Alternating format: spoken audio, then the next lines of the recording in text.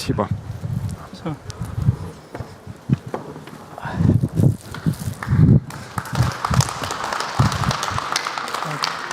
Всем привет. Всем привет. Hi, everyone. Смирнов Данил. Hello. Сергей. Smirnov Daniel, Smirnov Sergey. We are from cyber security team at Sberbank, and today we're going to share our own experience of using different TI data when developing processes.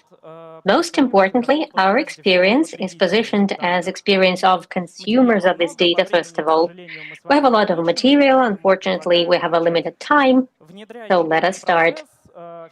Introducing yet another process, it always makes sense to ask at least two questions. Do we need this process? And are we ready to the process?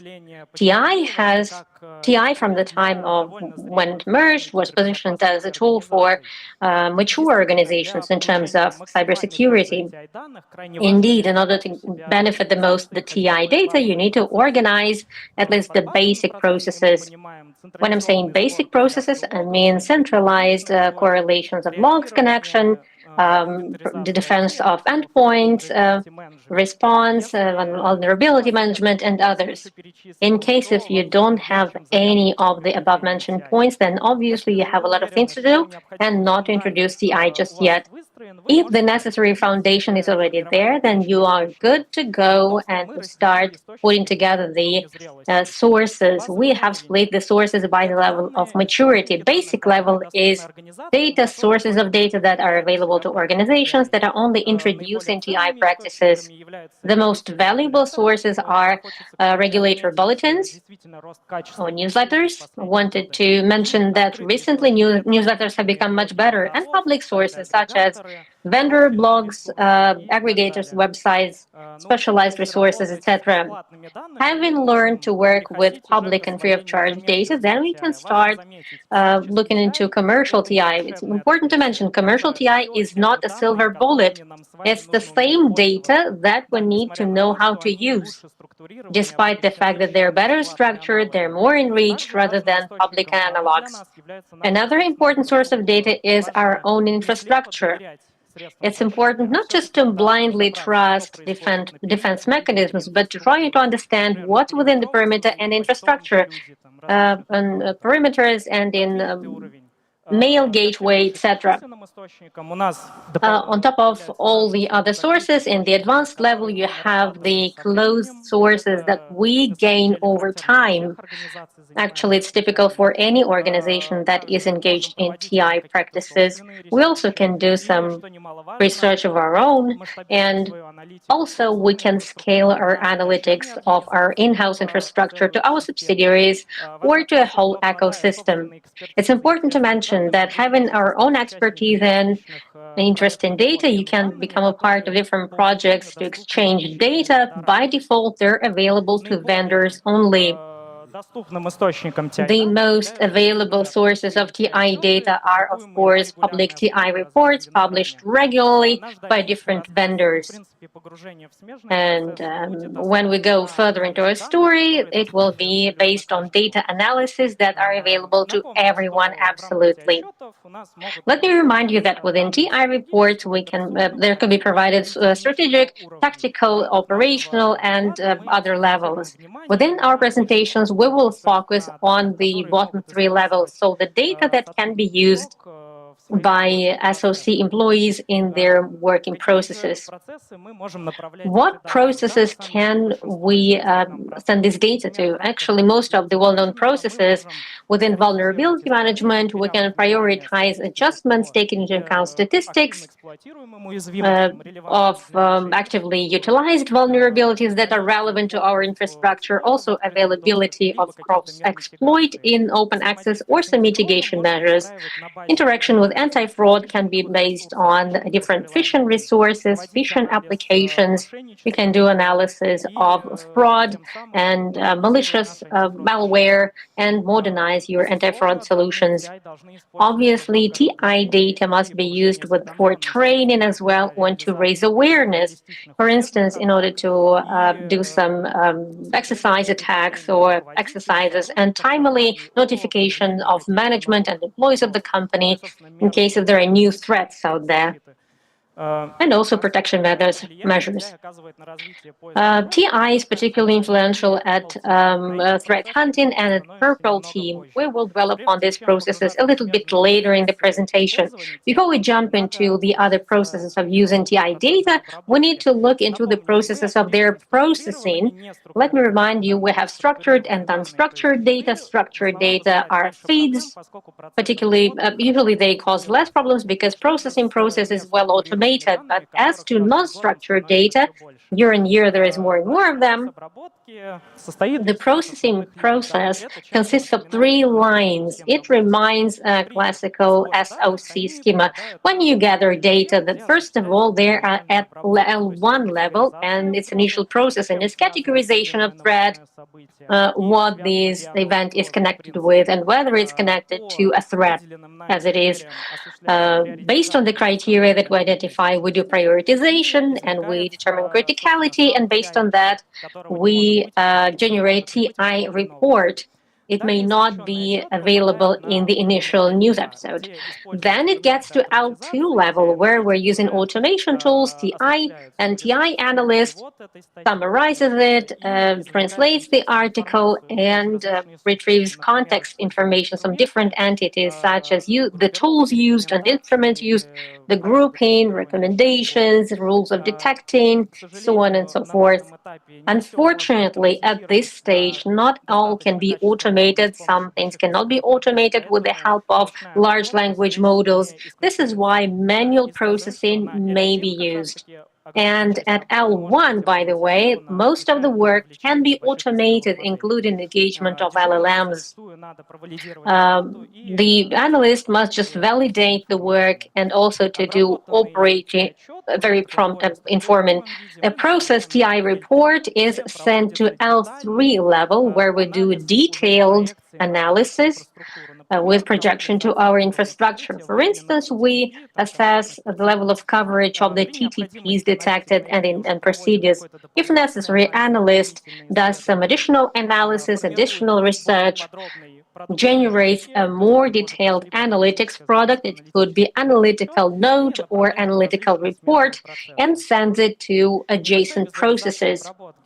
A little visualization of processing for the news that only comes to the AI platform. With the help of LLM, you process it, so you rank categories.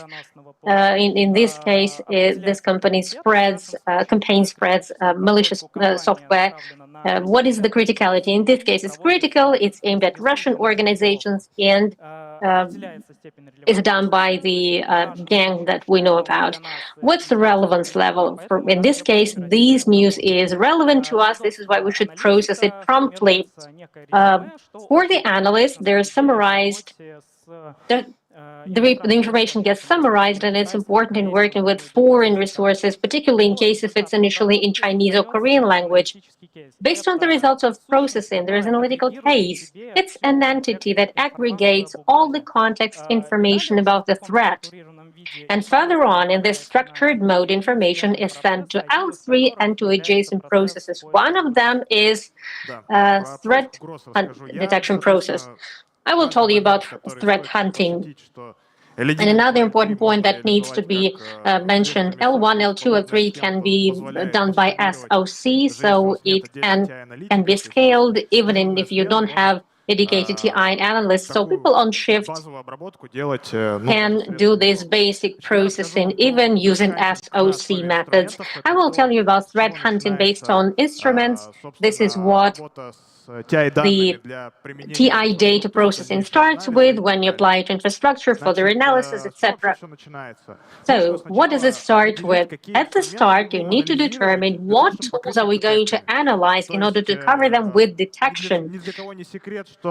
It's not a secret that malwares often contain not proprietary useful load, the one that is developed by cyber criminals manually, but some frameworks. An example is C2 Matrix, where you can find the frequently used C2 tools.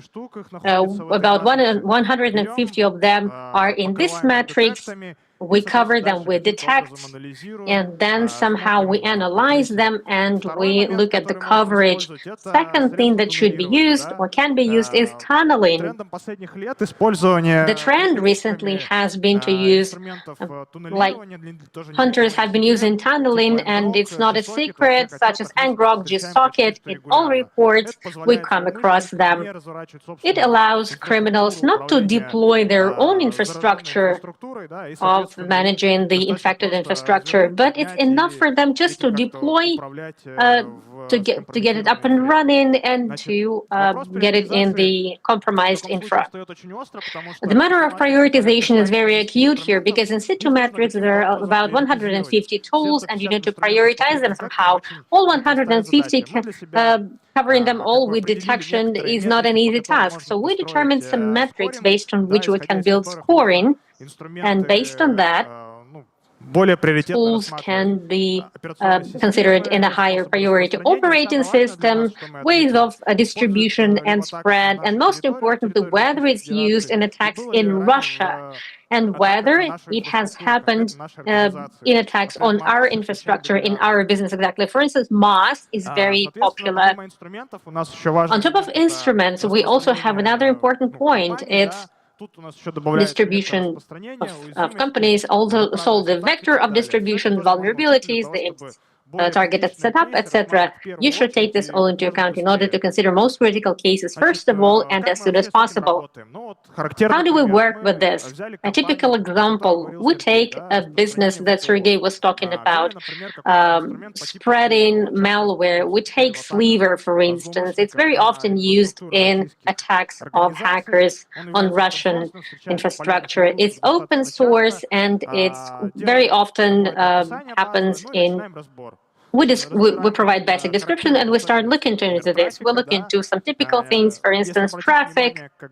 In case if you pay attention to this, when Sliver is done based on beacon, then it has some features and peculiarities, how to catch beacons when they follow a task or follow a load to their server.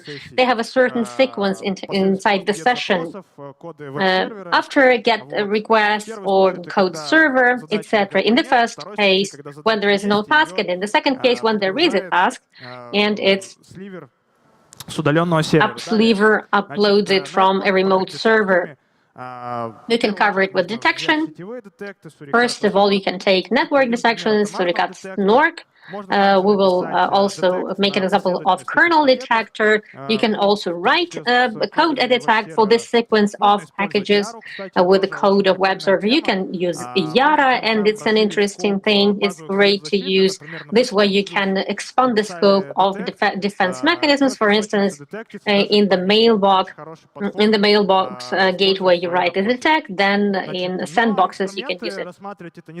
But considering instruments is not that interesting because instruments are quite numerous, and the basic thing that we should start with is looking into procedures, TTPs.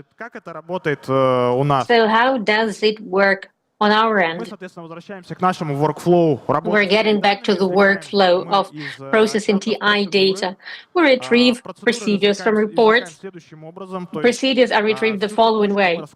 So all the chain is split based on kernel techniques and their realization. For instance, exploitation of vulnerabilities, PowerShell usage, and run key registry in order to get planted in order to persist.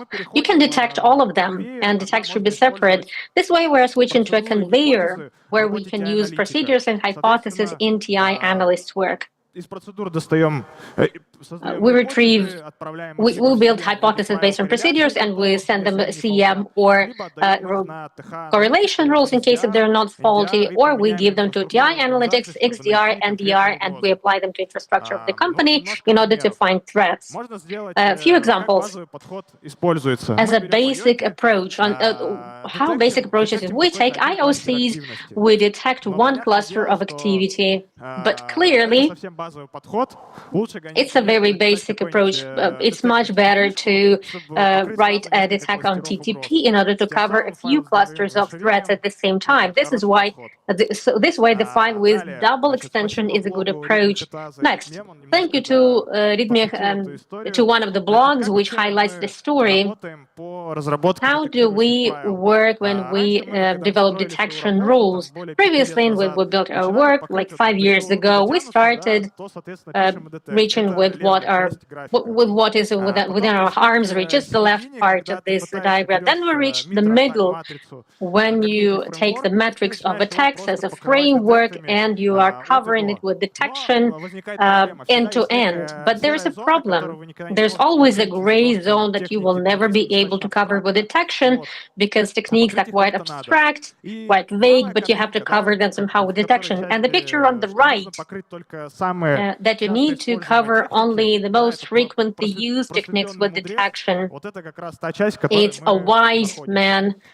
This is the part where we are right now. We are covering only most frequently used techniques.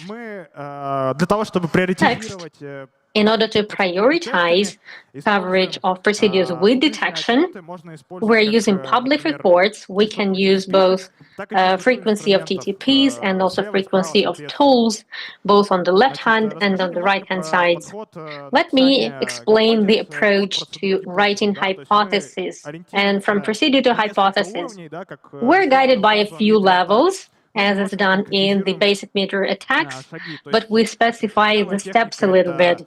So the first technique is dump of system data. It's credential access through OLS credential dumping. You can do it different ways. Level 2, for instance, we can retrieve it from LSAS process with the same module, Mimikatz.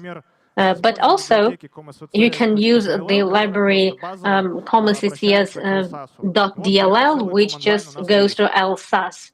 So we have a command line. In order for this command line to be found somewhere, you can look at some databases of TTPs. For instance, Elastic request here on the left-hand side, or you can look at TI reports. In real life, it's really very convenient now, because there is a business or there is a relevant report, and it accumulates everything, and it's very convenient to write detection. Of course, we attend conferences of experts. Thank you very much to PhDs for this and our own expertise. And we switch to detection of specific procedures. We can also use Suricata and Snort in order to detect procedures. Unlike the tools, we are writing them not for a specific tool, but you can write them on TTP. For instance, here is a request to pipe SRV out C in order to further get distributed among the network. A convenient mechanism. It's convenient because it's not just kernel effect, but attempts in infrastructure can be tagged with these rules. And once you accumulate the score, you can account for them. Also, the same, you can use Yara on TTP for specific realizations. In this case, we're detecting upload of reflective loader to the memory with specific symbols. They are on the slide.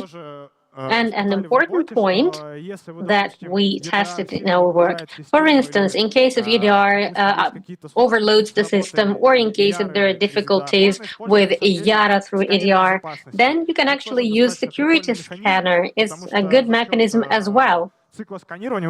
Because thanks to scanning cycle, you can cover all infrastructure. And the most juicy is Sigma rule. Basically, they're used as detect, core kernel detect, but Sigma rules know nothing about time lags. With the help time gaps, with the help of Sigma, we do basic detect, and then we map it on this TTP. Most important, both techniques and tactics. Further on, as I go, we will need this. So please remember Sigma rule. On top of that, a technique and tactic. Next, out of these Sigma rules, thanks to the fact that we're using them to tag events, we can tag all events. We have a tactic that we're using in the event. So we can see that the events are tagged, and we're not paying much attention to what exactly happened in the event. We're just building a chain. If at a certain point in time, out of this Sigma pile, these events got tagged, then we don't even pay attention how exactly they will be glued with each other. We just net execution, chain, perception, access, and persistence. And so here it is. And we didn't even look into whether Sigma is given a false or not.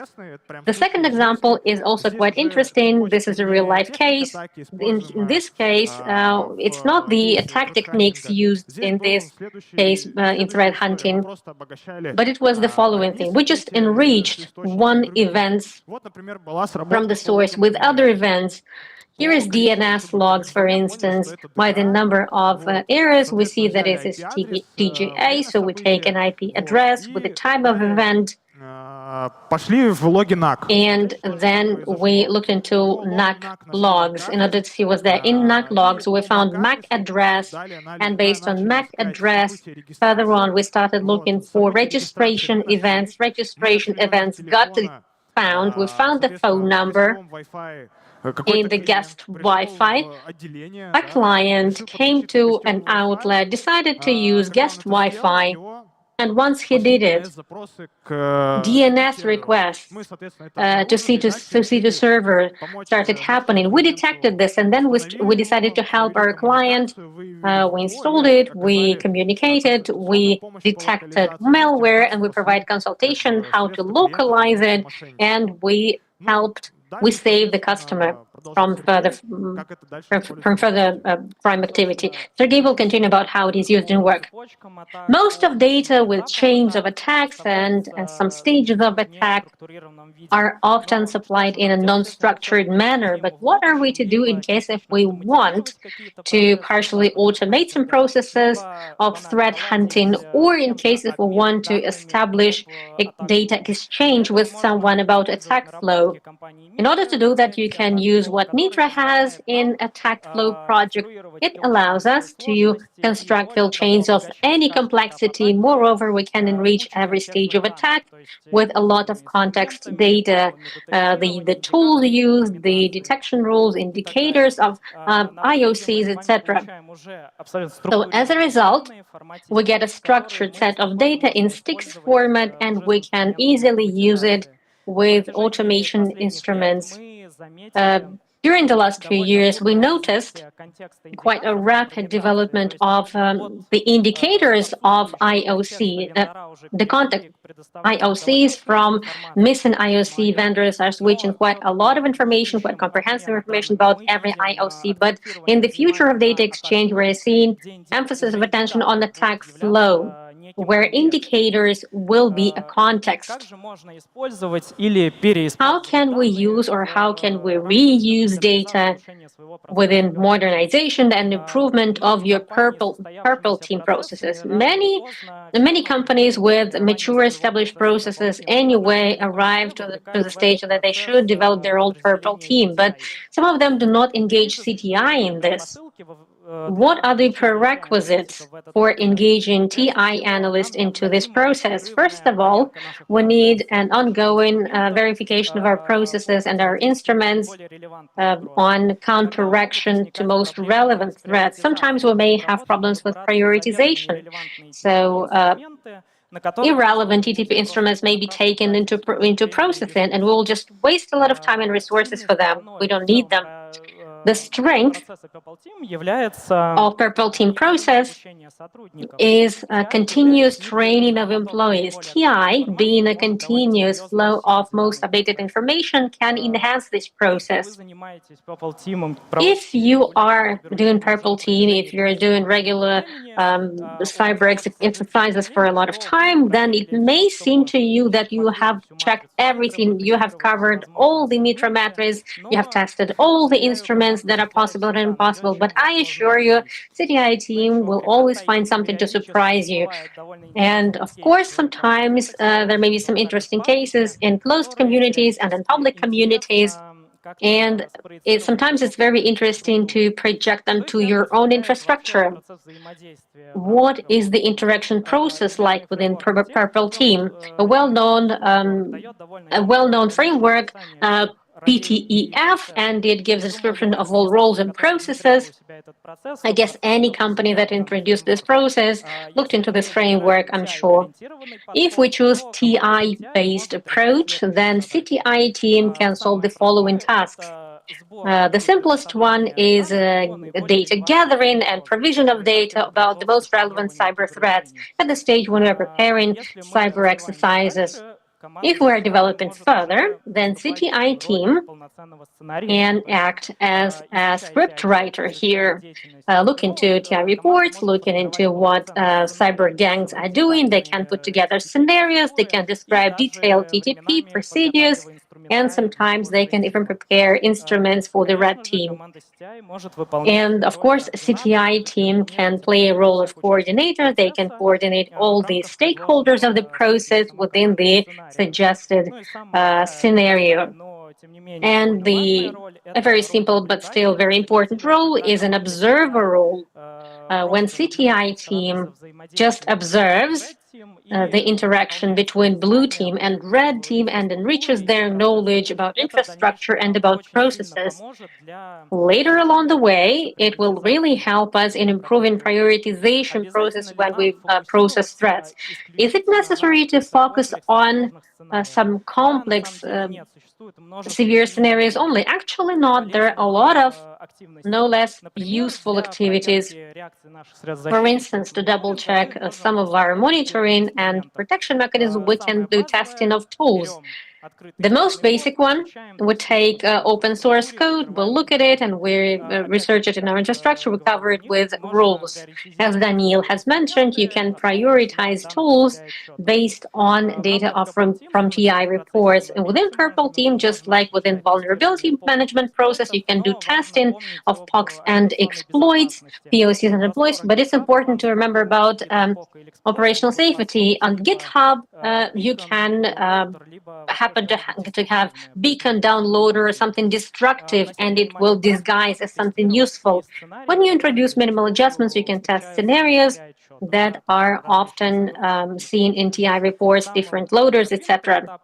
The most advanced stage is testing or modeling in your infrastructure of APT instruments activity. Clearly, you can either patch a binary file or you can rewrite the code and you can produce something that will emulate this activity. But anyway, it poses some threats to the infrastructure. How can you test any activity? Daniil will tell about this a little bit later. We will focus on how we can test without posing any threat. On top of instruments, just like in threat hunting, we can do procedures. We can look into them. For instance, trivially, we can start with assessment of criticality level of different vectors from the initial access to moving inside in our infrastructure. Detect the level, to identify the level of coverage of different TTPs, because many TTPs can be executed by dozens of ways, and it's important to take them into account. Of course, we can test new TTPs. Recently, these TTPs emerge very often. And of course, it will be great if in your organization there are people who are engaged in some own research, particularly if this research are aimed at features and particularities of your infrastructure. In this way, you can test really unique things. На самом деле, то, что Сергей рассказал... Well, actually, what Sergey talks about sounds perfect and ideal, but as we know, expectations and reality are sometimes different. It seems that it works like Swiss watch. We have data, we have threat hunting, we have files and correlations, and everything is ready. And it's provided to use case management to create rules.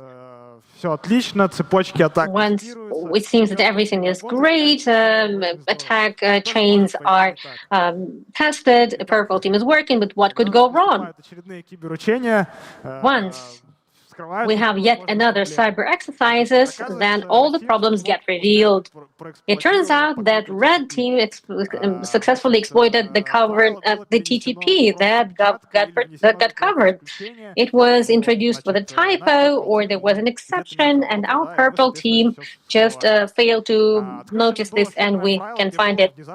The noisy rule was switched off. It was disabled, and there were a lot of false and true positives were also there. And also the set of fields in logs is different. Logs did not get delivered, or parsing didn't work, so events got lost. In order for all of this not to happen before the Red Team exploits a technique, then maybe you should test all the rules throughout the whole pipeline of events, from event to sources, starting from the point that you have procedures, you create scenarios, you describe mechanisms, the way they should come into the pipeline. Then there should be breach attack simulation platform where you will test real actions, when actually you can use some synthetic data, and we will talk about them a little bit later, some simulated data. As a result of this, the results of this should be analyzed, and you reveal mistakes at every step of events in the conveyor of your data. In order to do that, you can use open source tools such as Caldera. You can describe mechanism of agents task launching on hosts. They will run them, and they will generate events, correlation rules, and test your detection. Or you can use synthetic data or simulated data. It's a good mechanism because sometimes you cannot test something. For instance, some applied log activities or databases, and generating some users. On the top, you can see the rule for command line for Windows, and at the bottom it's for Linux. You have some rules. Based on them, you can generate raw logs. They may be from another system. Then you hand them over to the rules to your conveyor event. So you do not generate them physically on your host, but you just transfer them to the conveyor outside of generation on the host. And this way you will test them without even affecting infrastructure. So you take a report, APT report, you retrieve the procedure, then command line, and from command line, it's flowing throughout the conveyor. It will not affect anything. APT tool has been tested, and it's great. But let's get back to indicators. At the start of our narrative, we deliberately drawing your attention to other TI data than you can or even should use in order to build efficient process. But if we would ignore the IOCs, then the story could not be complete. So the final part of our presentation is about the most important aspects of indicators. We talked to colleagues, and as a result of this communication, we'll find out that all TI community can be split into two camps, two buckets. One of them keep on asking about whether there are new IOCs, and the other ones are asking to provide something on top of indicators. They're tired of them. In order to overcome this categoric approach, and in order to make peace between these parties, let's run through most important points. Sources of data. When you're putting together the list of sources of data, it's important to pay attention at least at the following characteristics. Type of data. Some sources of data may provide IP addresses of C2 addresses. The other feeds may provide hash of the legitimate drivers that can be used. So it's very important to look into the content very carefully in order to build a more fine and correct logic of indicator processing. The share of false positives. So as the infrastructure grows, as the amount of logs processing grows, falses and false become more and more sensitive. So it's very important to test logs and test feeds long before you pass them into reset and ECM. For instance, you can use threat hunting for this, you can do retrospective analysis. Yes, we are losing in productivity here. The employee will be overloaded. He will need to look into all these test alarms and test faults, but this way we will reduce the workload for the rest of SOC context. One sources send indicators as a text file without any context. Some other sources send quite a good context. And it's important for us, first of all, to aggregate all this information, and second of all, it's important to choose about feasibility of using a source. The uniqueness of data and frequency of publication, these are two context metrics which will help us determine the need to spend resources, to connect, and to maintain viability of the source. Data processing is a very important stage. It determines the number of problems that we may get faced with in the future. First of all, it's important to clear the data. The necessary minimum is deleting the legitimate IPs, legitimately hashed IP addresses of your own infrastructure. Sometimes they may also be compromised. And it's great if you have lists or registries of hash of the software used in your infrastructure. Once data get received from different data, then we have to re-tag all the data and get them aligned, because there are a lot of sources, there are a lot of formats of data, and despite the fact that there's a fixed data format, still many vendors prefer to come up with their own unique format. So it's very important for your own convenience to get this aligned. Enriching the context, as I said, some sources provide just indicators, the others provide minimal context, what instrument is connected with, at which stage it was used in attack. So when you're preparing indicators, it's important to aggregate as much information as possible.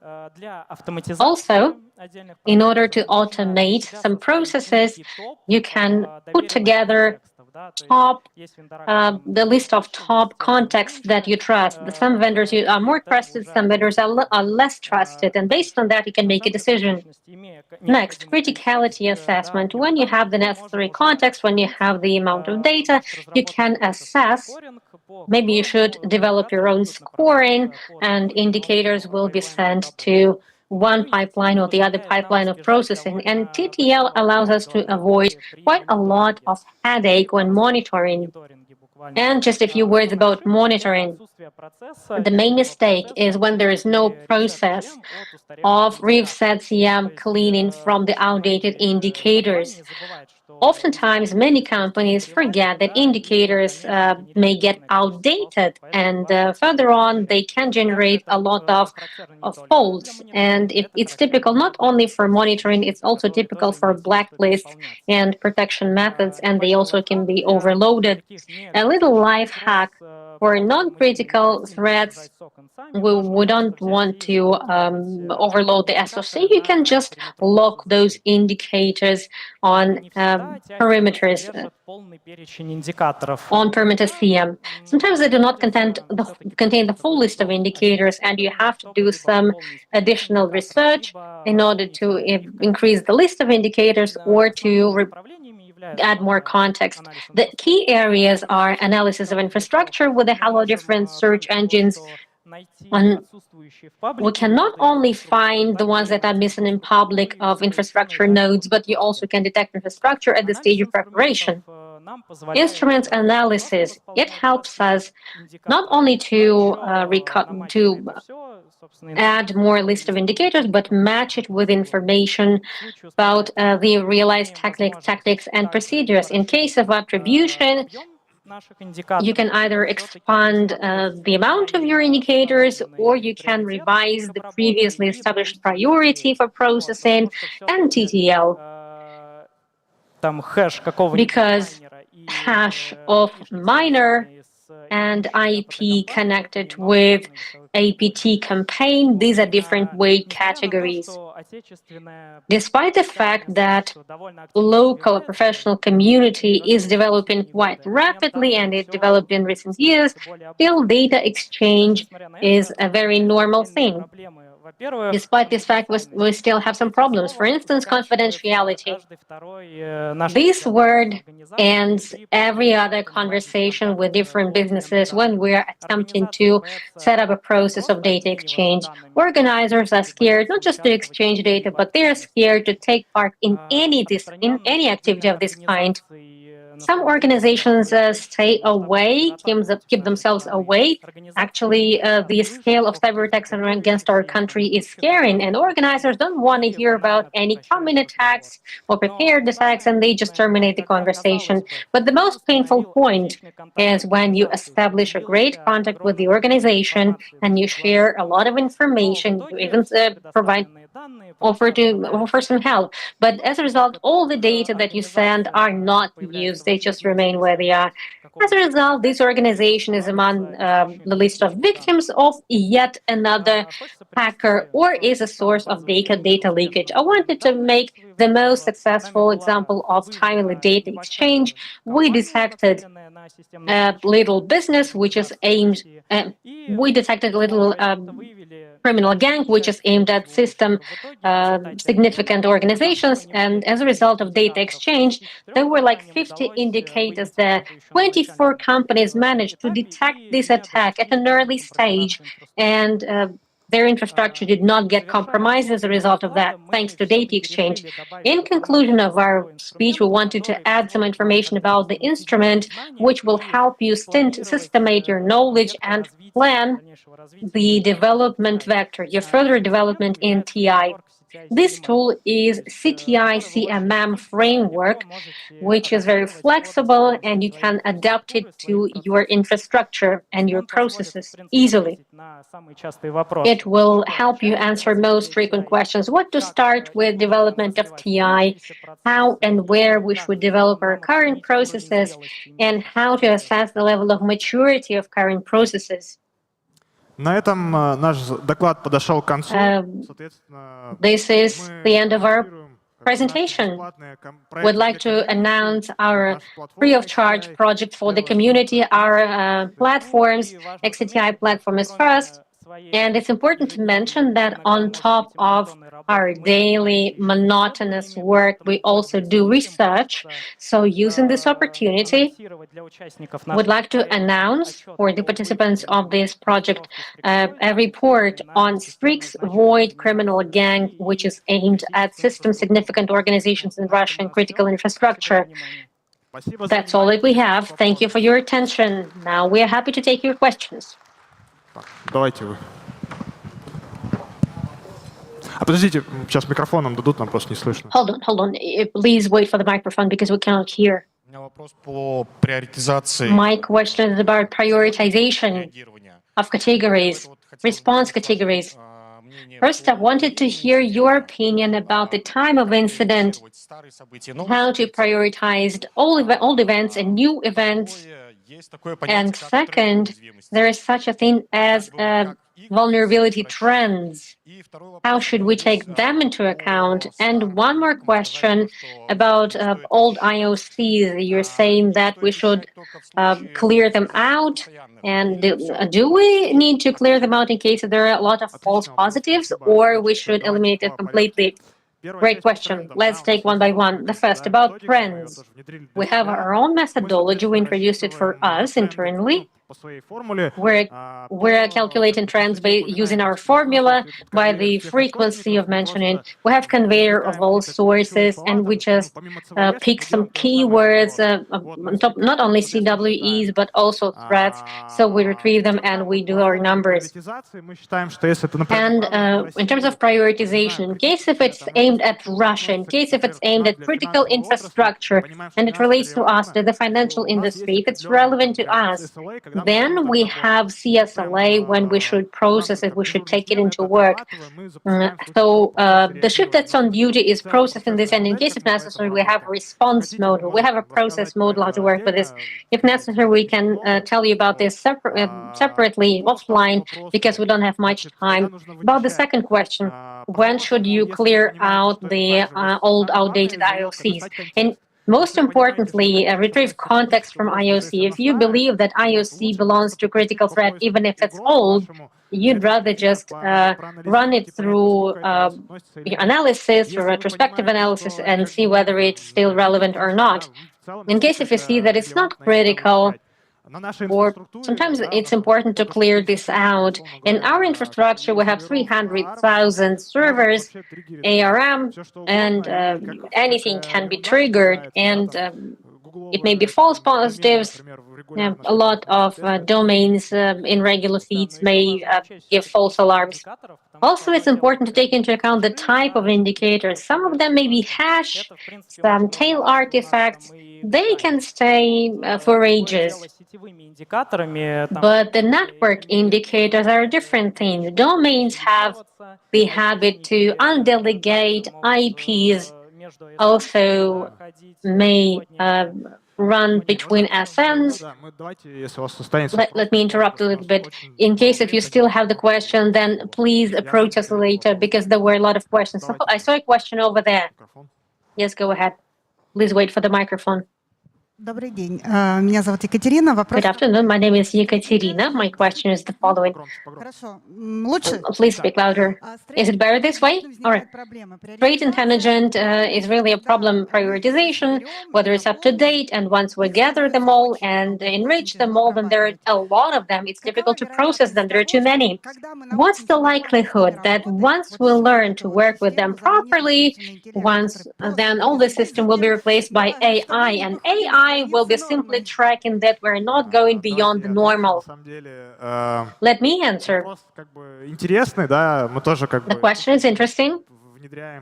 AI is introduced, we're using it in many processes in our work, but recently there were presentations, even yesterday we looked at this in parallel. So this volume, most importantly, when you're working with such a volume of data, it's important to set tasks for AI in the right way. AI is not a silver bullet. AI is great at retrieving some context from data, from the news, from different news sources. In case if you want to analyze AOCs, then it could be done, but there are some other tasks where AI would not be enough. So you should set the task right. You need to understand what do you want exactly. There's one more thing here. The volume of data is not very problematic as it is, I guess, when you have a due preparation. But the problem is that LLM is not perfect yet. And when processing multiple TI data, then there may be a lot of hallucinations. Now you can process a lot of things with the help of LLMs, but without human validation, these data cannot be used, they cannot be trusted. Whether this problem will be solved often, whether AI will stop hallucinating soon, it's a matter of time. It's an open question. Hard to predict. Thank you. My question is the following. At the start of your presentation, I saw that some checks for open source utilities are happened by the principals. We looked at HTTP requests or what were the sublines. How many man-days can be taken by a criminal who will go and rename the variables or will replace HTTP request with another request? It will take just a few minutes for the criminal, right? For the hacker. It's a great question. First of all, we blurred some of them. Also, we showed not all the rules, if you're thinking about this. Kernel detects on open source. The more detects, the better. Sliver can be detected. I can give you at least a dozen of methods how you can detect it in the network. It's only traffic related. In order for the hacker to work around to bypass the detect, then the error codes he needs to rewrite the server-related part, the client part, so it will be quite costly for him. And the most interesting thing, getting back to prioritization, many hackers will not even do this. It's not interesting to them. This is what relates to traffic only, but also we detect by procedures. Once it's lever in the compromised host, it's taking some action. It's there for a reason, right? So it's gathering something at the host. He's doing intelligence, and it must navigate around the system and move around. It doesn't matter whether it's Lever, Havoc, or some custom instrument. Anyway, it will fall into some procedures. And on those chains that I have mentioned, it's a great thing to do this. Yes, and we shouldn't forget that Sliver needs to be injected into the process, and in order to do that, you need to deliver it first, so there is a chance to catch the hacker at previous stage of attack. So we can detect this activity much earlier, at a very early stage. Thank you. Так, ну, кажется, вопросов больше. All right, I guess we have run out. Oh, no, we have one more question. We have some time. One last question. My name is Zaur. Thank you very much for the presentation. Louder? Okay. Thank you for the presentation. Thank you for covering this great topic and saying that during TI there are different rules for TH, for purple team. But the question is, how do they? What is their attitude to this rule? Generation of TI is great, but but threat hunting and purple team, how do they perceive TI rules? What's their feedback? Смотрите, TI у нас правила как бы в основном не генерит. TI rules, TI does not generate rules. The rules are written within the process of TH. So most importantly, they need to process conveyor. During the day, we may have 200 or 300 events. TI's job is to just process it and to detect the most relevant and to attribute to procedures. Then they generate hypotheses, and based on hypothesis, they write rules, requests, etc. So further on, well, threat hunting must be well aware of the infrastructure. They must be very familiar with it, how it's supposed to work. They must take into account the parameters of time. In terms of time, it should be working the right. We come to terms. We agree on this. When something is critical or when something is not critical, like we put threat hunter in cases that think it should be done this way, then okay, it should be done this way. Thank you. We have exceeded our timing, but okay, let's take one more question. Thank you for the presentation. My question is the following. In TI supplies data for threat hunting. Is there a process of feedback? In case of threat hunters, see that the quality of data is either too false positive or too false negative. Maybe some data are too much and the department gets overloaded with work, or something is missing. Is there this feedback loop? Moreover, these processes are working in synergy, so we are in touch all the time. Moreover, some of the things we plan jointly, so some tests are planned jointly. In this sense, we have no problem with feedback or with any miscommunication. It doesn't usually happen. But since TI is automated, I guess everybody has TI automated, then of course you plan jointly and you introduce changes to the process of gathering and processing. Yeah, and moreover, sometimes we have to jointly do analytical part when we are looking into these threats and infrastructure segments.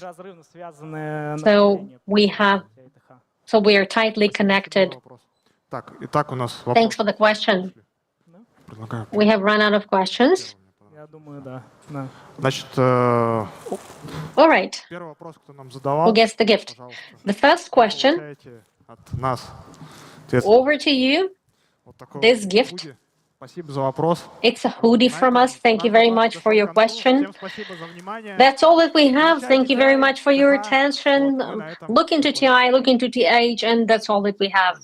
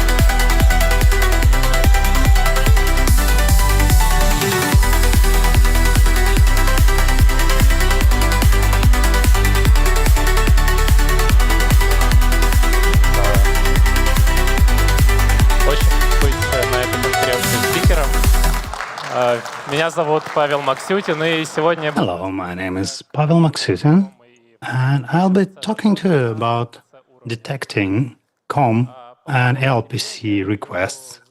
внутренности операционной системы Windows. I like to research the Windows internals, how to bypass patchwork, how Warbird works, how can you intercept something in the TCP/IP to be able to intercept network requests.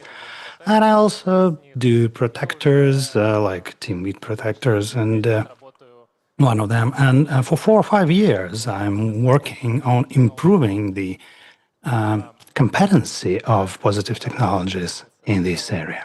So how do sandbox systems work? The executable is launched in an isolated environment, and then the log or trace is recorded, and this trace is sent to the correlation engine. And based on those correlation rules in the engine, we can do predictions, detections, and stuff like that. So most of the expertise is built on the system calls, creating processes, accessing registry, creating files, all those, system calls. And this approach has its pros, like you cannot bypass the system calls intercept, because the perpetrator could call something lower level if you use something higher level. But there are also cons, because things like RPC are very hard to relog and monitor on that low level. And this is what I'm going to be talking to you about today. I will start with WMI, and many of you know what it is. It's a Windows administering tool that is based on the object-oriented approach to provide you with required data. And an important thing is that WMI requests are using RPC as a protocol. And perpetrators love WMI because it's easy to abuse. There's a lot of classes to work with the OS. And second pro is that all the WMI requests, any command you send through WMI, will be run in the context of another process, which is WMI post provider service. And if you use Proxmoon to monitor the registry access by WMI, you'll see there's no direct correlation between PowerShell and the host provider process that is created. The same applies to running processes, launching processes. It will be launched from WMI host provider service or by it. And if you don't monitor WMI activity, then the attacker can easily bypass all the correlation rules. And those WMI requests can be detected by scanning command lines, CLI. You can also run WMI through PowerShell. You can use specific utilities or run some C code. Thus, the approach to detecting those calls should be comprehensive and high quality. So WMI uses some classes to manage system resources, and they have some interesting namespaces. I'm showing you root SIM-v2 namespace that has everything for working with hardware, journaling, classes to read the information from BIOS, network adapters, physical memory, and all those classes are used quite often to detect virtual machines and sandboxes. There are also namespaces like root default that has classes for working with the registry. And of course, there's a question on how do we detect all that, and I know one way to use GetW, which is a tracing mechanism built in Windows, ETW. And ETW components are listeners, senders of events, and controllers. There's a lot of senders, like I have Microsoft Windows WMI activity provider, and clients can create specific sessions, add their senders, providers, and get the events in real time. So I found the event number 23, which is logging the process creation through WMI. You see command line that was used to launch this process, its ID, and the most important is the client ID. So the ID of the process that sent a WMI request. And this can be used to correlate the client and the process launched. ETW has an issue. It's an asynchronous mechanism, and so if you are an antivirus vendor or EDR vendor, it's a huge issue because you should prevent the creation of a process, not just learn that the process has been launched. And also, not all classes are supported by ETW. Like I found something for launching the process, but some others might not have specific events. And also, if you take the provider ID and try to trace it to the DLL where it's implemented, we see that the DLL is loaded in the client PowerShell process. And we know that everything that the client is loaded will be patched.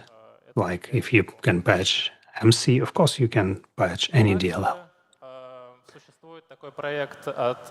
There's also Google Project Zero authored project with a set of tools to analyze the sandboxes. And it actually has a custom-coded RPC runtime implementation based on system calls. This means that if you log RPC processes through ETW, then this library can be used to avoid sending you any events, because this library has no ETW event senders whatsoever. And this is not the first time we are encountering the perpetrators who use this library specifically for this. Of course, this is not limited to WMI. All those commands are using RPC, like creating a service, shutting down the system, creating task, MSI, archive, launch. By the way, they are launched implicitly through some service. So to detect such commands, we need a comprehensive approach. And we need to start this talk with discussing what RPC is. RPC is an interprocessor communication process that allows you to launch procedures remotely under different processes. So this standard was created in 1993.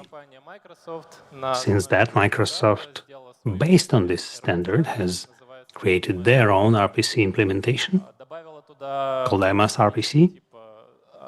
They added some features like authentication using NTLM, some data structure support like strings.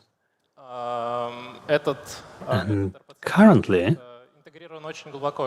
this protocol is very deeply integrated in Windows and is used in pretty much all the components of Windows.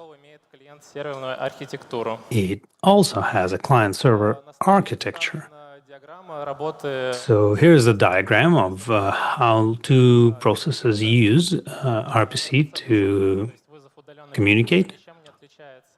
And for the process, the call of the remote procedure it doesn't differ from the calling of internal procedure, because it just calls the substitute that is porting or proxying the arguments sent and RPC server information to RPC runtime lib. RPC Runtime 4 DLL. In Windows, it's RPC runtime 4 DLL. This DLL is connecting to the RPC server, serializing the arguments and choosing the protocol to send them through, and gets all the responses. На сервере происходит все то же самое, только So it's the same on the server, but just the opposite order. протоколов передачи данных на самом деле And много. the protocols for data transfer are plentiful. Их можно разделить We see just some of them on the slide, and на соединения, you can actually IP-TCP протоколы, HTTP. say that they are divided into the ones that are targeted at connections or connection-oriented, like IP-UDP protocol, for example, and ALPC. Локальные RPC запросы, And all the local RPC requests исключением некоторых today, особенных RPC серверов, apart from just some very specific, are using ALPC protocol. And we will be talking about it more поговорим, in detail. как RPC So let's talk about the way those servers work. So RPC server has an interface that has a set of methods that you can call, and each server has one or many interfaces. C-подобном языке It's described in a C-like language called IDL, Interface Definition Language, and it consists of the header and the body.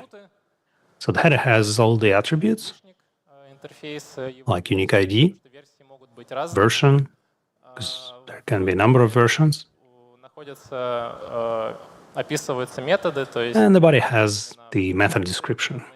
So function names, inputs, outputs, return values. на основе EDL файла генерируется So based on the MIDL file, there's a client-server code that is compiled by MIDL compiler, and это client stub, as a result, you get three files: клиент, client stub, скелетон server stub, и какой-то общий the skeletons for client and server, and a common header file that is used by both of them. So those files are linked и сервера. to client's application and the server application. Собственно, чтобы вызвать RPC метод, клиенту для начала So to call an RPC method, the client needs to connect to the server. если известен протокол, In a который это simple case, if we know the protocol that the server is using and the name of the server, here's how it looks. вызов RPC метода никак не отличается от вызова обычной As you can see, RPC method call doesn't differ from just calling a function, сгенерированный but if you have a look at where this function is файл middle компилятором looking, является по сути функцией it looks into a generated file in the middle compiler that just proxies the arguments into the NDR client O3. экспортируемая функция уже в And that function, RPC Runtime 4 DLL, то есть the function of which is the function of RPC runtime, receives the arguments. второй аргумент в эту функцию это номер процедуры, по The, сути the second argument is the procedure number, meaning в интерфейсе. it's an index Это информация of the function array in the interface, and the first number is процедуре содержится the number of function in the interface. необходимая информация So it has all the information you need серверу, там to находится connect to the RPC server, ID-шник этого интерфейса, его версия, interface ID, version, передача, protocol которую использовать, to be used, ну и также как передавать, то есть как сериализовать, передавать. and the way to serialize the parameters past the На стороне arguments. сервера все немного проще. On the server side, Сервер it's a little bit simpler. сказать, Server should и с каким именем он tell работает, us which protocol сообщить. it uses and what its name is. It tells it to the RPC runtime library, который and it registers an interface. для подключения. that will be available for connection. в RPC Runtime библиотеке. It's all done through RPC Runtime Library. У endpoint mapper. Then it needs to register with the endpoint mapper. We'll talk about it a little bit later, but for now, Пока что каждый интерфейс, который зарегистрирован, each interface он хранится в глобальной переменной внутри RPC Runtime that's registered with the server is stored in a global variable that's stored in the library. So some utilities that enumerate the RPC servers running, they just read that library которые там находятся. and parse the structures that are there. Собственно, интерфейс, который So the interface использует сервер, он так used by the server is very much similar to the client interface, находится информация по with the sole difference of having the handler непосредственно выполняют for the functions that run the RPC requests themselves. И, как я уже говорил, с And as I said, помощью same as with WMI, you can trace RPC calls, RPC messages. которая очень похожа You can do it using RPC Mon, which looks very similar to ProcessMon.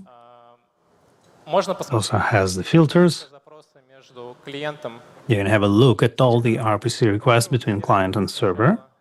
Видно, First of all, the server, you see that the server calls the RPC endpoint mapper and что он tells it такой-то, такой-то интерфейс. that it supports this or that interface. Then the client, that for some reason doesn't have the name, К would connect определенному to the server и through specific interface and ну, видно, что сервер его получает. create a call. And we see that the server receives it.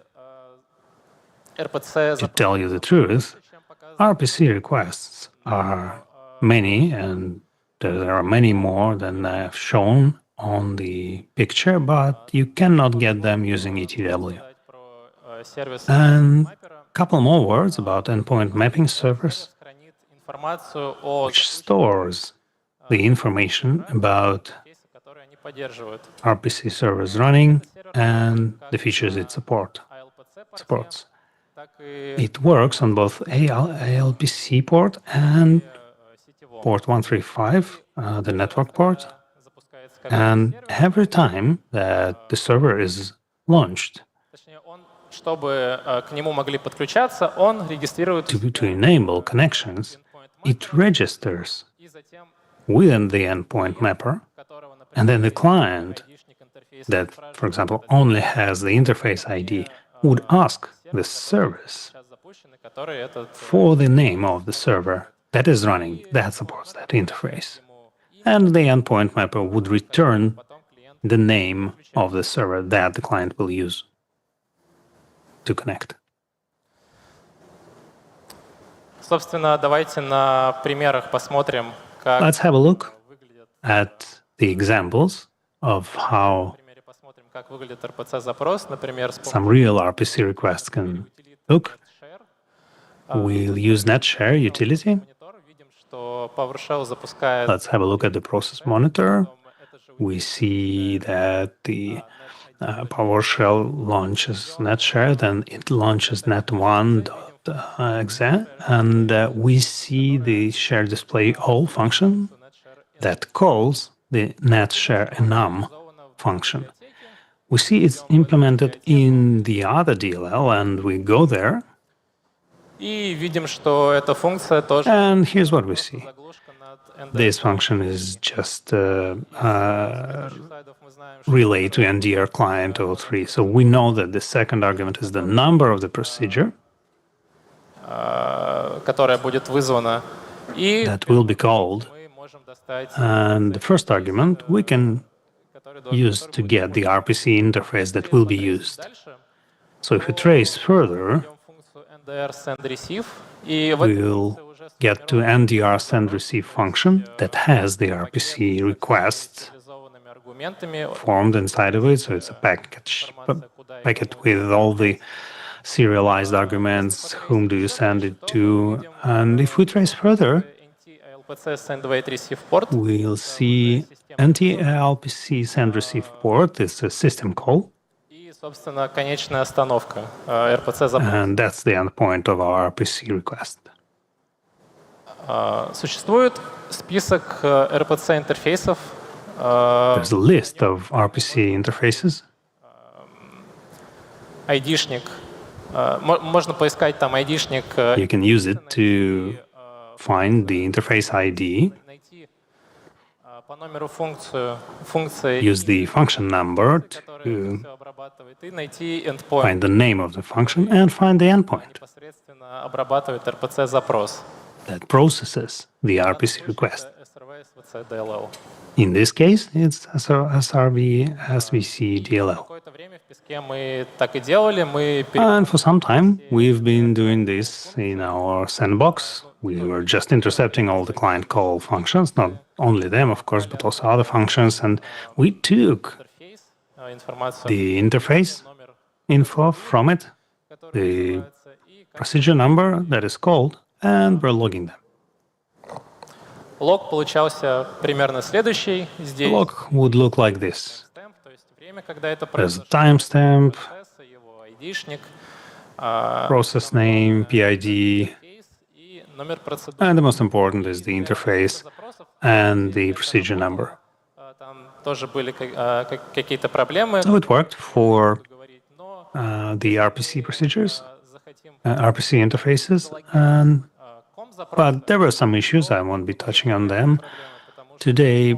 But if we want to log the COM requests, и если мы and перерабатываем на этом уровне, that won't work because it is интерфейс constructed above the RPC, and things like может содержать interface ID невалидные would contain invalid data без какой-либо обработки не that you will not be able to parse without Собственно, customized processing. COM-интерфейсы. По сути, So, speaking about COM interfaces, плюс-плюс это C с классами, так и COM это as we said, C++ is C with classes, so COM is RPC with classes. ему нужно So, for an interface to become a COM object, it needs to be inherited from iNone, and it implements three functions: query interface and the link counter to this object. Yeah, interfaces can be в примере я наследую inherited. от iDispatch интерфейса и And I'm actually особенный, потому что он позволяет, using iDispatch here не зная, to create my interface because it allows например, имя me, without knowing the procedure number, to call it just by name, name, like получить using get IDs of name, get поэтому procedure ID, and then with using invoke этот интерфейс function, полезен, например, если I can call this function based on the name. It's useful, for example, if the RPC server has updated, some methods were added, and the client was not updated, имя функции, которую он хочет вызвать. but the client knows the function name that it wants to call. Появился класс, Also, we have есть уникальный тоже a class этот that has unique ID RPC интерфейса. that implements the RPC interface,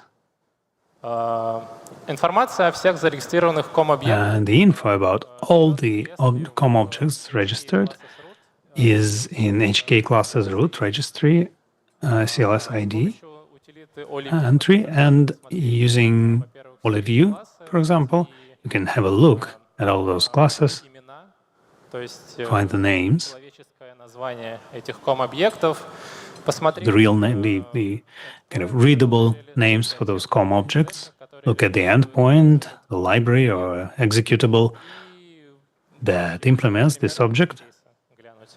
and, for example, interfaces. Собственно, COM-объекты So, COM objects двух видов, они могут хранить can be of two different varieties. They can be stored in DLLs клиент, or на XF. самом деле, когда The подгружается DLL simplest form, объектом, when the client использует RPC Вызовы это просто будут локальные uploads the DLL with COM objects, it will not be remote calls. It will just be local calls to the когда classes and methods like in C++. сервисе But in the case where the COM object is implemented in the service, then the client would call the endpoint mapper and launch the server if it's not launched, клиенту and return to the client называемый прокси-объект, the so-called proxy object, маршалит вызовы непосредственно к серверу. which would marshal the calls to the server. На этом моменте уже стоит поговорить And at this point, we need to talk about LPC, как ALPC, эти запросы мапятся на to tell you about how all those requests are mapped to the system calls, to the ALPC level. So a couple of words about ALPC. тоже протокол. It was LPC originally, local procedure call, inter-processor interconnection protocol. Then starting with Windows Vista, Advanced LPC, то есть it улучшенная версия changed into Advanced LPC, ALPC, improved version, синхронной передачи that данных, использование has asynchronous data transfer functions, shared memory usage, some kind of LPC протокола security functions. не документирован, но And same as презентация LPC, ALPC is not documented, but based on the previous works and presentations, we know how it works, если вы roughly. используете So even if you don't use в приложениях, COM and RPC, как минимум any process would be connected to at least one ALPC port. LPC порт это ядерный объект LPC port is a core object в директории RPC control. that is stored in the RPC control directory Имя. Да, не все, of objects, and it has a name. не все LPC порты хранятся, Not all ALPC ports are stored in this directory, которые просто используются не для RPC like the ports that are just not used for ALPC calls can be just stored in root, RPC control. but ALPC is stored in LPC control directory. Используется довольно You you can actually easily understand which port is used when you see OLE, the beginning of the ALPC port name, then it's used for COM requests, COM calls, and all the other are на самом деле RPC calls. существуют три порта. And actually, there are three ports. Сервер создает так называемый именной, The server would also create a named connection port к нему можно подключиться, that has a name, зная это имя, and you can connect to it. And by knowing this name, the client can connect to the ALPC port. принял, то есть And in this moment, if the server has accepted the connection, какая-то проверка безопасности прав maybe реализована. it has some security Это соединение, то protection, еще два порта. Это клиент access control, порт и then порт. two other ports are created, the client port and server port. They have no name and they are used by the client LPC пакетов серверу. to send ALPC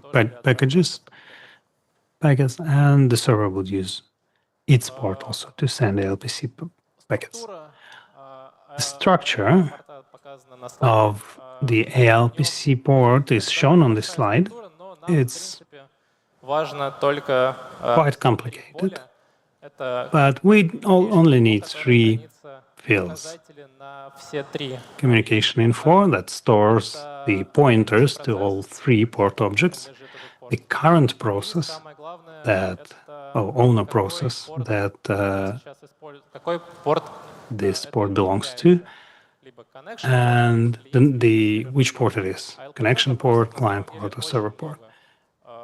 There's many LPC calls and requests. приходится порядка One RPC request, one RPC call would have 4 or 5 LPC packets. не, ну, если So, вы будете их перехватывать и не If you intercept them and you don't filter them, по этому then it would load the system very significantly. фильтровать, например, только So you can use this field to filter only client LPC requests, for example.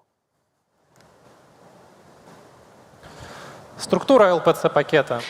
The structure of the ALPC packet is so the functions inside the package allows to both send and receive packets, and each packet would start with a specific header, port message, where you can see Там the хранится client ID.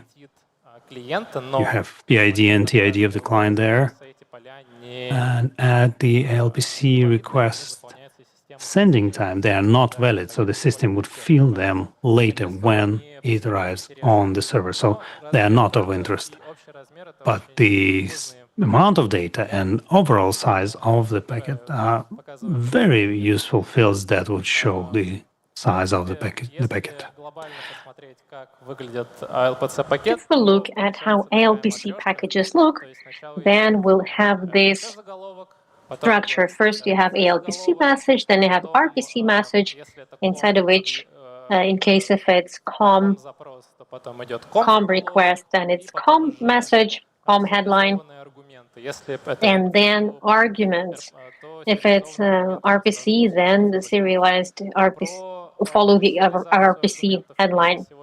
Serialization of arguments is going to stay away from this presentation today. It's quite an extensive topic, but actually there are utilities, декодировать эти and it's clear how to decode these arguments, and it's not big hustle. Собственно, давайте возьмем пример, который So let's take a look. Let's take a look at the example that was in the RPC section, and let's see how it is compatible with ALPC protocol. Disclaimer: I used WinDebug наглядного отображения, как это все выглядит. for a more vivid representation of how it looks, Запрос, который and we see that the first request находится ID-шник интерфейса, contains interface ID, на который будет выполнен запрос. and the request will be sent there. Then there's a response, И потом уже from the непосредственно server, вызов какой-то процедуры, например, and then some procedure gets called T3505, то есть аргументы, которые 1 through 37. These are arguments that are being passed. Also in this package, you can find the procedure number that's been called. видно, что на один So you can see that for one RPC request, there are 4 ALPC packages. который bind, The first package, он that is необходим для bind, установки соединения с it is necessary to клиентом и get connection between the client and the RPC server. То есть любой пакет, In other words, любой any пакет, package, который any RPC package, не который, любой RPC-пакет начинается с any RPC package starts with a headline which indicates the type. RPC packages have quite a lot of types. We're interested particularly in 3 of them, which is request, bind, and response. bind пакета. Let's start with bind package. Здесь существуют доклады There are RPC, там тоже присутствует presentations about RPC, and it has this bind structure, but I'm showing a little bit a different structure. version 20. There are fields here, version 20 bind ID, other bind ID, and non-binding ID. I will talk about them a little bit later. In this package, in bind package, we're interested in 3 fields only, Даже 2. Это even 2 fields. ID, то есть ID-шник It's интерфейса, interface ID, подключается клиент, the ID of the interface that the client gets connected to, and identifier syntax. Identifier syntax is actually это поле, a field клиент, которому указаны which is the client sends, and it indicates the protocols are maintained there, which the ones that are compatible. For instance, on the slide you can see 3. So the client supports a version 1.2.0 protocol and NDR64E. It is sent to the server, and the server already chooses one of the protocols itself. And based on this protocol, a binding ID is used. So if you look at the system call that happens in case of bind request, then you will see the argument to receive and to send packages is the same. And in case if we look at the difference between the packages, then you will see that client send that it supports these two protocols, and the server or the processing unit says, okay, I want to talk in this protocol. So the client takes версии 2.0 и взял protocol 2.0 version and took a binding ID that identifies the protocol. Соответственно, этот binding ID потом So this binding ID is further used during request packages, and the describer is LPC port, and you can see what RPC interface is being requested, and in the request package, you can see the number of procedure и ниже, and lower, которые передаются. you can see arguments that are being transferred. Про COM-запросы. Также COM requests. для более наглядного представления Disclaimer, in order to make it more indicative, I will be showing лог из WinDebug, потому что a log from WinDebug because, as I said, there are a lot of them, and in this case, it's going to be more indicative. как только мы создаем instance So, once we create instance objects, we indicate the class где интерфейс where this interface, where this object is used, and the interface itself. In the traffic, we can see two requests. это bind, The first request is bind request with и второй COM запрос object это interface, and the second request is request и with the procedure number ID-шник, and with some о котором ID пойдет речь немножко позднее. that we're going to talk about a little bit later. Выглядит, что 4 It looks like 4 LPC packages, but actually there are much more of them, many more. First, there are a lot of requests to endpoint mapper, so that endpoint mapper would загрузил COM-объект, то есть download COM object, so the service. есть, ну, на слайде не Then it has, on the slide you cannot see this, but there are also verifications there, rights verification, LPAS service.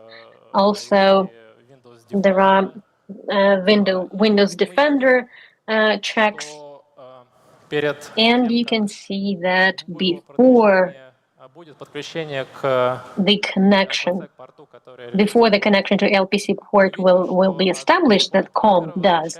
You can see that from endpoint mapper, there's received a package of quite a large size. посмотрим, что в этом пакете, And in case if we look inside this package, then we will see endpoint mapper возвращает that endpoint mapper returns serialized objects or COM object to the client. этот объект описывается This object is described by object ref structure. It has a special headline, meow.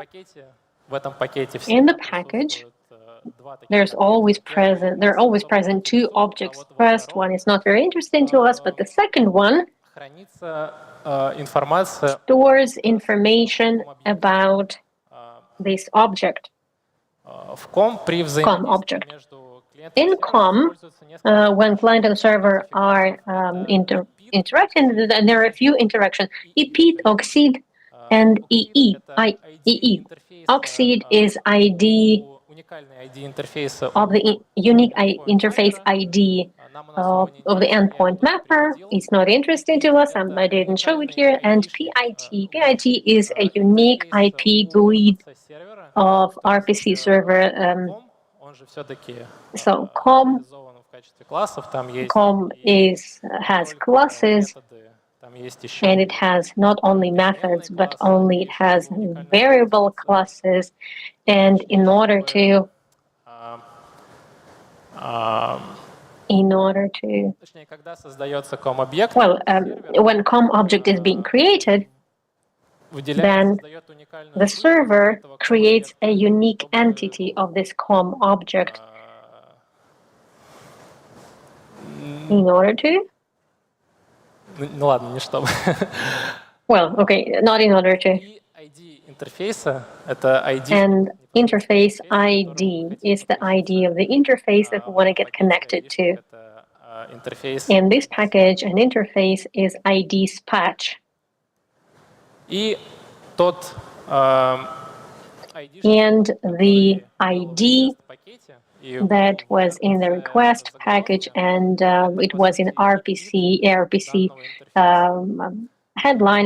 This is a repeat of this interface, and you can see that this is what the client is referring to. если посмотреть, ну, для справки хотелось If показать. you look at, well, just for your information, I wanted to show what functions are actually called, because by the numbers, you cannot see that. Сначала идет подключение. You can see that first it gets connected to endpoint mapper, then it checks the rights, I guess, then it creates the object once again, then checks the rights again, then two functions, ID by name and call by ID. And what I want to mention here is the binding ID role. I mentioned it earlier, based on endpoint mapper. You can see that client gets connected to 4 interfaces of endpoint mapper, and binding ID is the number that's implemented Когда клиент подключается when к the client интерфейсу. gets connected to one of the interfaces. Сначала идет 4 You can see that first there are 4 connections, so binding ID will be 3. подключения. Then there's the 5th connection, and right after that, a call from binding ID 4. So you can tell clearly which RPC interface the call goes to. Ну и напоследок, And in conclusion, if you call COM object not by the real interface but through ID:spatch, then you will see that ALPC traffic, the real interface, is not showing anywhere. And the only life hack of how to work around it, I found how to correlate it, at least in some way, correlate the call of COM request is to get the ID class of the COM object that interface is running, and you can get it from current DAB. It's a special field reserved for OLI, and there it is. For instance, intercepting RPC requests, you can just find this field and log it. Ну и напоследок хотелось бы закрепить In the end, мной I'd like to Начнем с show a few examples just to prove презентации. Это the truth of what I said. WMI request from the start. Launching the process through N32 process class, Win32 process class. две строчки PowerShell. Мы имеем примерно With these 2 lines of PowerShell, we have 105 ALPC packages. Also, Windows Defender was disabled here. This is why there will be actually more packages, because Windows Defender also scans MC interfaces and checks something else. And it refers to 8 different endpoints. And based on these endpoints, you can see that some got logged into event log.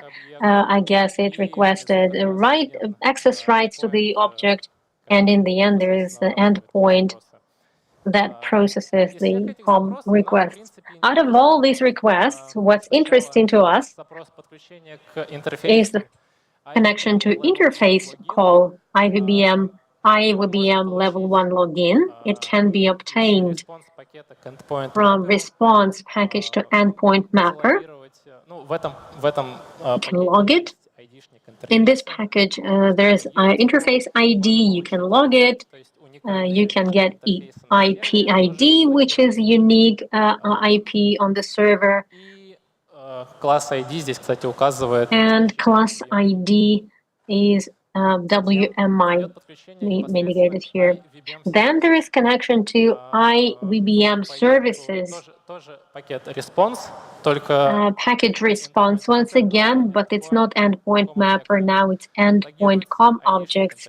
It's logged, ID of the interface is logged, it's unique ID of the interface on the server, You can see that CLSID is 0, it's not valid anymore, it's not used anymore. Берем этот EPID So we take this коррелируем с request-пакетом. IPD and we correlate it with the request package to this interface. Первый request-пакет — это The создание first request package is to create a class. Как я говорил, As you can see, or as I said, WMI uses classes, and the class that works with processes is Win32 process. In this package, in this request, it is created, and the function is object. And in the package, you can see name of the class.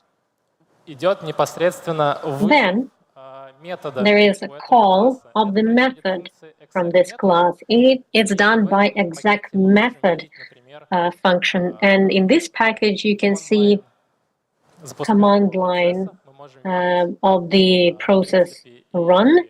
You can see Объект, которому, ну, the object, класс, который, well, not the object, but the class by which this method is launched. And you can see the name of the method, and you can see the previous packages that I mentioned about. It's not necessary for correlation, but in order to understand what it's about, I included this. I hope it explains it. Самое последнее — это And the very last one, COM-запросы. how to detect COM requests, but not COM, but RPC requests. It's very easy.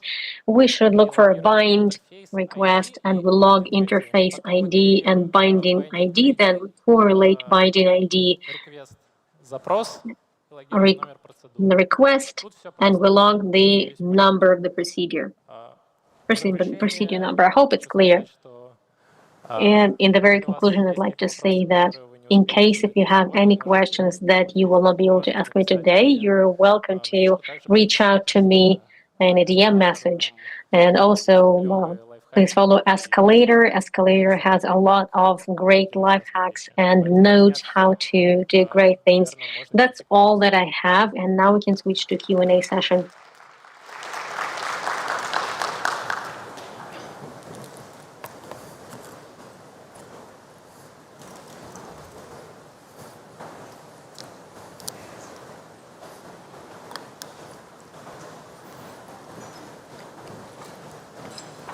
Надеюсь, всем все понятно было. I hope I explained it well and it was clear. I was making myself clear. Oh, I can see hands raised in the back rows. Спасибо. Thank you. Thank you for the presentation. My question is not about detecting, but my question is more about blocking messages of RPC requests. As far as I understand, it's enough to block for the ports 454 and the 135 port, and this way we're limiting any requests to the server using RPC.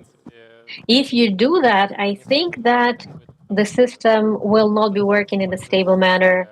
This port is used for good things, for the benefit. Yeah, and the second question. At the start, you mentioned WMI provider post service. Yeah. How liquid is it to disable this service by default? It's more of a question. Like many, I can say that it's a best practice, but many companies are recommending when they issue recommendations to the misconfigure, then they recommend to disable some services, and WMI provider is one of them. To be frank with you, I didn't even know it's possible to disable it. But I assume that if you disable it, then COM requests will not work. And getting back to system stability, I'm not sure it will help system stability. So if I get it right, it's best to keep them on the network ports and host to services. We just need to set up the detect. Yes, I'd rather do that. Thank you. From the back rows, there were more questions. Hello, thank you for the presentation. I have a few questions. And the first one may not even be from your domain, but I work with RPC sometimes. When you start coding, you take the file, it's compiled, you get the on-H files points, and it redefines the structure from Windows.H, for instance. Is there any method in order to manually keep the structures but not to delete them because there's an error in the compilation? Haven't you seen this? Пару предложений повторить. Could you repeat the last few sentences? Just the microphone is not working well. From MIDO, compilator is providing C and H files, and in the H file, there are some structures that are determined as Windows.H, and it causes an error. How do I overcome it? Because there are two definitions there. It's a great question. I actually С ним никогда не встречался, have never seen this. поэтому подсказать я боюсь не смогу. I'm afraid I cannot answer this question. Okay, we just delete it manually and it's not very convenient. And about registration, RPC service on the client, it's not necessary to register it in the endpoint mapper, so these are dynamic endpoints, but in case if we put it on the known the service we can use without IP mapper. In case if the name of the protocol is known, it's okay not to register it. Also, you mentioned that EP mapper returns object ref, but it's not EP mapper. It's RPCSS should do this, right? EP mapper, RPCSS server is engaged there. So they're passing to one another. Okay.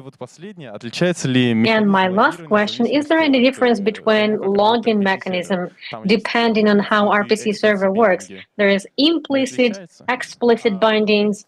Are they different? Можете повторить, пожалуйста? Could you repeat the question? There are implicit and explicit bindings. Even one flow, many flow interaction, and the mechanism of login, does it differ depending on that? No, it doesn't. And by the way, I mentioned that beginning from Windows Vista, ALPC protocol is being used, but I have seen cases that ALPC system requests still trigger traffic running. It's the same as with ALPC, but the other system calls. I guess it's legacy of RPC servers. All right, thank you. Привет. Спасибо за доклад. Я здесь. Hi, thanks for the У presentation. меня вопрос с точки зрения мониторинга. Насколько понимаю, ты рассказывал... My question is about monitoring. You mentioned a sandbox specificity, but my question is about domain. We have RPC filters that are set up into commands. You just need to know the ID and the RPC of the server that you want to monitor, and it's enough to roll this out this way. In terms of coverage of events that we get, this approach that you described, is it better? Or do these two approaches complement each other? I could say that my approach is better, but I see that for some it doesn't work, it's not good. For instance, antivirus don't intercept system calls, it's more for the sandbox, but using events log in order to log RPC and COM requests is a valid technique, but you should expect that those people who want to work around it, they can easily bypass it. They can bypass logging the request. Okay, thank you.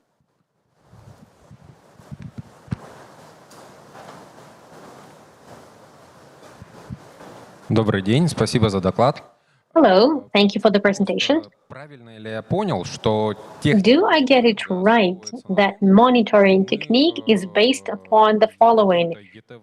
коллектором With an ETV collector, we just review what is going on with RPC, right? Yeah, in traffic.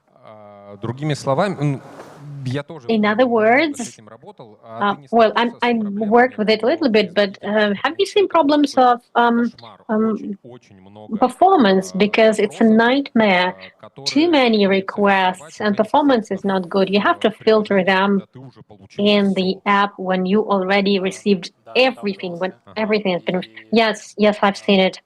Про решение я особо не могу говорить. And I can't talk about the solution, but the solution is available. Yes, there is a solution available.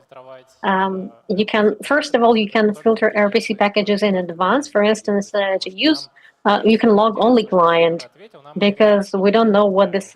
It's not. We don't want to know what the server responds, but we want to know what the client was requesting. Also, you can pre-filter the type of packages. You can use only 3. You can log RPC bind, request, and response. So it should be done on the level of collector in the core, right? Yep. All right. And one more question. You even highlighted it, that if the criminal wants it, then the criminal can use an alternative realization, or he can patch something. But haven't you thought about obtaining data with the help of Windows filtering platform? Because it has some filters that could Windows filter platform in the core. You can request the core itself to log LPC requests or LPC calls, and it looks like a super reliable remedy. Because whether you patch it or you don't patch the client or the server, whether or not it goes through the core, then you will get the telemetric data anyway. I have not done it. Maybe you have done it. Maybe you have code and it will be amazing. I have not done this as well. And I have always been thinking that WPP uses ETV under the hood. So events are retrieved from there. But I'm not sure about that. I'm not knowledgeable about this. But let me keep it in mind. I will look into this. It's interesting. Yeah, it would be great. And maybe some code somewhere. Is there a code somewhere? No, there is no code there. And I'm not sure whether it will be there. It's not for me to decide. Anyway, thank you very much for your great work. Thanks for the question. Очень мало времени, поэтому если у вас быстрый вопрос. No, we don't have much time, so we have a quick question. Then go ahead. Thanks. I wanted to build upon the question about disabling WMI. If we're talking about the client's machine, is it going to be great? Isn't it going to be smooth? And about managing in terms of information security and IT, does it influence the opportunity of GPO rollout and other things that are managed on the level of domain?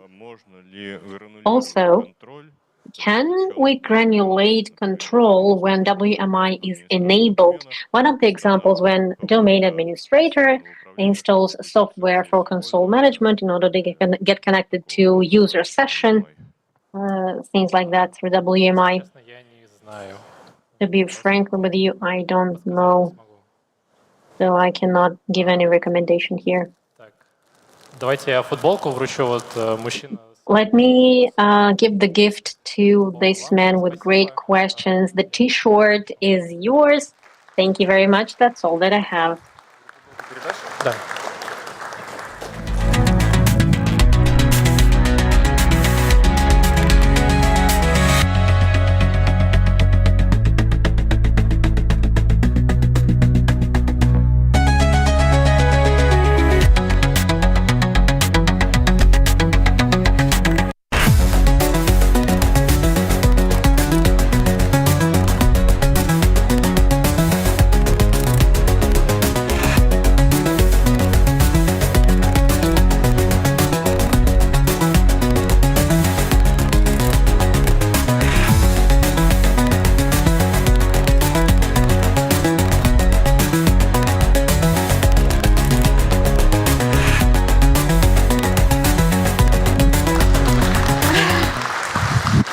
Это, если что, вам за лучший вопрос, вы помните, да?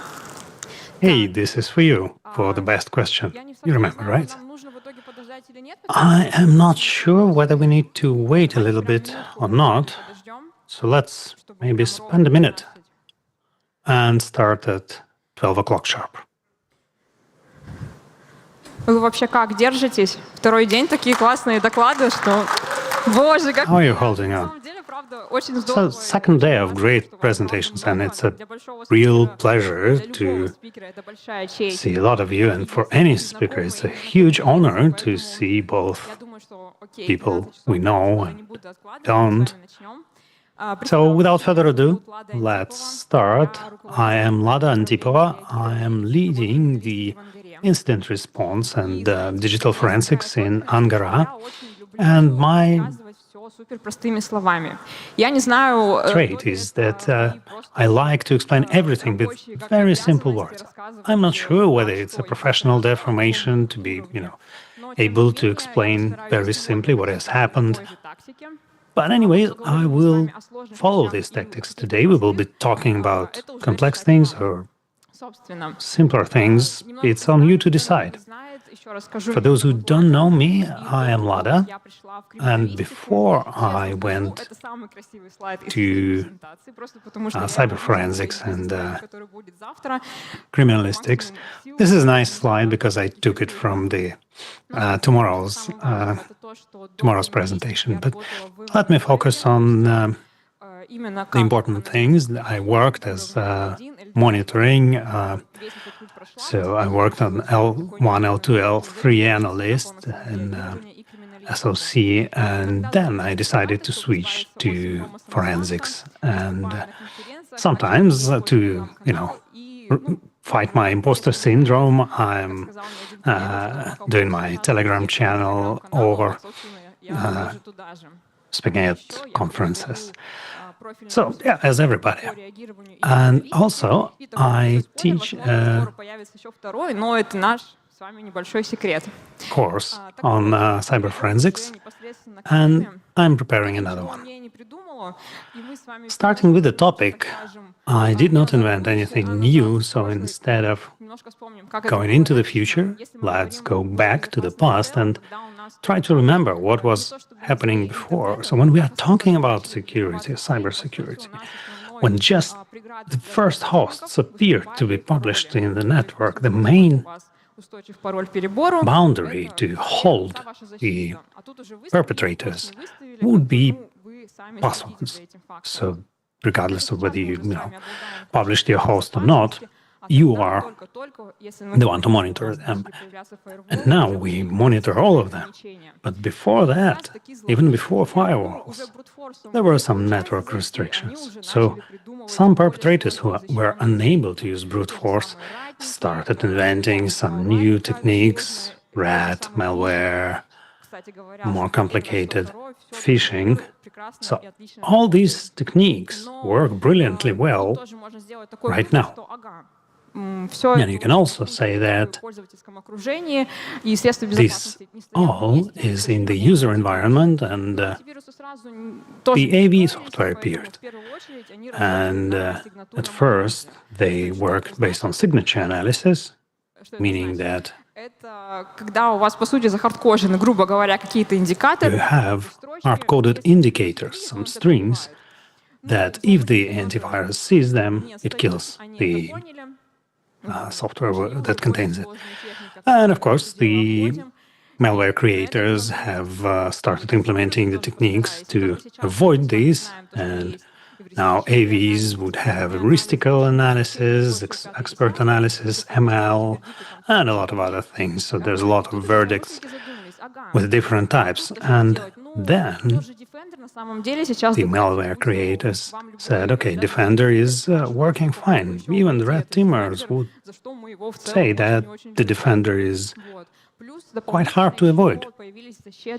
And additionally, some blockers from the operating system sides were created, some requirements to the binaries you can launch, and other stuff. And then the actors decided they they would use the utilities that already exist in the system, как они есть, либо то, что either as is, or по сути принес администратор для удобной своей работы. То есть будь это RDP, things that the admin would introduce, RDP, PSExec with SMB. And we have all this, so why don't we use it? And what makes them popular is no secret. Is first of all, we have it on the host. Second, each and every tool can be used in each and every stage of the attack. We're not talking about PowerShell that has huge capabilities, but also about running and persistence and escalation. So, and of course, we would like to avoid detection, to minimize detects. That's a very important feature of these types of tools. If you introduce something, it's noisy. The AV or security tool would detect it. But with the tools that are already on the host, it's the same. It's there. Same with like any desk that we will talk about uses those utilities. So the person from the outside would just see the ordinary admin routine. And I see this mistake done multiple times. I'm doing forensics, but we also have our monitoring centers sitting nearby. So there's a lot of requests from our clients go through me, like when we need some exceptions in the rules. And I often see the mistake of, Vasily is the master of PowerShell, so we will just put his account into exceptions. He does a lot of crazy stuff. At this stage, we usually tell them, wow, no, don't do this. Let's have a look at how we can interpret it differently and try to learn from Vasily on how this can be done without just ignoring what he's doing. And to stay on the same topic, let's have a look at how it works real life. So this is a live example, random examples of our research and reports. This slide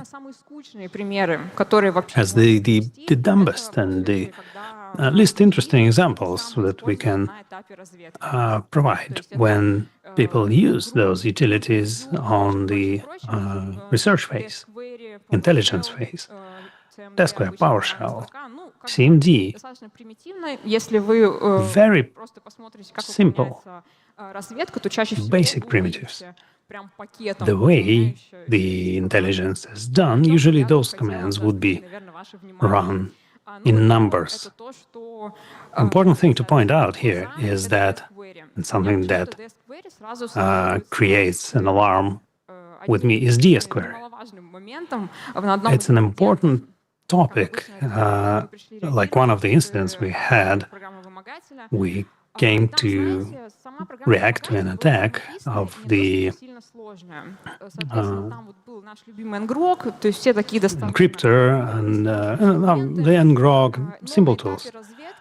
But at the intelligence stage, the actor, maybe you heard this story from me, at the intelligence stage, the actor used DSquared to get all the entities that are available in the Active Directory. So he did not use AD-Recon, UMAP, or something like this. He just started connecting RDP with RDP to all the entities. And if it didn't work, it didn't work. But in the beginning, I thought it's like, there was a scene on my side. Like, I thought, yeah, the guy lacks the skills. It's too much resources wasted. But I think it was, now I think it was a very wise move, because like with DSquared, if you remove the beginning and trading part, there's not many symbols, so it's an interesting tactic. Another example is the manipulation with the guest account. So, UMI and admin work is monitored, but when the guest account is used, that can be an indicator. Эти самые утилиты, что To hunt those, like, let me step aside. Not all the utilities pay attention to the guest account. It's local. It's on your PC. And at some point, it's been addressed, some parameters being changed. So then we understand that some actions happen before that. You need to research this deeper, despite this thing looking like just admin work. So, okay, we dealt with the discovery. Let's talk about some more interesting things. Have you seen this utility in production? Me? Not much. Even when I worked as an ordinary engineer, Finger utility was not used by me. So it's used to request the user information on the remote host. But here it was used to exfilter the data. So based on this utility, basically you can create some detects. And of course, the parameters are also interesting. Some more examples. MSHTA, one of the very popular ones, not just because it has something to do with my channel. And it's not only used to just see the record by the actors that are using this utility, but also to put the payload on the host. So MSHTA plus HTTP plus HTTPS is a red flag that we need to react to definitely. PCA, LUA, without even coordinating, together with Oleg Skolkin, we are showing this example. And this utility is like, you should be on the defender side. Why are you doing this? So if you look deeper, this utility gives us, starting with Windows 11, is used for defense. But here it's used to upload the payload. So it's a proxy execution of this unpleasant thing. And I have a lot of questions on, okay, yeah, it's used quite specifically with some very telling flag, but this random stuff makes me think deeper. Also, yes, exec is not to surprise us, but of course, I added it to show you that any action done by your utility will have consequences. And you can also create hunts based on it. PowerShell is very deeply researched, and I will just give you all the links. Another important topic. First of all, this slide was called Popular Myths. And I was looking at it for quite a while, and then I couldn't name it like this because this is just words. We can discuss it for quite a while. But as part of my presentation, first, Mimikatz utilities are not living on the land. Because Mimikatz, when you detect it on your host, it will give you, million AV activations. Even the customized versions would be detected with high probability. Also, forensic utilities, even forensic utilities, most of them, if you put them on the host, they will be detected, and they will be recognized as hack tools, because if you, take hash history from the browser and stuff like that, that's not good behavior for the software. So if, as part of this presentation, we touch on this, we will stay here for a year. There was a lot said about it.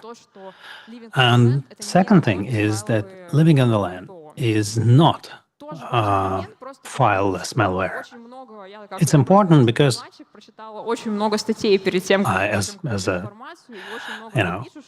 responsible presenter, I read a lot, and a lot of discussions were like, yeah, fileless attacks are something very niche and specific, and people don't know about it.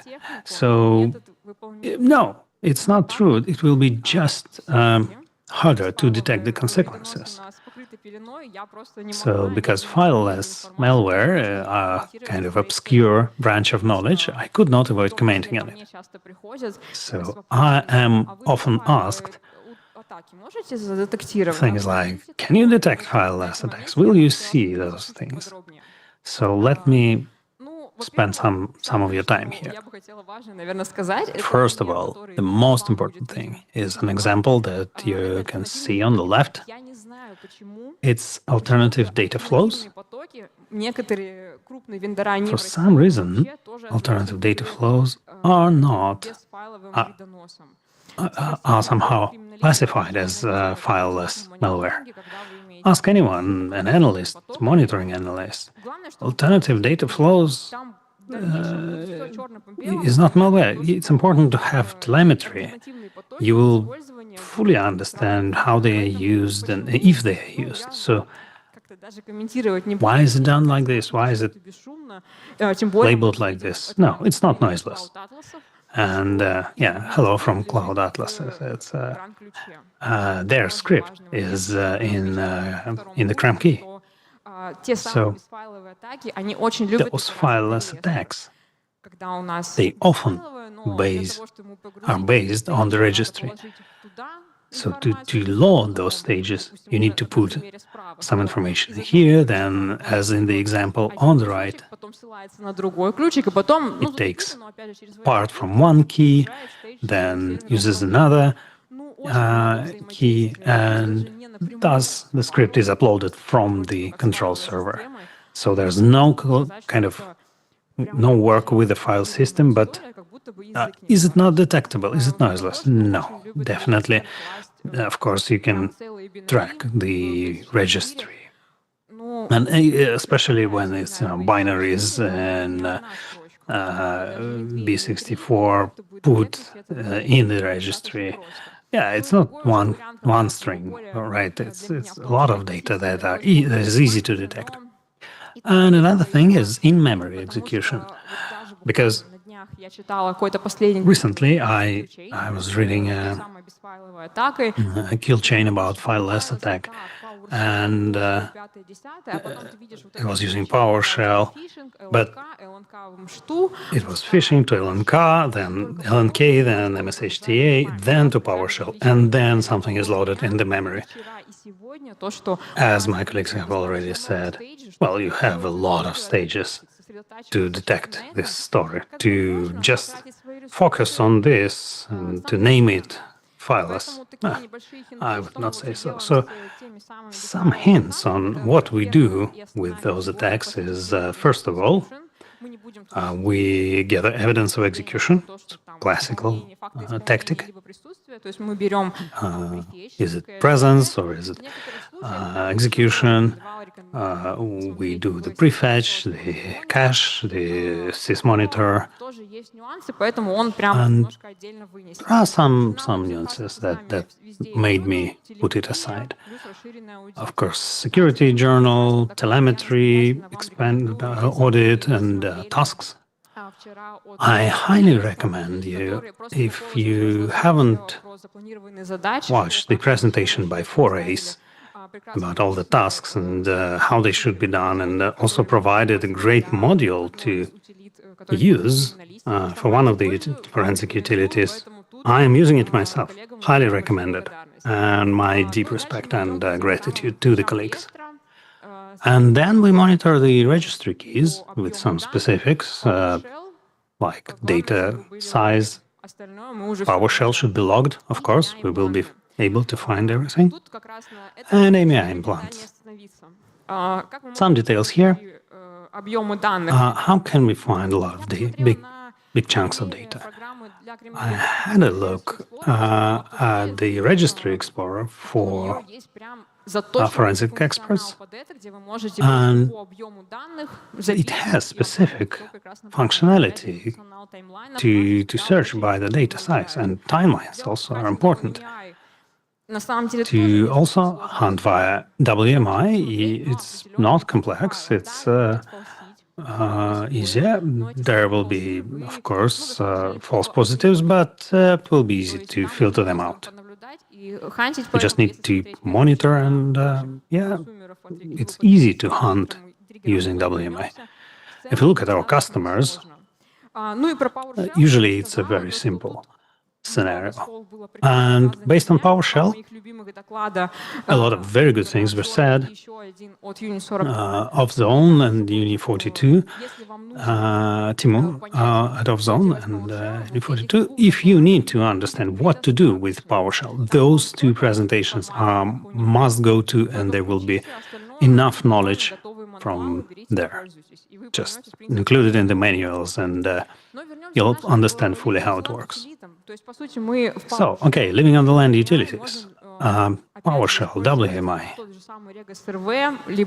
You can use RegSRV and some other elements to be less noisy. What do we do here? Here, the project is a big one. It's like a meta project. Everybody knew about his Bus GTO beans, and there was now at least it's 15 starting from AnyDesk, supported by the community. Really recommend you to follow this project. And the most important things here are, first of all, so all buses. We have a set of criteria to find them. First, our binary should be signed. It should have some strange or unintended functionality. We know if like web users would use it for work and account management, like AdCertUtil and others. They are not used for certificates, for example, are of interest. SHTA also. So we use them mainly to upload, download some information or to run some proxy execution. And my recommendation here is, for example, when you come to the host to react to the incidents, you see privilege escalation, you see UAC breach, and yeah, just use those tools. For example, if people have bypassed UAC, just search for them. There will be like 2 or 3 candidates, and then based on timeline, check that was this thing run in the suspicious period of time. And of course, I'd like to say that there's a lot of utilities on the site for LOLBAS, and it's not an exhaustive list. It's not hard to find them. Even in the presentation that started the LOLBAS project, the recommendation was to go to SYS32 and just list all the files that are signed. And, just look at them one by one. Unfortunately, their manual, their help file, would not 100% tell you that it's all the capabilities. Even without reverse engineering, just enumeration will help. But yeah, keep in mind that there can be some hidden issues and some more nuanced features. Here's an example from the book, like CertUtil, through URL cache. And I was just looking at it recently. It looks like an APT. And yeah, CertUtil and URL cache, just like this. And it's strange, but То есть RTTL, Let's have a look. Is it hard to detect this thing? CertTTL, okay, but URL cache, it's maybe not used once or twice, but if you compare it to the publication of certificates, it differs quite a lot. So this param should be put a lot of attention to, and there is also writing on the disk in terms of threat hunting or compromise assessment. Just look at the prefetch and reference files. If you don't know or if you forgot, prefetch puts all the files within 10 seconds that it works with into a specific list, so you can use it to look for app data, TMP folders. So yeah, you can use it. And also writing on the disk. Yeah, can be noisy, but we are threat hunters. Non-standard port, yeah, doesn't need to be commented on, but with CertTTL, it has a very specific user agent. If you hunt on the traffic, so any LOLBus utility will have a specific user agent. This also creates another important point of information for us. Also, it will shorten our download, and when we split something, there will be at least 2 connections to the target server, as we can only download the information from both internal and external resources. Not only CNC server can be used, but also host to host. That part is important. And also, threat hunting capabilities are endless, like Cypher is being used to actually deter forensics. Do you see such things in Prefetch? That's definitely a red flag. If we go to Nix, CURL is hard to base your hunt on. Programmers, everybody would use it. But the params here are very specific. And threat hunting and threat intelligence, with these params, you can, if you have telemetry, if you have command lines, you can just hunt using these hard-coded strings. And of course, specific folders used by the perpetrators. And as I already said, PCA, LUA, and it's super important to monitor it and to know how it looks. The more you read, the more used to detecting those things you become.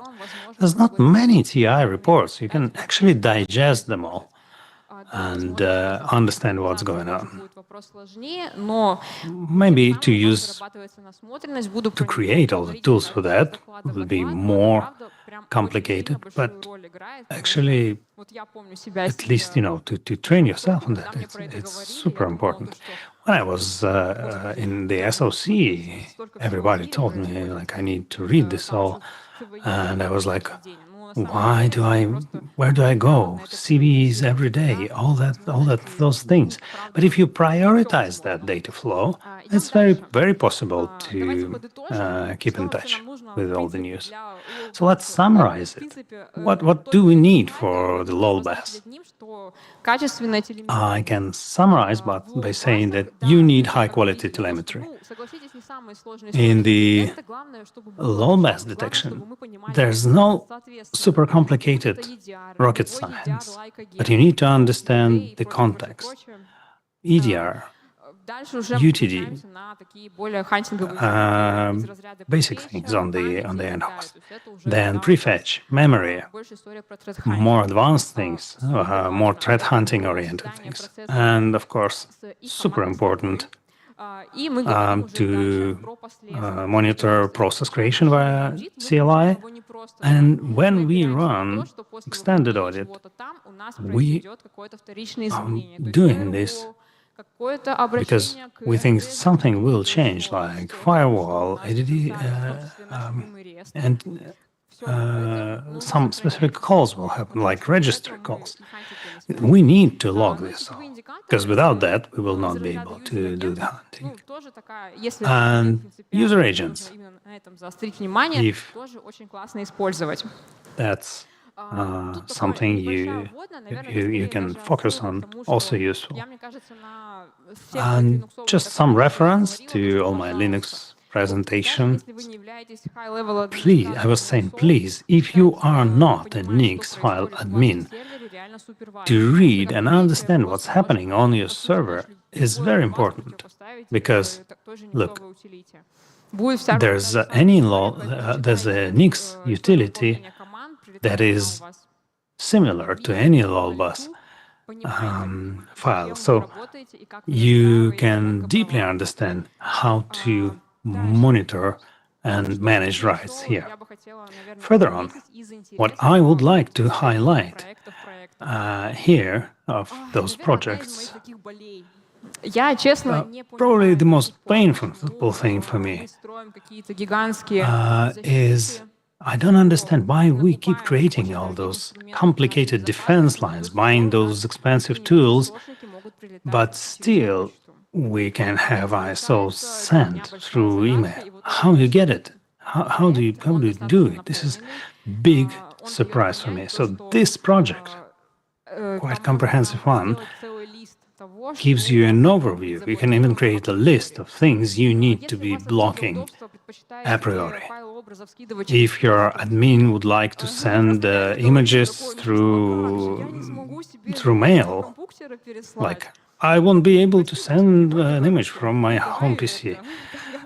Yeah, it's funny for me. I can definitely help solving this without those things. So I am very human-based security-centric, but this story definitely is not worth it because your security people will be in pain. Trusted sites. As I know, there will be a presentation by Kaspersky on how legitimate sites like YouTube and cloud services are used to communicate with our infected computer. And please don't forget that this Yandex.Disk or anything similar can have very different things. And if you don't use it for work, looks like you don't need it. Like block it to avoid working with it. Drivers, a very important and interesting project that I recommend to have a look at, to know how it works. Remote tools, AnyDesk, AnyAdmin, super important. I very often see the actor coming to the host and he wants to install AnyDesk, but sees it. It's there, like, wow, I have it here. Because he brought the installer with him and just uses the connections through AnyDesk that is already there. They are not stupid, and if you give them the tools, if they are on the host, to create extra noise is not needed for them. So that's why it's not limited to AnyDesk, and there's a lot of those tools. And you have them on this side. And in terms of detection, I won't be repeating the other wonderful reports, but just Sans has great cheat sheet of which logs to get and where to look and how it's being used by the actors. Just pay your attention to this and keep in mind that, you know, when I come to the customer and see those things, I am usually very negative. It's like not the good way to work, and it's great. And one last point, one of my most favorite points. I think here we should have, well, from the start, I wanted to give a lot of links to many websites because these informations have been mentioned many times today and tomorrow. These are my favorite tools for accumulation. I wanted them to be everywhere so that you understand how many of them there are.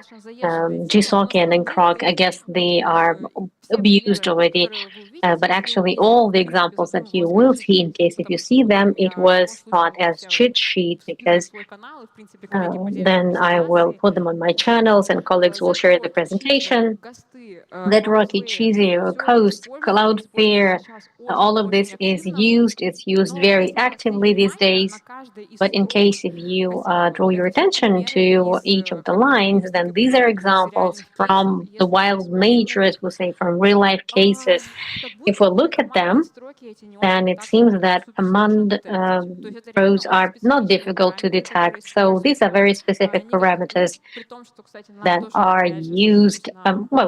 By the way, let me refer to the previous presentation. There was a question like you find parameters and it gets launched with them, but there are not many options. Okay, these parameters may be detected. It's okay. It's all right because it's a learning process for us. It's a learning process for attackers. Also, configuration files and calls to some domains. We will not dive deep into this, but let me say the following. It's easy to detect. Most importantly, you should know where to detect, where it may be planted, and then it's not that easy. As I've said, this slide, and we will just commit it to original project. I think that this is why the things that get published and the things that I get spoken about in my colleagues, the sessions today and yesterday, believe me, they all are talking about their pain points. They see it on a daily basis, and this is what we should pay our attention to first of all. And now, what are we to do with this now? In the end of every presentation, there should be some conclusions and their actions to the question, so what? What do we do now? So some conclusions first. As I said, preparation is very important. Even if we look at response stage and the boring theory and similarly, why do we need it? But if you look at response stage, then the first one is preparation, because you need to know what are you faced with and what, based on what are you going to respond and how are you going to investigate incident. I got reprimanded for this, but sooner or later you will get hacked. The question is at which stage you will catch this hack and detect it. When we talk about threat hunting, anyway, there will be a lot of false alarms here, and you will need to eliminate a lot of things. But there's no getting away from this, and we should always look at the context. Next, we primarily focus not on core kernel indicators and IOCs. We know about the lifetime, etc. Where we should focus on indicators of attack, the command rows, and the techniques and procedures, how and what was in the context, how was the command executed, what was the rep, and what preceded it. The PowerShell itself is not that scary, but the context, what's the parent and what's the user that runs it. When PowerShell is run at 3 a.m. by a person from reception, it's not a trusted story. Any response team, when they reach out to you, they will be asking about every point. What is the significance of this server or this working station? And the context is very important here. You need to know what's good for the network. And most importantly, you should understand, in case if you have Lenovo update and it's in program data and suddenly it goes to Kaspersky server or Microsoft server, then, criminals are great at disguising. They're good at disguise. So when you see this picture and people say, "Oh, it's Lenovo laptop. We sent it for an update. It's legitimate. Let's not pay attention to this. Let's ignore." Well, then I have questions. и знаем вот эти все we should know what's normal and what is abnormal. What are the abnormalities? For SOC and for analytics monitoring, threat hunting, you should know the key system processes, including what's the normality for the system. And you should disable what's not needed. In case that we know that we do not use it, just disable it. Just if you don't use it, then somebody else will make use of it. And this is the thing. This is something that will help us and will help us avoid more work. That's all that I have. Now I'm happy to take your questions. Please remember, there is a hoodie that I brought here. It will be a gift for the best question. It seems that it's easy and it should remain easy.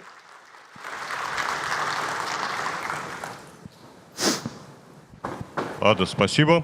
Очень интересные ссылки на... Thank you, Lada. It was very interesting links to resources about utilities. My question is the following. Windows creates a lot of noise in the logs. As an example, beginning from Windows 8, disk activity in Health Dispatcher shows non-trustworthy data. Sometimes it's beyond 100%, but it doesn't mean anything bad. Also, in system logs, there's a lot of noise, and it's difficult to differentiate it from necessary information. Are there any projects that help to eliminate this noise? By the way, it's a great question. When we look at this information on our end, I agree that Windows, on the one hand, it's a great. I want to express great gratitude to Windows that it logs everything, but it scams, it creates a lot of spam.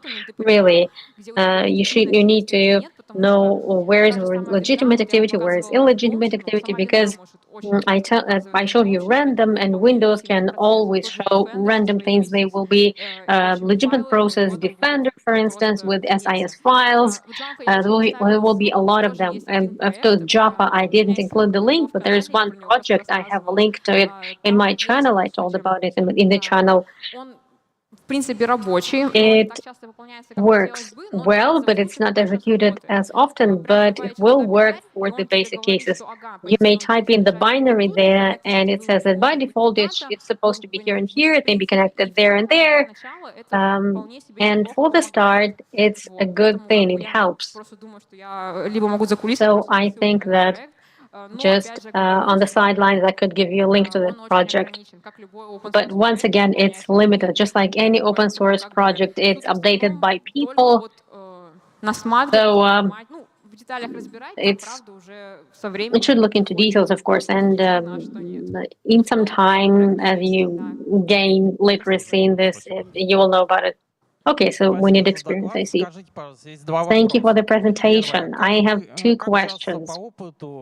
First, based on your experience, how often do you see launch of SSH-exe from a reverse tunnel with Windows Touch? And the second question built on that, from subsystem WSL, if this file is missing, then how often did you detect any attachments to this system?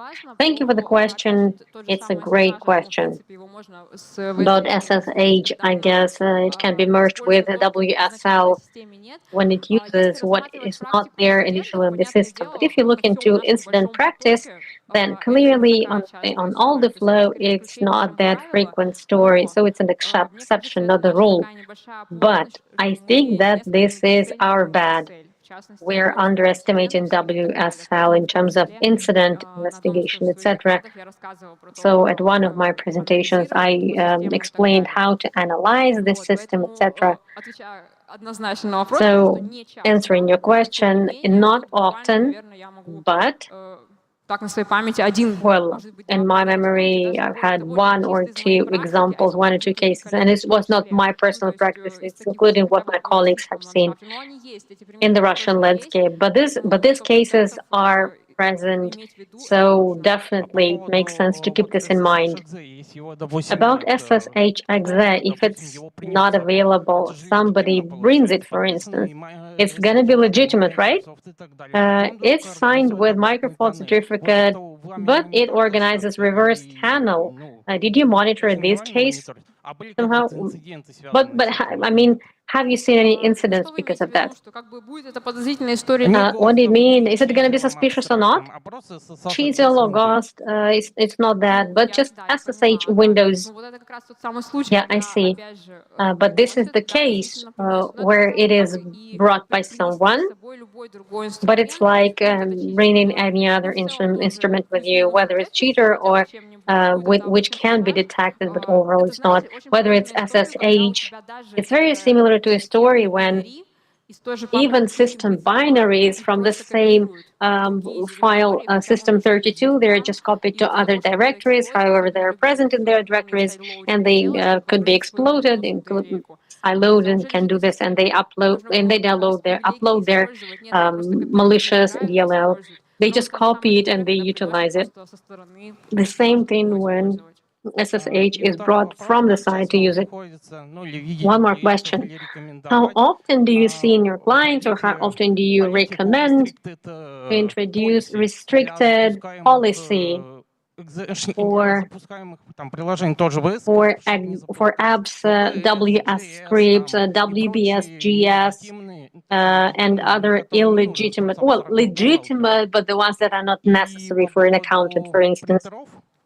And about printers, audit of printer policies, I mean, particularly those that have the open 445 port.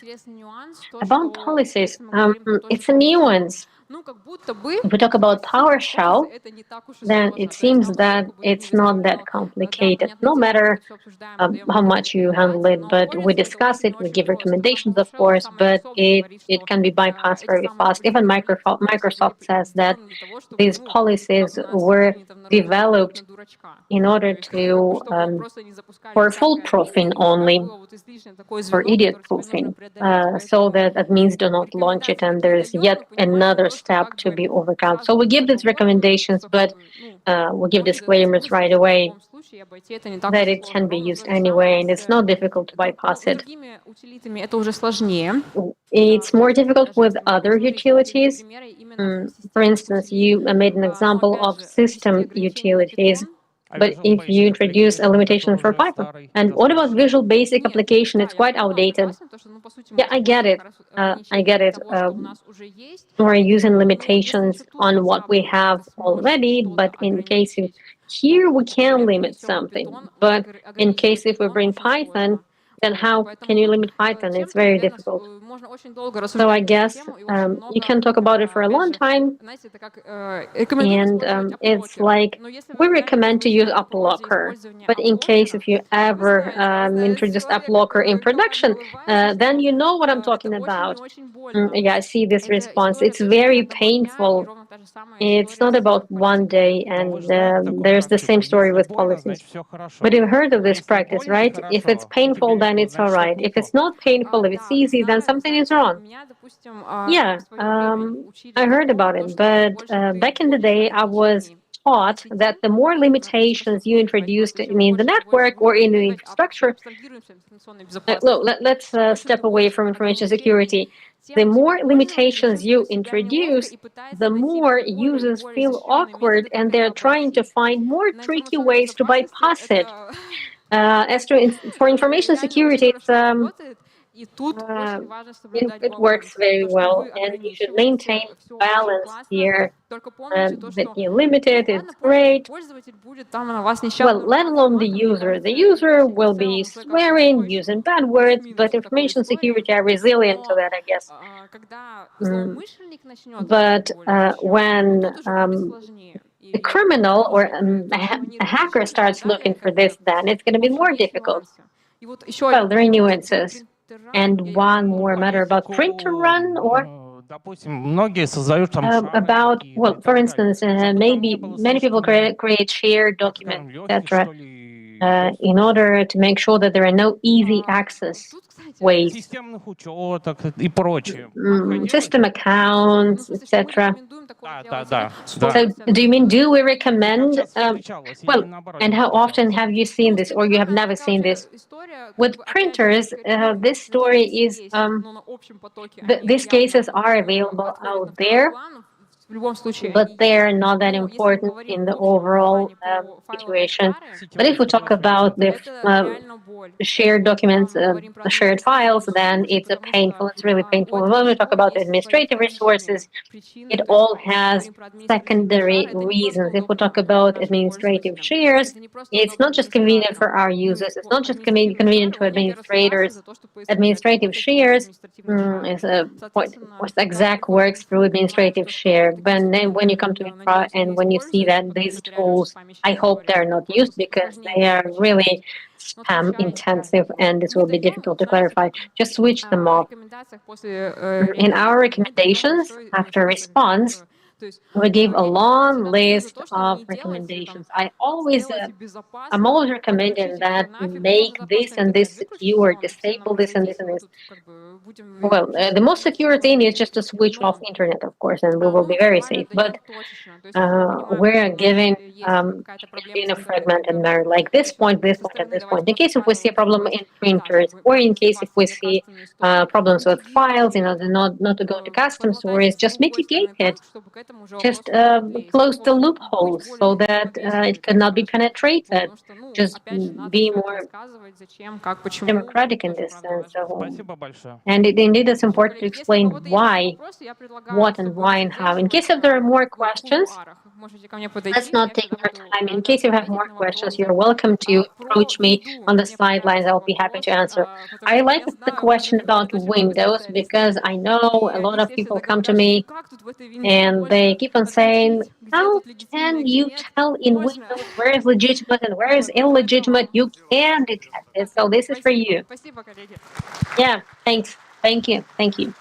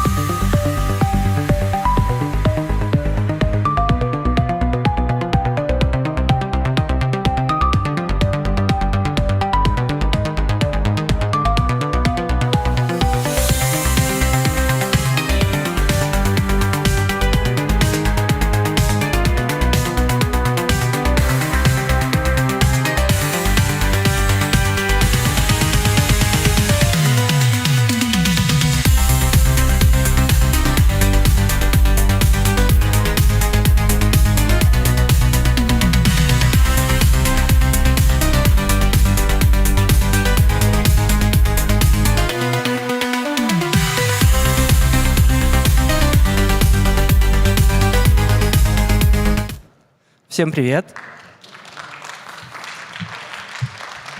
Hello, everyone. Сразу давали мерча, я его вложу, потом обсудим, кому он достанется. There's some merch here. I'll put it here, and yeah, we'll decide who gets it. My name is Dmitry, and we'll talk about protecting clouds. Так, And обо мне. Кто я вообще такой? Типа, speaking about myself, я занимаюсь who am I and what I do? I'm в целом работаю doing security, and I work in SOC, starting from L1, and now I'm leading L3 in the big Yandex SOC. Now I'm managing infrastructure group and platform development in Yandex Cloud SOC. с какими проблемами СОК сталкивается в облаках? So what are the issues that the SOC has with the cloud? Облачную инфраструктуру, What is the difference between cloud attacks and on-prem attacks? security posture management What is cloud security, и как CSPM posture management, and CSPM? защищаться от атак. And how it helps the SOC to protect Как защитить against облако, attacks. нужно понимать, как оно работает. So to know how to protect the cloud, Черный ящик. it's important to understand how it works. It's not some magic black box. Let me explain some services that will help you understand how it works. Это ускорение развертывания So инфраструктуры. first of all, it's needed. The cloud is needed to improve the speed of infrastructure deployment. You can deploy 100 virtual machines in minutes. It's also responsibility distribution. I will talk about it later, but typically you would delegate some infrastructure support functions to the cloud provider. And you would also save your cloud expenses, like racks, Ну и в целом routing, and a lot of discussions, a lot of things that you don't want to do. And of course, the cloud would enable you to fast any service faster, to start any service faster. So what are the trends? What's going on? исследованиям в России около 2000 So, based on different researches, there's more than 2,000 organizations in Russia using the clouds, and they live in the cloud infrastructure. Неудивительно, что типа And of course, it's no surprise that with the growth клиентов of на них растет количество cloud organizations and their clients, the amount of attacks on them increase. And of course, we see it really growing. And also, we need to put, of course, more attention on providing cloud security. So, what are the pros and cons? без них. Это Starting with pros, the provider would solve all your questions with a data center. I mentioned this already. далее это скейлинг. В целом, Next ограничивается is только scaling. бюджетом. Сколько у вас It's денег, only limited with your чтобы вы budget. можете отдать облачному провайдеру, чтобы поднять How much money you have on the bank card, денежку. that's exactly how you can, Это готовый what you can ресурс. spend Если вы хотите with the мощный cloud доклад, provider. то And also, it's ready tools. Если хотите like, Object Storage, вот вам Object. Соответственно, облако позволяет вам быстро и гибко настраивать And структуру. the cloud allows you to manage your infrastructure very fast. And of course, being able, Быстро, и это помогает решать большое количество задач. so it helps to solve a lot of issues. Один из ключевых и самых непривычных минусов Speaking about negative things is that you don't have a perimeter. All the APIs, all the cloud APIs are open можно обращаться to the outside. Of course, they have authentication, but you can address them. мнение, типа, что вообще происходит, почему я могу And this creates cloud-провайдера. questions. Но так он работает. This is how cloud providers worked. Что предоставляет облачный провайдер. Often, you are limited with what the provider has. Like, if you don't have Может быть приемлемо. a service that the provider has, and you will have to create it yourself. И сконфигурировать свой. The more services they provide, of course, the more flexibility you have in managing your infrastructure. Круто. Вот. И And yeah, everything new is чтобы это всё делать, good. защищать, And нужны специалисты. having not enough На рынке people очень мало. В целом, is also an issue. а, There's not enough cybersecurity specs. There's even less cloud security specs. это слайд, который мы Also, на каждом докладе. You share responsibility. We show this on every presentation. So all the cloud providers actually like it. It's IaaS, PaaS, SaaS, and how it differs from the on-prem. So the blue depicts what the cloud provider is responsible for, and non-colored are the parts that you are responsible for. So on-prem, you're responsible for everything. Yes, virtualization, server storage, networking is done by the cloud provider. PaaS is IaaS plus runtime management, and SaaS is when the cloud provides you with the app that just works. So, access management. Cloud has a thing called resource model. Of course, I will be basing my what I say on the Yandex Cloud, but wherever you go, that will be pretty much the same. So on the right, you see different resources like virtual machines, disks, networks, and they are grouped into catalogs of folders. And the folders are then grouped into clouds, and then the clouds are grouped into the org. And then you can bind some accounts or users to the organization. So to appoint those roles and to manage the access control is we have IAM, the rights management for cloud resources. And it's important to understand that. And we have two types of accounts. Service accounts for automation and user accounts. And you can divide this in two groups. Local, like with Yandex Cloud, it can be created in the console, and federated, where you can create single sign-on, sync with the AD, Qcloak, and others. Depending on which account you're using, the authentication method would differ. So I'll say a couple of words about the service ones, for CI pipelines and stuff like that. Besides M tokens, there's a thing called authorization keys. They allow to have long-living secrets, like you can issue them and use them for a year, 2 or 3, depending on what retention period you've set up. You can use them for CI pipelines. Further on, we finished with the basics, so let's talk about the attacks. What's important is that previously it was very beautiful. You have a perimeter, you connect through VPN or local network. Nothing is published outside. You had EDR, NGFW, firewall, all the classics. But with time, the amount of services that organization uses is growing, leading to things like this. When you have both on-prem and cloud-based and SaaS services, you go to some different clouds, and besides things that you had, so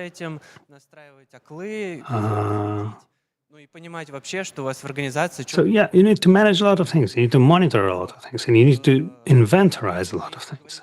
So, talking about kill chain, there was many steps, and you could put alerts on each and every one of them. But yeah, with IaaS and PaaS, the kill chain does not change much. But with SaaS, you don't have all the stages where you can create alerts easily, like the malware actor can, malicious actor can create some, get some secrets and just go to exploit. It doesn't need to persist, doesn't need to connect to the CNC, and all the standard things like flow logs, DNS won't help you much. So let's have a look at the 3 scenarios. Это нужно нам для того, чтобы with attacks using different technologies. That we need to understand what is it and how to protect against it. в общем, классика. First of all, public S3. Не делайте так, пожалуйста. That's classics. Don't do it like this. Атаки выглядят следующим образом. Вы можете побрутить So the attack S3 в облачный is very direct. You just look конфигурировали облачный. look for the S3 buckets.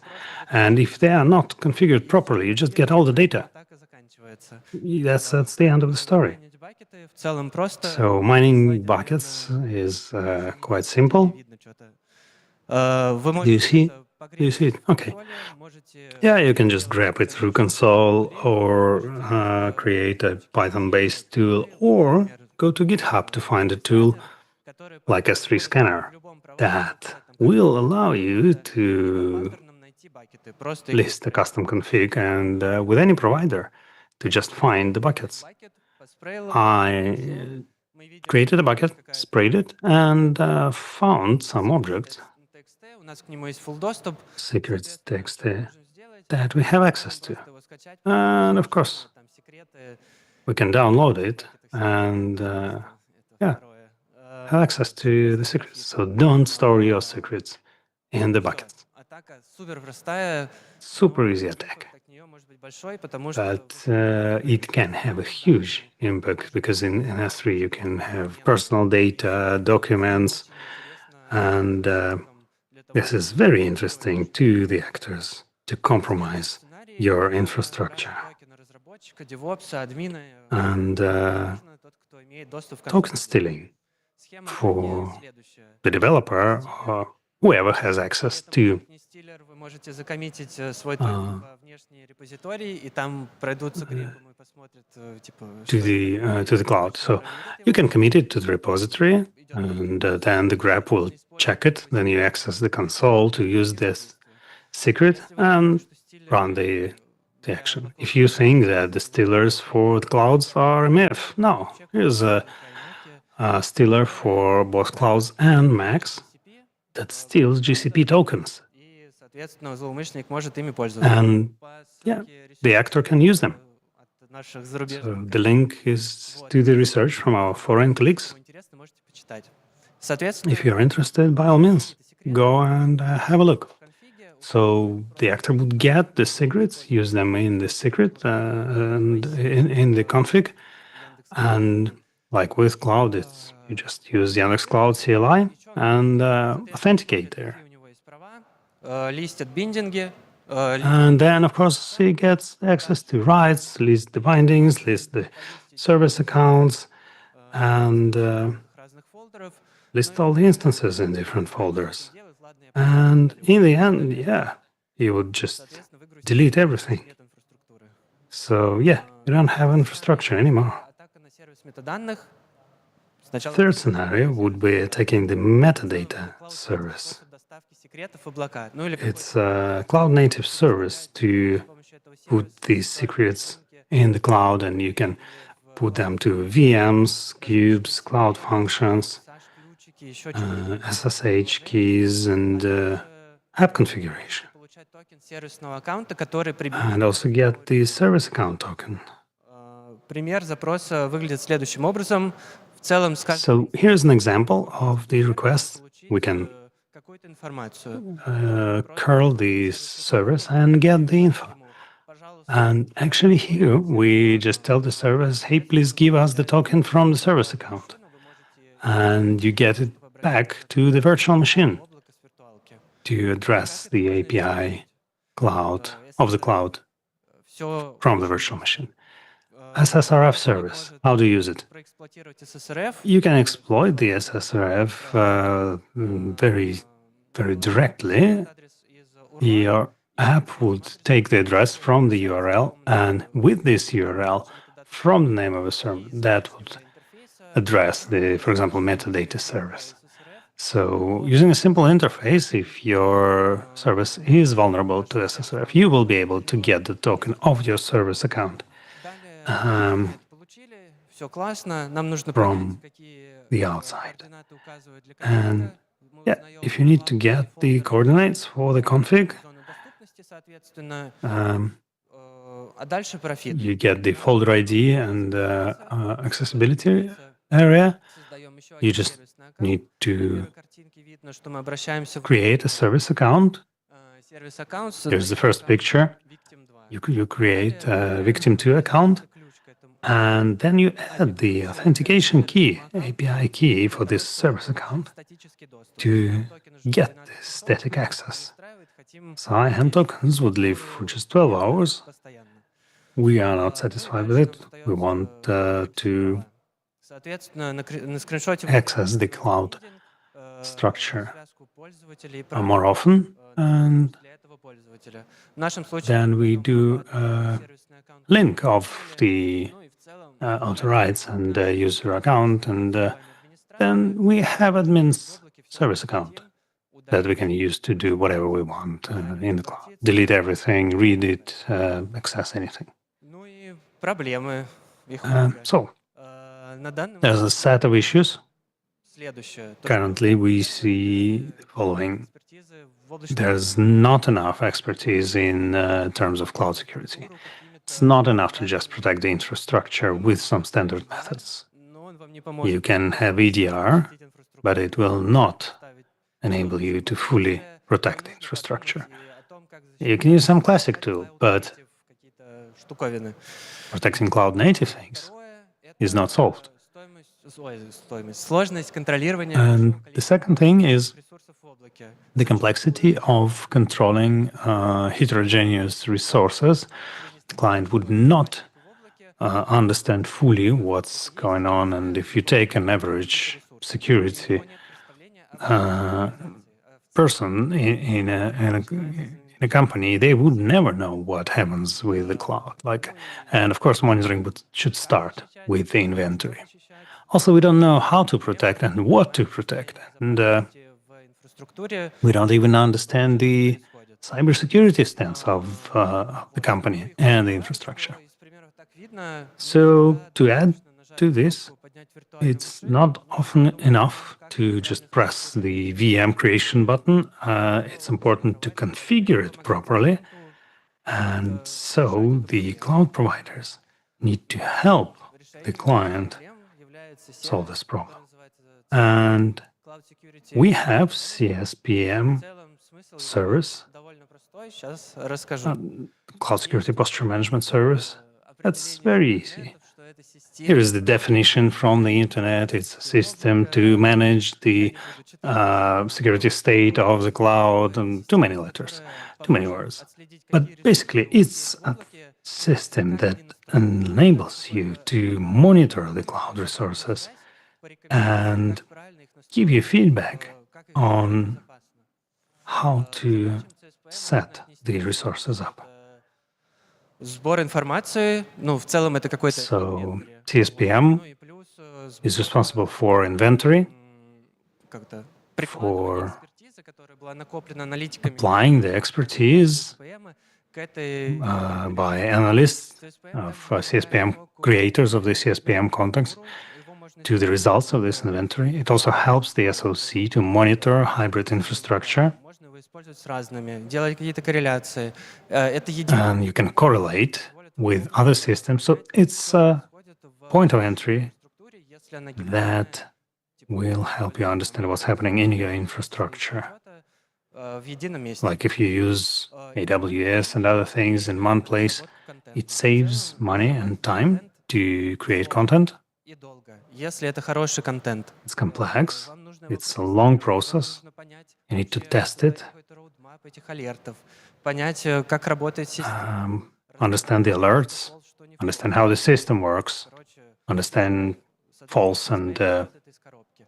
Потому что в него true. So CSPM would give that экспертиза чуваков, out of the box because the expertise of people like me who are doing cloud security every day CSPM is there. наводить, And also CSPM может can help какие-то телефон конфиг, fix your things by just pressing a button. достаточно его один раз Just запустить, generate some recommendations and at least one shot of what's going on will help you understand это на AI, what's wrong. и на SaaS, на всех этих. And yeah, it works well in all the configs, like all the types of cloud, IaaS, PaaS, SaaS. In IaaS, it monitors the virtual machine configuration, the network protocols and services. In PaaS, it's things like managed DB creation or how you protect the cubes in the cloud. And because there's always a cloud part and cube runtime. And yeah, also if you have apps, it will help a lot. So speaking about our experience with attacks, we have distribution of course, malware being top one, then misconfigs being 30%, and then data exfiltration and secret storage issues. And here are the areas where CSPM helps. So percentage-wise, more than 50% is misconfig and keys. Then IAM keys rotation is our top. It's the static keys. They're often issued and they don't have expiration period, meaning that, after 5 years, if you put it on GitLab or GitHub, and you definitely will, or your developer is leaving the company, you need to monitor it. Unencrypted buckets, lack of security groups. It often happens that the client will put the security group on a virtual machine. And for the security group, all the ports and 000 mask is done for the connection. So it's just an illusion of security. Misconfigs. So CSPM works in the following way. Everything has an API in the cloud. CSPM goes there, takes the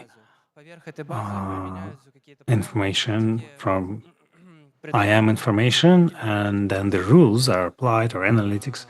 Of course, you can create your own ones, and they are applied to the data.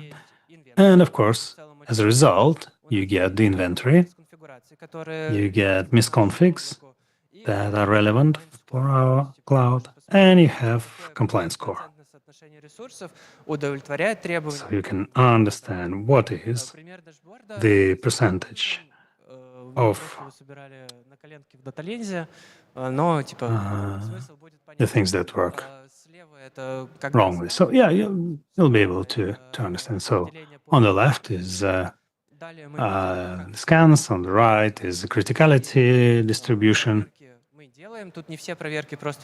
And the checks we are running, so it's not all of them. In red are the resources that fail the check, and in blue, the resources that comply.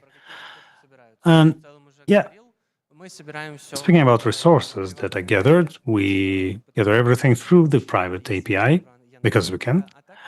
And we are Yandex Cloud. And you are just limited to things where you have API. If you have something that is not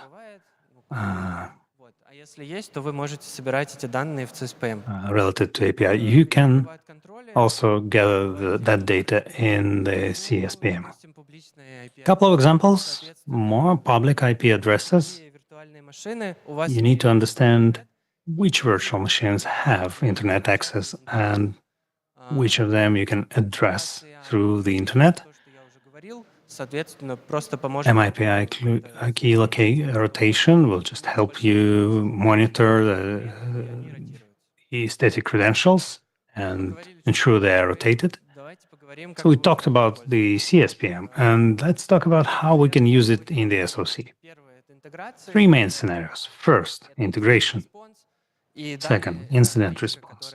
And third, analytics. If we talk about integration, we see the following.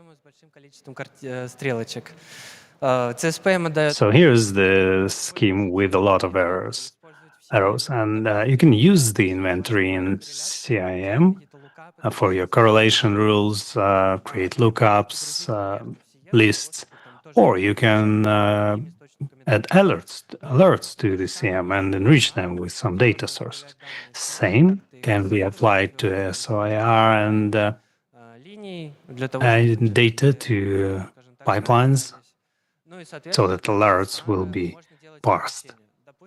And often in SOAR, you can enrich the data, like you get an alert that some cloud has a spraying event or something like this. You can go to the CSPM and through an automated tool or to the database and understand what this cloud is, what it has. At least to have an identifier, a name for the cloud.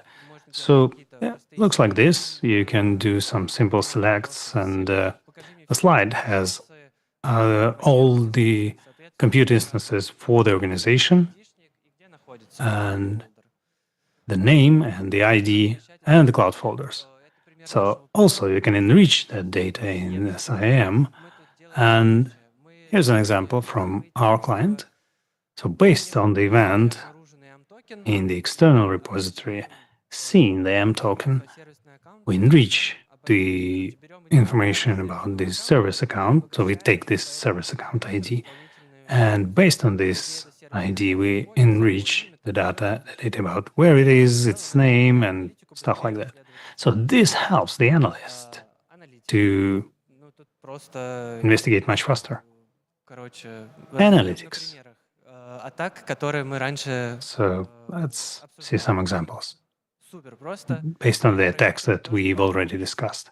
So there's a check for the bucket being public. Please don't do this.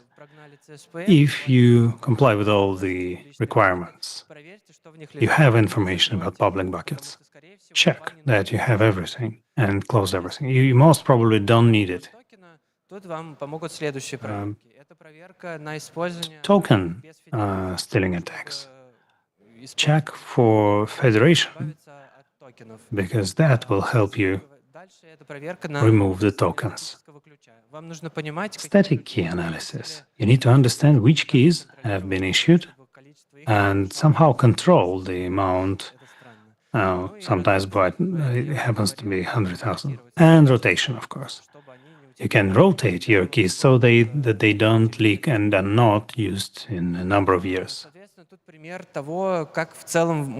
an example of the checks. It's a very simple SQL.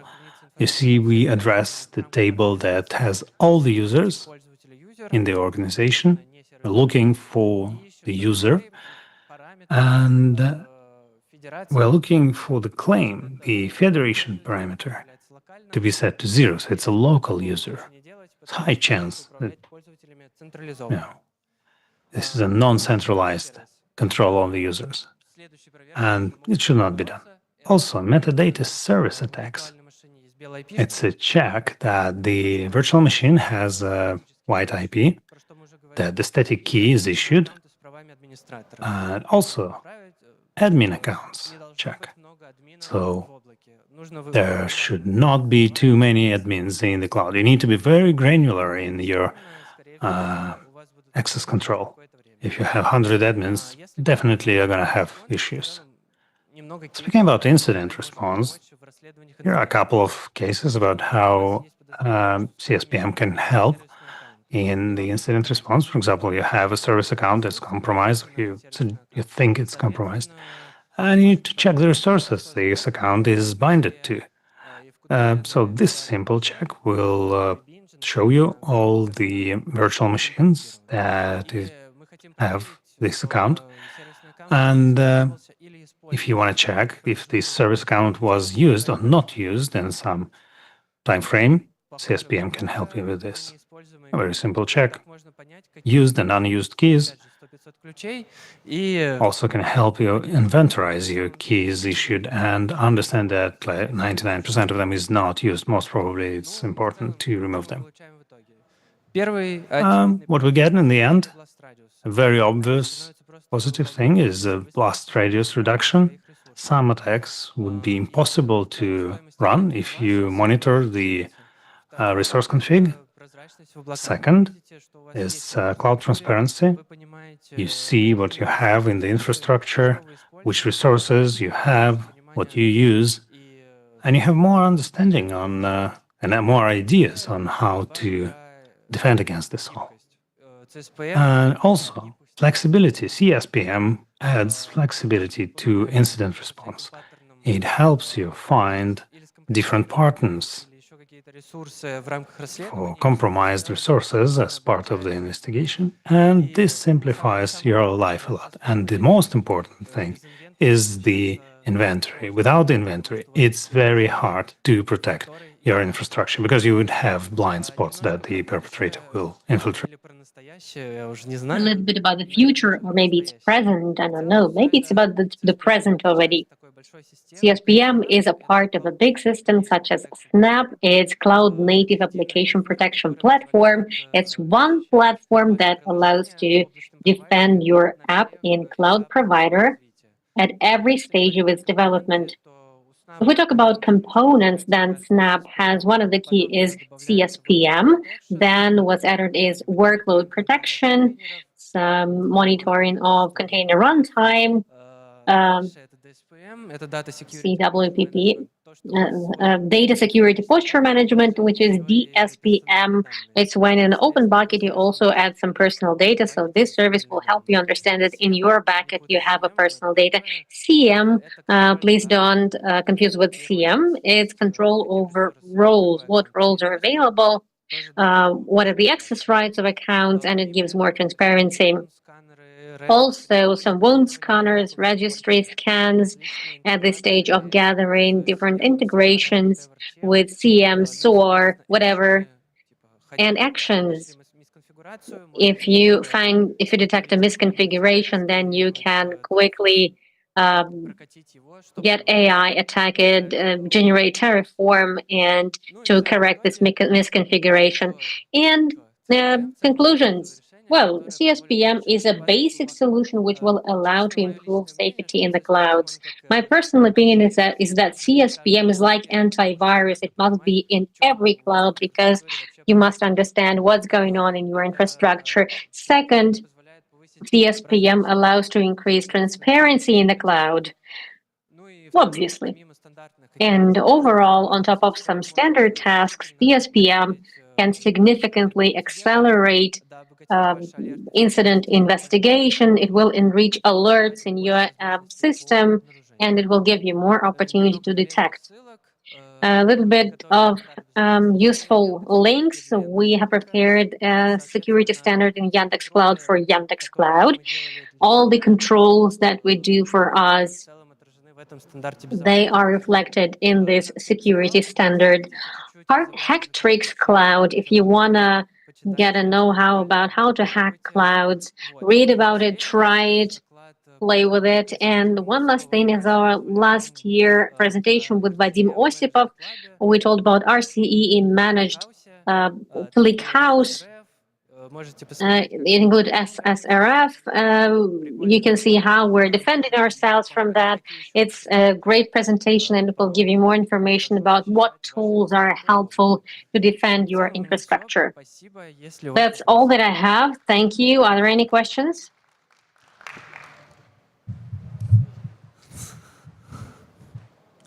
Тут не я выбираю, я понял. Oh, it's not me choosing. Okay, I see.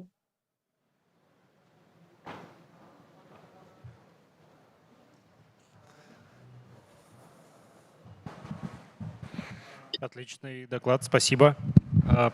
Great presentation. Thank you very much. My question is, when will CSPM be launched in Yandex? And second, you mentioned that CSPM can introduce some changes right away and suggest some improvements, what should be corrected. But in large infrastructures, Clearly, when there are thousands of virtuals, they cannot be clicked by mouse. They are rolled out by Terraform from a certain repository through CI/CD methods. If we correct something with CSPM, in case if it gets into Terraform or goes into AP, then we are at the risk of the war of corrections, and CSPM will introduce one adjustments, and IET people will introduce more modifications. Should SPM should be closer to the ground, down to earth, in order to catch some unfavorable things in Terraform and cut them off at an early stage? It's an interesting question.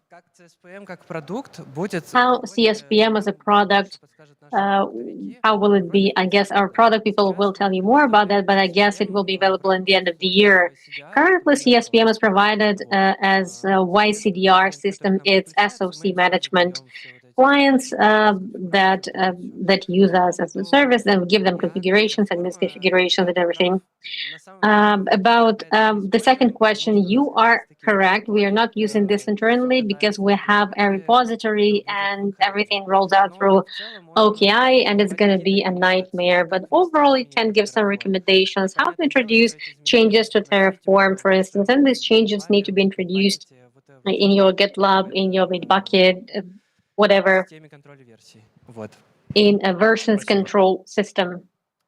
Thank you. More questions? Thank you for the presentation. My question is quite simple. You mentioned that cloud security experts are not that many, so it's a rare animal. So my question is the following.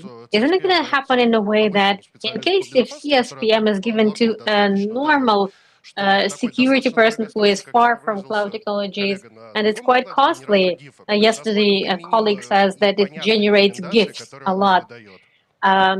Whether the recommendations are actually applicable for non-experts, are they applicable, useful?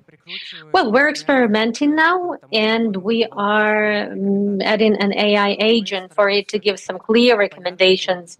We're trying to write a clear playbook, recommendations that are user-friendly, do this, this, and this step by step, so that even a non-expert could just do it and go step by step. And about the fact that there are not many experts, I couldn't hear it. Overall, at the presentation about IDR, there was a full and on cloud security presentation gathered 1/4 of the room. So I guess it's something new indeed. Здравствуйте, спасибо за доклад. Hello, thank you for the presentation. CSPM that you are using now, is it based on snapshot data, or is it next to real-time story? Isn't it going to happen in a way that we have a resource in the cloud that was an open bucket that did not comply with the policies, then it was created, but we didn't notice it in time. CSPM did not detect it in time, and we did not give the recommendation to close it in time. Maybe it was created and it was open for some time, then we detected that it's open ourselves and we closed it ourselves. Is there be any signal that for a certain point in time it was not in compliance with policies? In current version, we have deprecated CSPM, which does snapshots. It does snapshots once in a certain time, once per hour, once per day, depending on the way you set it up. But if we're talking about product CSPM, then guys from Vlad Arkhimov and Yuri Namestnikov have just spoken about asset manager, and this is something which gathers the history of different resources, condition, and situation, what IP it belonged to, what IP this virtual machine belonged to, even if this machine is not available anymore. So CSPM is going to be on top of this next to real-time thing. And you will not end up in a situation that your bucket was open for some time and then it was closed for some time. But aren't going to be too many false alerts when you roll it out and you do a Terraform, which creates open buckets, and as the next command, it closes them. And as a result, when you roll out, then you receive hundreds of false alerts. Just for 1 second, your objects are not closed yet. Actually, it's a good remark. Наверное, тут можно будет делать какие-то ограничения. How it's going to happen? I guess we should again introduce some limitations. I don't think it should be a problem. Okay, thank you. Еще вопросы? More questions?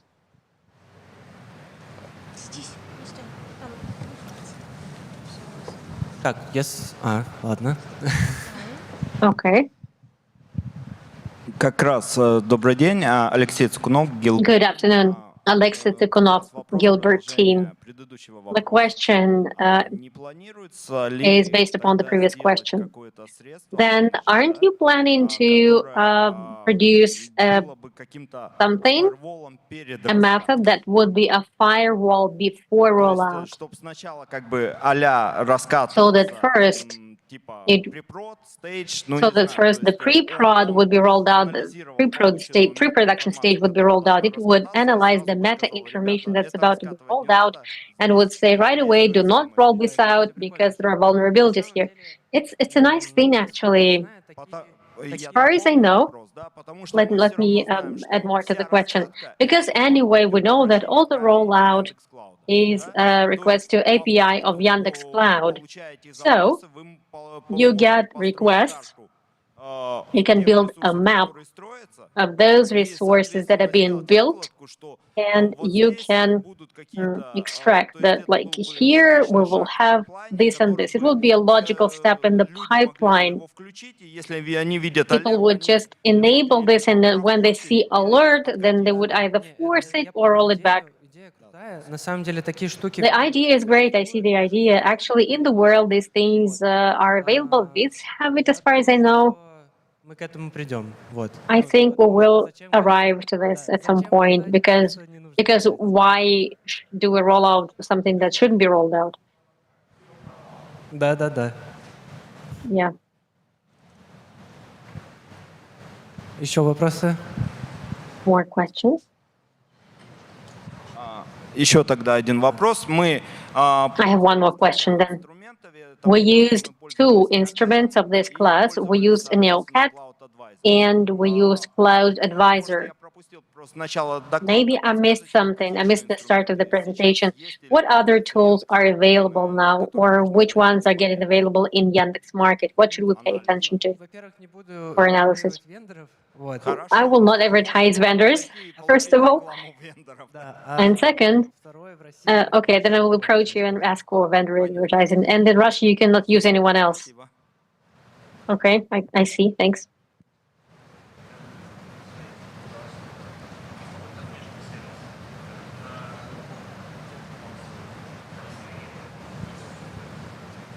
Так, если, наверное, вопросов нету, то спасибо. If there are no more questions, then thank you for being here.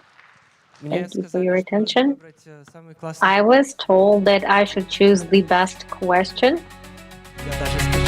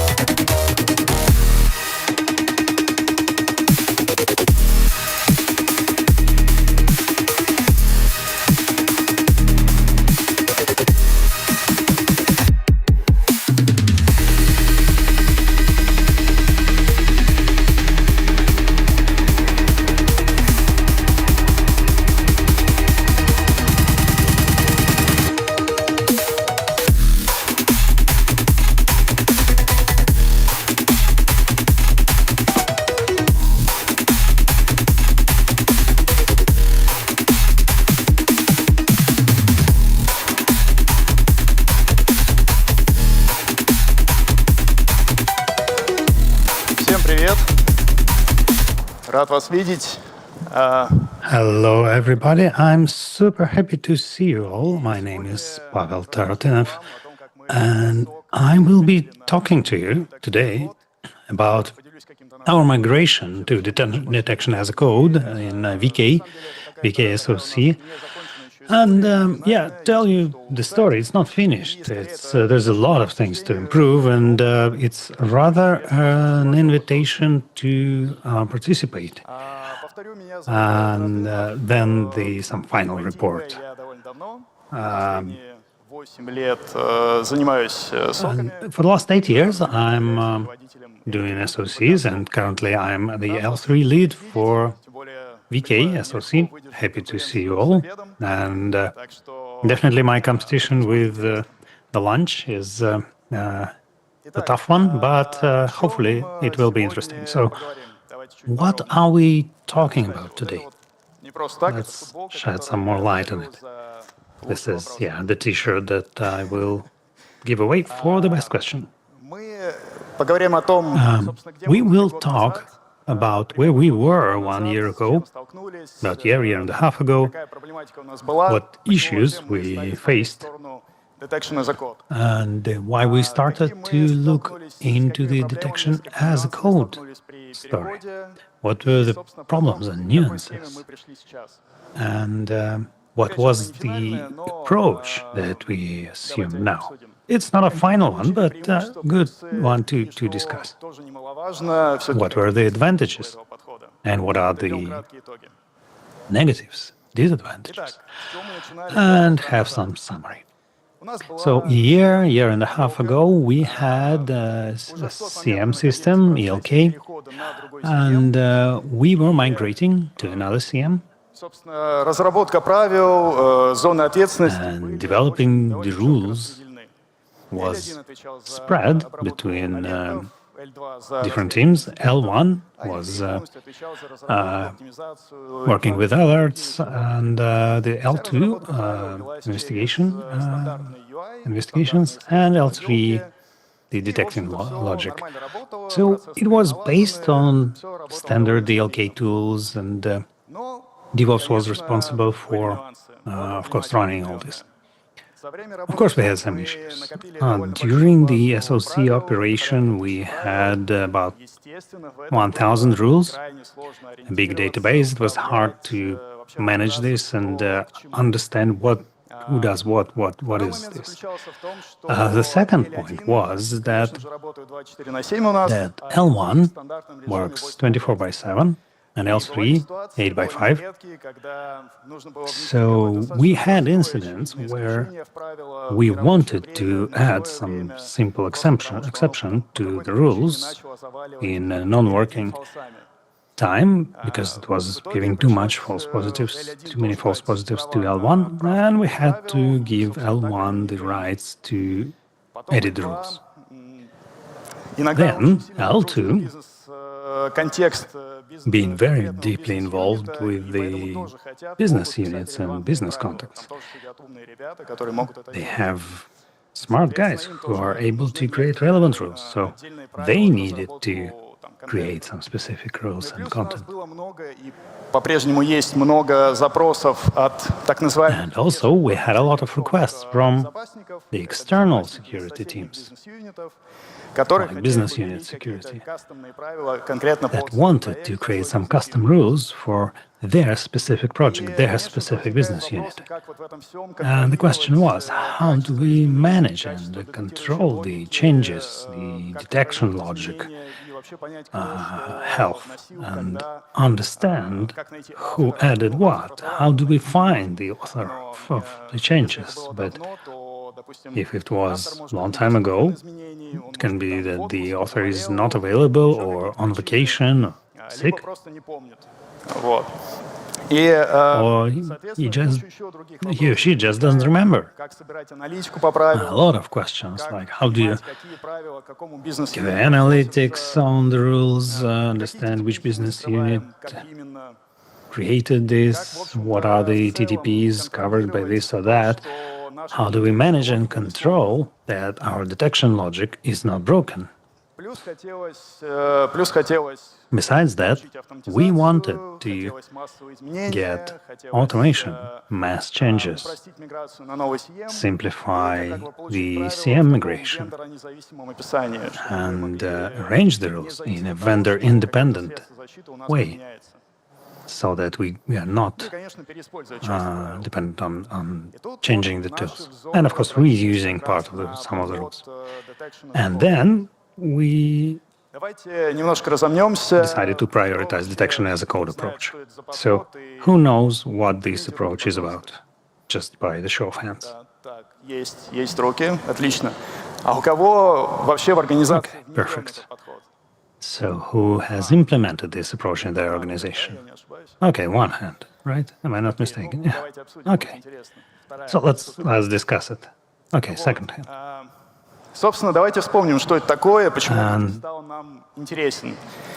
To remind you of what it is and why it's interesting, this term was coined by Anton Chuvaikin in 2020 when he was working on Gartner, and he published an article saying that it would be great if the rules were defined by code and we would be working with it, using the same techniques as working with code. Then the vendors, during a number of years, more and more vendors started to support this. So they told us about their products and solutions. So what is it about? And we take the software development approach and apply the rules to the development of the detection logic.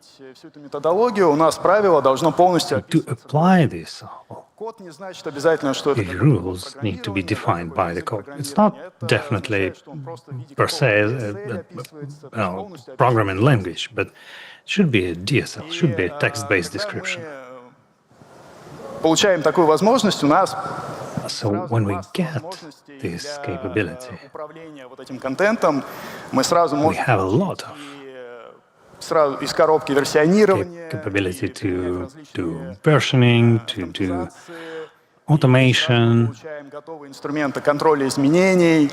CVS version control, and of course we can do, grep, CDA, VK, and all those things. And it simplifies a lot the collaboration and the exchange of rules between the teams, discussing the rules, when you can just show a piece of code and most people would understand it. So this is great. And also, what is important, like how does the pipeline look? High level. We see change or a new rule, we commit it to Git, we convert it to the artifact that is understood by our protection system, and then we deploy it, if all goes well. In our case, it's CM. Of course, we need version control, CI/CD, like TeamCity Jenkins, and to store the artifacts, we need Nexus, Artifactory, and in our case, we need a CM. Sounds great, right? Simple and easy to understand. We thought about it and decided that, makes sense. But of course, we were quite naive in this. We were at that time migrating from ELK to another CM, but decided to have a look towards ELK because there's a lot of material on migrating to detection as code. They have a lot of repositories, a lot of useful tools and scripts and experience with that. So it's easier to translate the rules into the artifact that's easily understood by the ELK.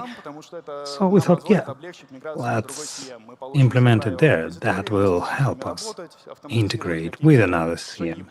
We will first learn how to do it and then Не так просто. Есть нюанс. migrate. But it wasn't that easy, of course, Были еще L1 и L2, because we had L1 and L2 for whom we needed to keep the rights to manage the rules, and we were not ready to spread this approach to all the levels and lines. So we decided we will enable rule editing through both UI and Git. And of course, this is a complicated thing that can lead to conflicts. Плюс мы также осознавали, мы хотели это Moreover, как бы до we перехода wanted to make it fast, but after carefully examining the required effort, we understood it's not worth вкатим достаточно много ресурсов. trying, because we'll get a lot of resources engaged in the project and potentially not get the results we needed. So we decided to have a look at another CM. And we started looking at the second CM system. Все было не так хорошо уже с поддержкой And yeah, it wasn't as good because detection as a code support was not well developed there. That CM had UI-based rules, and there were no solutions out of the box to do it. DSL, tools, То есть такое чистое поле. manuals, nothing. Но, с другой Empty стороны, field. вроде как есть полуофициальная But at the same time, поддерживаемая API. there was a half-official, half-supported API enabling the rules to be uploaded, Вроде как то, что надо. И вроде с этим можно жить. actively to be used, Скажу сразу, and we на тот decided that, момент, yeah, на we год can live назад with это that. было там приватное API, которое не было So, документировано. about a year ago, it was a private API. It was not well documented. На тот I'm момент not это было monitoring не it right now. поддерживаемый API. And, Мы решили попробовать с ним поработать. Как бы, It wasn't supported. We started to но уперлись опять work же with в it. то, что слишком много And пришлось бы делать с нуля. We finally saw that a lot of things would have to be done from scratch, like, just have a JSON with key values, and that would make it humongous, and we would have to create our own DSL, our own development tools that would enable the analysts, autocomplete, syntaxes, highlighting, and all that stuff. And that would need to be synchronized with what is stored in CM. So yeah, you can do this stuff, but there was no official API support, and everything we were doing could just disappear, and the resources would be wasted. So, luckily, while we were thinking, a decision was made to create our own CM, VKCM, and besides detection as a code, we understood that out-of-the-box solutions are not sufficient for us. They do not comply to our requirements, scalability, implementation speed, feature landing speed. We had to add new features that were very specific to our infrastructure, and we were not ready. We understood that we are not ready for such a key system as CM system, that for the Ventilog. And of course, one of the reasons was одна из причин — это detection as a code. That we wanted detection as a code to be implemented. Включили In VKCM, we чтобы использовать detection as a code как planned to use detection as a code as our default mode, to have native support. All the rules were defined only by text, only in our own DSL. So we have a very good real-time correlation system. Ну, коррелятор на базе Flink. So it's a Flink-based correlator. разработки, we had a very short development cycle, не дожидаясь, пока with a lot of features and correlations being implemented without the UI, because of course with DSL it's much easier to implement something than with UI. And yeah, we got our DSL to create our own rules. работаем с этим сейчас, к чему мы пришли на текущий момент, поработать с So, правилами, yeah. которые хранятся все в Git. Let's see what we have here. The rules are all stored in the Git.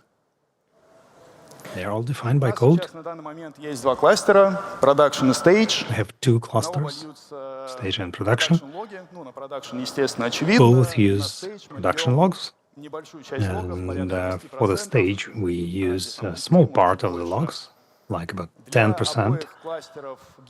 For both clusters, Git is the main source of information in terms of configs and content. где аналитики могут And we also have ATP Lab, where our analysts can emulate the attacks эти логи уходят на Stage кластер. and test events, and the logs go to the stage cluster. CI/CD инструмента мы используем TeamCity. As a CI/CD, we use TeamCity. Мы контроль версии Bitbucket. CVS control, we use Dbucket. Артефакты. And we store в качестве the artifacts in инструмента Nexus. разработчика мы используем обычный VS Code, но, собственно, Yeah, VS Code is our ordinary tool with our own plugin вот, и на that I will touch on a little bit later. 3-4 миллионов хипсов. And На Stage we классе have about 3-4 million 200, hips, 300, иногда stage 400. APS, and stage 2 to 300, 2 to 3,000, 100,000 APS, and they are fully containerized in our private cloud, so this all lives in the containers. У нас собственная модель данных на базе. We have our own data model Ее расширили based on CF, extended to about 300 fields. мы обещали разработчикам. Looks like we don't need much more, and we promised our developers we will not be growing this number too much. We use Vector as a collector. All the mappings are Пишем based on L3, and в Git.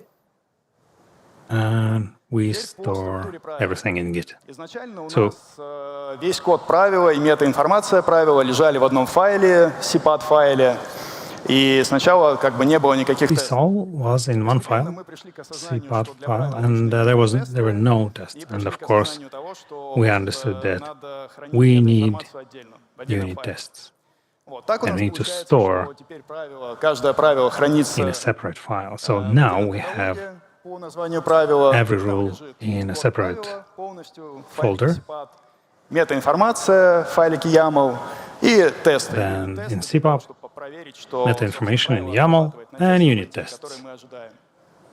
to check that the rule works for the events that Как we я говорил, у expect. нас собственный появился As I said, для описания правил. we had our own DSL, have our own DSL Если кто-то Lisp based помнит, on то он чем-то S expressions. If you remember Lisp, it looks very much like it. Правило состоит из нескольких блоков. The Это rule consists of a set of blocks, the partition that defines the key события. Это фильтры, которые, that собственно, groups описывают the фильтры, по которым events. мы отбираем события, да, интересные нам. И Then паттерны. it В паттернах defines можно the группировать фильтры различным events and образом, patterns. задавать какие-то еще дополнительные временные And, корреляции и так далее. Yeah, you can define time frames, correlations, and То, other что stuff. происходит по итогам And of сработки course, the third thing is what happens when the correlation rule works. И выбирать, куда, собственно, отправлять. Там, в дашборд, в мессенджер. Of course, you can choose where to send the events, dashboard messages. Метаинформация для нас очень важна. Для нас это очень важный момент. Мы Meta information is super important for us. строим многие там взаимосвязи, и используем ее уже в UI. And we base a lot of correlations Здесь and самое главное. connections with Во-первых, this, тут хранится on this. уникальное ID-шное правило, And also которое you can не use должен it in повторяться UI. всей системе. We have a rule ID that is unique to every rule. Завязана работа UI и так далее. All the alerts are connected to it, and UI. Независимо от имени правила нам отслеживать уникальность объекта. Он генерится This allows us to monitor the uniqueness of the object. и затем проверяется на пайплайне, как бы, что он уникальный. Помимо этого, And then здесь, on the pipeline, we can важный check момент — that это the object is привязка unique. HTTP, привязка к источникам данных, привязка к политике логирования. Also, TTP login policy И там есть еще пункты, поля, and some other points that and fields that его важность и так далее. Мы rule status, importance, and everything. So и не стали там требовать все поля обязательными при we decided not to require all the fields to be filled in, Если потребует от разработчика, because of course if we ask the developer or analyst to fill in a lot of data, если все-таки he or какой-то she will find a way to avoid it. баланс вот тут искать, And больше шансов, что мы получим релевантную информацию. if we find some balance, definitely the relevant information will be На пайплайне при мерже. will have high probability of getting relevant information. И вот давайте теперь немножко подробнее And про let's talk in more detail about our workflow in Git. соответственно, у нас там каждому кластеру соответствует своя ветка. Every cluster has its own branch. Ветка. There's master branch and stage branches. And while working with the rule, we На самом деле еще take the branch based on the rule number and the Jira task ID. аналитик, работая с правилом, он может Then the analyst, while working with the rule, will be able to run some tests locally to avoid multiple commits and restarting the jobs. эти тесты все равно But at the same time, those tests will be run in the pipeline when the merging will happen. So, also the syntaxes is validated, meta info is validated, the rules are tested, and after successful merge, the analyst will check смотрит метрики, how the rules work and check the metrics. Can use TTP Lab to generate some things needed, and then deploy the rule into prod. история при мерже в продакшн мы тоже проводим. So while merging to prod, но we run all the tests we need, but also we need a review за исключением, если on the L3 level, apart from the case where the L3 is doing the deploy. Here we believe that L3 analysts are competent enough to do it. иначе мы бы получили довольно много там конфликтов. It's a small team, and we would have too many conflicts while merging a number of rules. So the main idea here was to protect the prod коммитов из других from commits from потенциально несут там other teams that would create risks for us, на коммит. even though we have to give them the right to commit. Про юнит-тесты, собственно, нам запускают. Speaking about the unit tests, they are launched both locally and on the pipeline. We check that for the events that we put into the rules, Ожидаемые реакции, we have и the output that we expect, не должны получать ошибок. and while changing the rules, we don't get too many errors. Rule-checker также работает на пайплайне, это немножко уже So the rule checker works on the pipeline. It has more complex checks, здесь like rule syntaxes, самой метаинформации, and что она корректно заполнена, что там ожидаемые data info validation, и самое главное, that the values are as expected, правила уникальные. Плюс and the IDs are correct. локального коррелятора и запускается Also, there is a local correlator что позволяет check нам убедиться в том, что that enables то us правило, которое мы деплоим, оно вообще to не ensure that the rule we are deploying will not drop the job. И плюс аналитик, когда задеплоил на stage кластер, So when the analyst deploys to the stage cluster, по различным метрикам, это как he can метрики работы кластера, так monitor и специализированные cluster метрики metrics, по работе конкретных both cluster правил, metrics and specialized до там rules, запуска отдельных фильтров, нагрузки including specific filters, specific load monitoring, по каждому пайплайну. and more than 25 dashboards on each Ну и, pipeline. как говорил, в качестве инструмента разработки мы используем And as I said, as development tool, we use VS Code, but we have our own extension дает автодополнение и that позволяет has генерить вот тот syntaxes, самый блок autocomplete, метаинформации. and meta-information Поля, конечно, block заполняются generation. руками, какие-то просто шаблоны. Some of the fields would be filled Автоматически генерится. by hand, some would be generated automatically. Ну и, собственно, какие мы на практике получили вот прямо сейчас. So, what are the practical benefits that we got from the current implementation, even though it's not Мы the сейчас final можем version? достаточно просто, легко понять, кто, когда изменил правила. We can currently understand who changed the rules and when.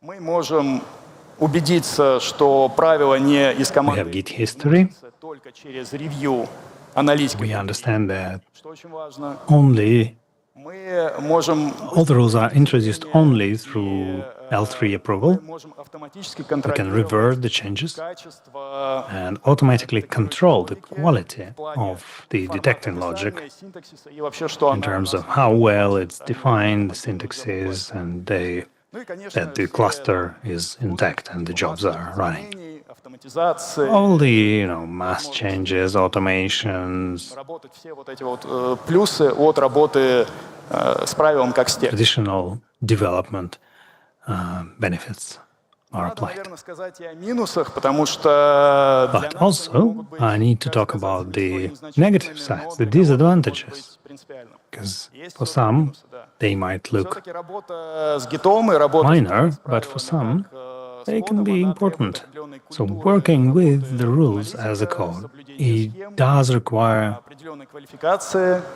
Не some сказать, что это competency что-то from прям them, какой-то rocket science, some да, этому достаточно легко и qualifications, быстро можно high обучиться, requirements но to the culture главное, of наверное, naming то, and что поддержка working создания with Git, CI/CD пайплайнов, and of она course требует supporting всё-таки ресурсов CI/CD pipelines или тех людей, которые занимаются у вас в needs организации DevOps or поддержкой people who are doing инфраструктуры. the CI/CD Для нас, да, infrastructure для нас support in эти your org. минусы как бы не очень значительные, For и us, мы, в общем, думаем, как это those можно, things are как это not можно нивелировать. too У нас есть определенные планы, important. как We можно, have some plans, сохранив and подход detection as a code, we как, think that we know снизить порог how вхождения, we can both перевести часть keep самых the сложных detection as a операций code внутрь approach CM, and at the при same этом time сохранив возможность работы через Git.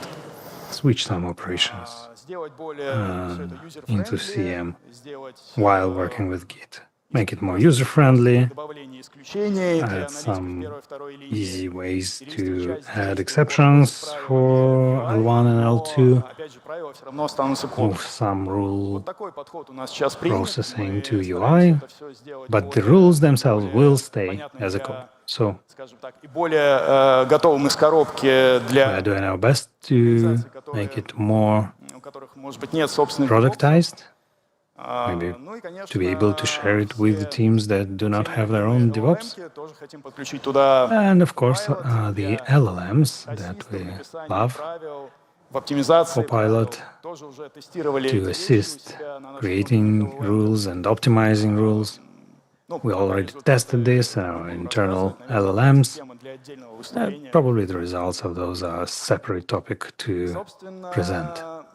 еще раз, к чему мы пришли, какие выводы для себя So to sum it up, из истории с внедрением detection as a code. I think the main conclusions we have after implementing detection as a code. Всегда перевешивают, потому что вы For получаете many of us, управляемую the масштабируемую advantages are much bigger than the disadvantages because it's more но scalable CM при этом должен хоть как-то поддерживать этот and you can manage the хотя rules бы на more in a more уровне flexible way. какого-то But of course, the CM should be идеале, чтобы supporting CM предоставлял там инструменты this approach по on the работе, API level. с этими инструментами least. разработчика, инструменты валидации. Ideally, it needs to have developer tools, validation tools, documentation, and other Доверять things. людям, конечно, нельзя. Надо всегда Trusting вкладываться people в тесты, is потому что если все это внедрить без not a good автотестирования и strategy. валидации, You эта need система auto очень test, быстро you need может сгореть, validation, и вы because получите кучу this ускоренного system контента у себя. would Ну, create a lot и, of конечно, все irrelevant плюсы от content. того, что у нас And all the benefits of вы можете применять все having rules as a code and as text, какие yeah, плюсы you вы из are этого just извлечете, да? limited by Наверное, на этом у меня все. Давайте перейдем к вашим вопросам. Да. Your imagination. So let's switch to your questions, if you don't mind. Да, спасибо за доклад. У меня два вопроса. Thank you for the presentation. I have two questions. Запускаете ли First вы question. юнит-тесты только... Do you launch unit tests? Юнит-тесты только при деплое правил? Do you launch unit tests only when you do deploy, Потому что могут быть but ситуации, что not at the backdrop, so to speak, because maybe parsing will break down or logs will break down. How do you control that the rule is really great? Мы юнит-тестами конкретно этими контролируем. When we do unit tests, then we control the moment. We control the thing that it responds to those events that we have there. But does it? But the test starts running only when you deploy it, right? Or is it launched once every 5 minutes at the backdrop? It's launched by an analyst when he develops the rule, when he adjusts the rule. It's launched in the pipeline so that we make sure that we modify the rule. We still respond to those events we should respond to. The format of files, parsing errors, and events from the source, it is controlled on the level of collectors, vectors.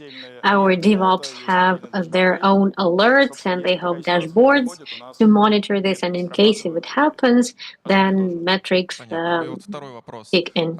Okay, and my second question, do you gather metrics about the rules when they do alert overall alerts, false positive alerts, in order to prioritize by TTL the review on the level of L3? Of course, we gather it. Of course, the most frequent false alerts in rules, and we have dashboards about it. Periodically, we do review. But overall, when there are false alerts because of the rule, it may be this way by design, because a lot of activities are in the gray zone and our infrastructure is enormous, and our admins do some crazy things that are not actually good. So when there are a lot of false alerts, it doesn't always mean that you should do something to the rule. Здравствуйте. Спасибо за доклад. Было очень интересно. Меня Thank you for the presentation. It was very interesting. My name is Evgeny. I would like to ask a few questions. Some of them may be overlapping with the previous questions. Question 1. Rules testing. Does it happen before they switch from SDSL to CM syntax on the level of pipeline, or does it happen after they're already in CM? Okay, I see. Unit tests are run on pure rules, and role checker that I told about, it kicks in and with the artifact, and it's loaded into local correlator. Artifact is based upon a set of rules. Thank you. A second question. Does testing happen only within your stand that emulates events? Because it seems to me that it may happen so that in production, the customer or in just product infrastructure, it may happen so that one of the rules that you tested doesn't give false alerts, and the other rule will give a lot of false alerts in production. How do you approach it? Do you gather a lot of data in order to test the rule for false positives? What I told about testing on stage and about working with rules, it's done in order to make sure that we do not deploy incorrect rules to production, so that we do not deploy false alerts generating rule, and also so that we do not upload a resource-intensive rule. When it's in production, when you're working in production, then naturally, then you handle false alerts, we adjust them, we activate them. So it's an ongoing work, never ends. So in practice, it happens only once the rule is rolled out to everyone, right? Some false alerts can be caught at stage, but some false alerts will be detected only once the rule is already in production, and it may take 1 week or 1 month until some event happens or something happens that will generate a lot of alerts. So it's an ongoing work. Okay, thank you. Спасибо за доклад. Thank you for the presentation. Кто меня? There's a question here. Oh, are you there? Okay. Первый вопрос. Вы сказали, Question что у вас one. уже была какая-то наработка You по said экспертизе, that там, в количестве you already тысяч have some правил. Они expertise, you автоматом have переехали на more than новый 1,000 синтаксис или нет? rules. Were they automatically transferred to the new syntax? Нет, автоматом это Not automatically. рискованно. Во-первых, Automatically, it would be too risky. поменялись. A lot of sources changed. We used to have ADR Elastic, and now we have other sources that Мы полностью рефачили правила. substituted the old ones, and we rewrote all the rules, and we rewrote the logic of these rules. Rules got adjusted significantly, so it couldn't be done automatically. Some part of the rules are still not transferred, and given this experience, given the fact that we have this SL, and given that we have already cut out rules from ELK, and we are backing up ourselves. But I would not rely on an automatic converter. It's a more intellectual work. It's a work for a human. Правильно понимаю, что And another question, do I get it right that the algorithm of L3 analyst work in writing rules, he downloads a JSON from CEM, it contains a number of events, then he uploads it to the local file system, with the help of WS Code auto login, he creates AutoPack plugin, and then manually writes this huge document. сниппетов, автогенератор. Aren't there any snippets, automatic generators, so that you feed a JSON and it filters and patterns and it builds it for you?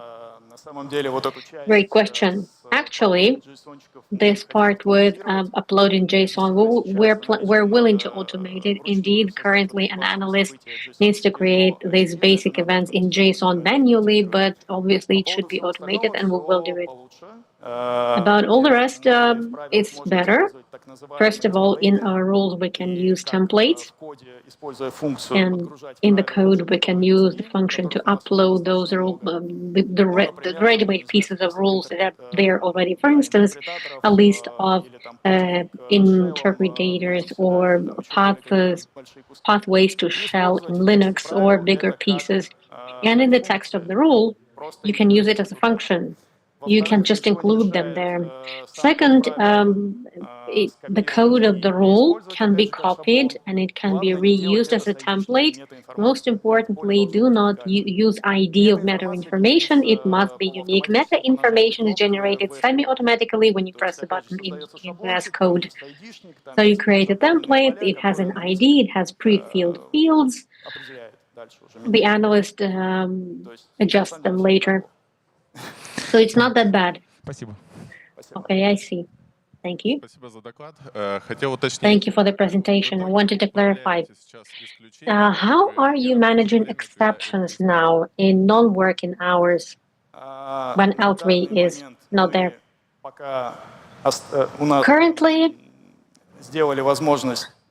Currently, we created an opportunity to upload to Redis. We have Redis as an analog of X lists. Rules and correlators can interact with it, and key values are pulled from there. And first line can adjust key value files that get uploaded to Redis. Okay, thanks.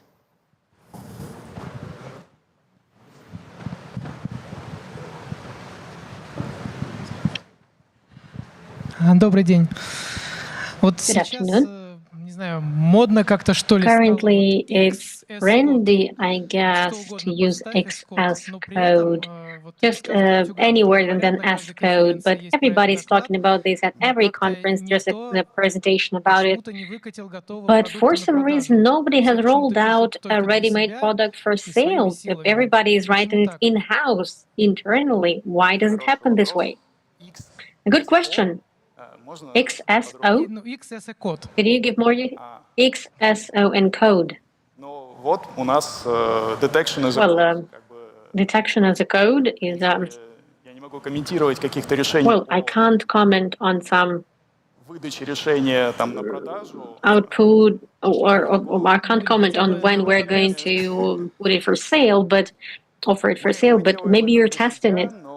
We're doing it in-house, we're doing it for ourselves, but we are trying to make sure that it's not only a custom product that's good for us only. First of all, because simply this product is used internally, we have a huge holding company, we have a lot of business projects and organization parts.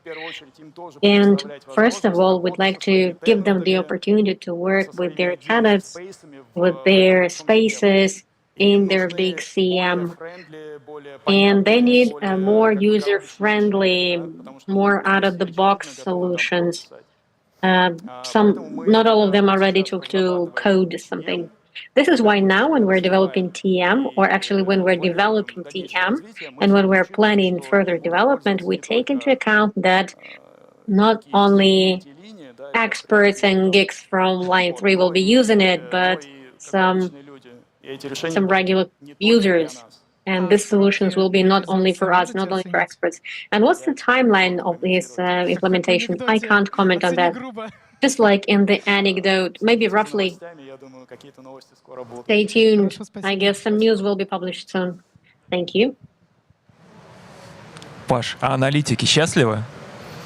Are analysts happy? UI was taken from them. They cannot adjust code at night. L1, L2, are they happy with these new updates? Analysts, are you happy? Yeah, they're smiling. Actually, we were rather unhappy about another thing, that it's not in our control. Like, we cannot control the rules. We don't have measures of control of the rules through UI, and it's difficult to navigate in this. There are some descriptions in Confluence, there are some IDs of the rules. There is a list in ELK, but when there is up to 1,000 rules, it's very difficult to handle it, to keep it in control. So at the first stage, where we were getting used to this, it took some time to get used to this, but now I can't see why people could be unhappy, and I have never heard from my people that they would be unhappy about something, so but they're okay. And another question, are there any additional modules of neural network, for instance, in order to calculate risk SWOT, for instance? Are there any things that are not standard ones, and how are they extracted? Well, for instance, you put an event into the neural network to calculate the score of a script, or you ask LLM and ask to give a verdict. What about additional modules to analyze events on top of correlation? Neural networks, LLMs, when you not only correlate, but also you call a module or a Python script. We're working on this. We have, I cannot comment on details, but the question is how to call it in this approach.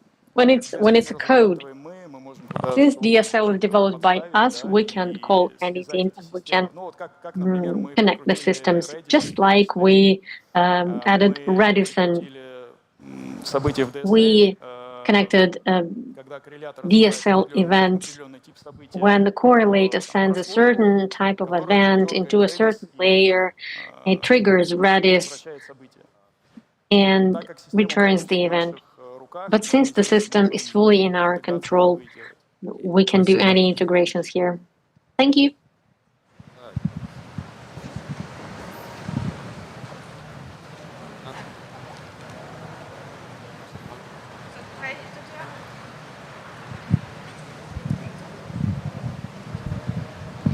Добрый день. Спасибо большое за доклад. Было Good интересно. afternoon. Thank you for the presentation. It was very interesting. During the presentation, you mentioned that there are a lot of disadvantages now because there are a lot of costs to introduce this detection as a code approach. It's additional workload of DevOps engineers, increasing qualification of analysts, their upgrade, and also additional workforce to support additional systems, Redis, GitLab, TeamCity, etc. but on top of the sensation that you're doing a nice thing, the right thing, and this is the right approach to do, when you introduce any process, it has to have a purpose. In the end, it's improving efficiency of the team and improving processes, either improving performance or productivity or reducing costs for processes. If you calculate, or if you did, then what is the estimation of how much more efficient your team has become after this approach was introduced? It's a great question, I see, about metrics, about efficiency assessment. Honestly, we did not estimate this. We had a specific problem with managing a huge rules base and with controlling the quality of the texts. This was the problem that we were solving. The matter was not about inefficiency of analysts or some other analysts, not L3 or anyone else. We just couldn't ensure quality and we couldn't ensure good control of this base. I think that now this solution helps us achieve this goal. Of course, there's room for improvement, as usually, but it seems that we found a good solution for us. It can really be useful to others as well, because the approach is quite flexible and quite universal. About resources, once again, yes, if you're implementing it in Greenfield, then yeah.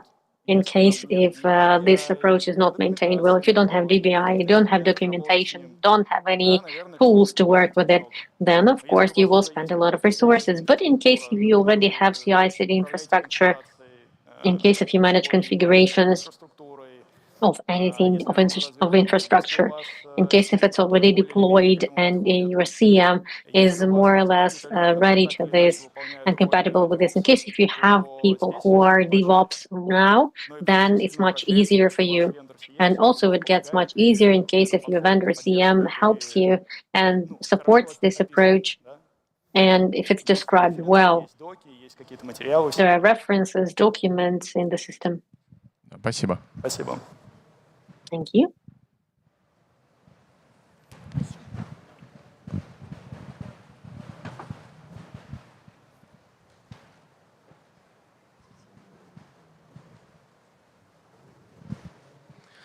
Здравствуйте. Подскажите, пожалуйста, Hello. как часто у вас My происходит question ревью is, ответов? how often do you review alerts? Какие силы вы задействуете для этого? И отдаете What ли efforts вы are ревью engaged алертов, in this, and whether you hand over L2, и кто этим вообще, в принципе, занимается? alerts Как у вас review to построен этот L1 or процесс? L2? Do you, and how is this process built?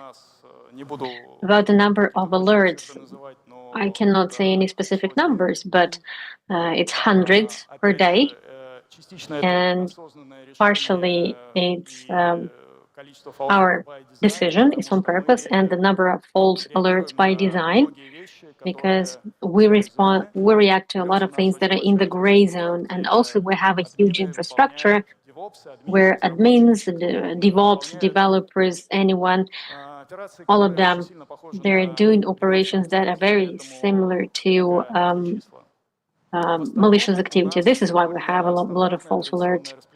Aside from that, we have a standard role distribution. L1 are responsible for alerts, processing, their triage, initial investigation. In case if it's necessary, they hand over alert to L2. They escalate it there for a deeper diagnostics and investigation. In case if there is a proven incident, then they escalate it to L2 to work with incident. In case if it's something super critical and super complicated, or in case if you need expertise for L3, then it's escalated to L3. That's the way it works. And one more question. Why do you use Git? Why aren't you using GitLab? Why aren't we using GitLab?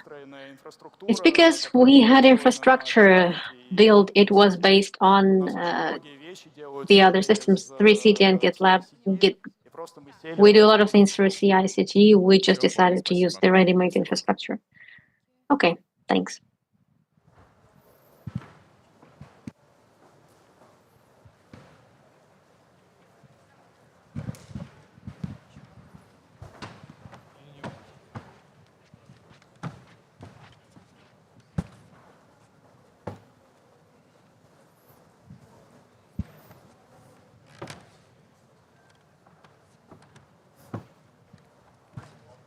Еще вопросы? More questions? Спасибо. Спасибо большое. Thank you. Thank you very much for your attention.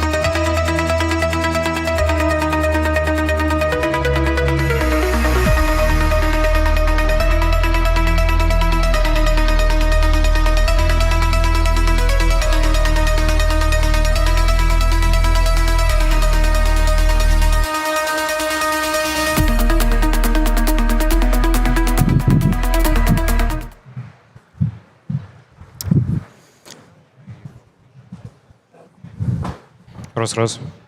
Всем привет, коллеги. Дорогие зрители, всем привет. 1, 2, 3. Hi, everyone. Hello. Итак, всех приветствую вас на So, докладе KuberHunt.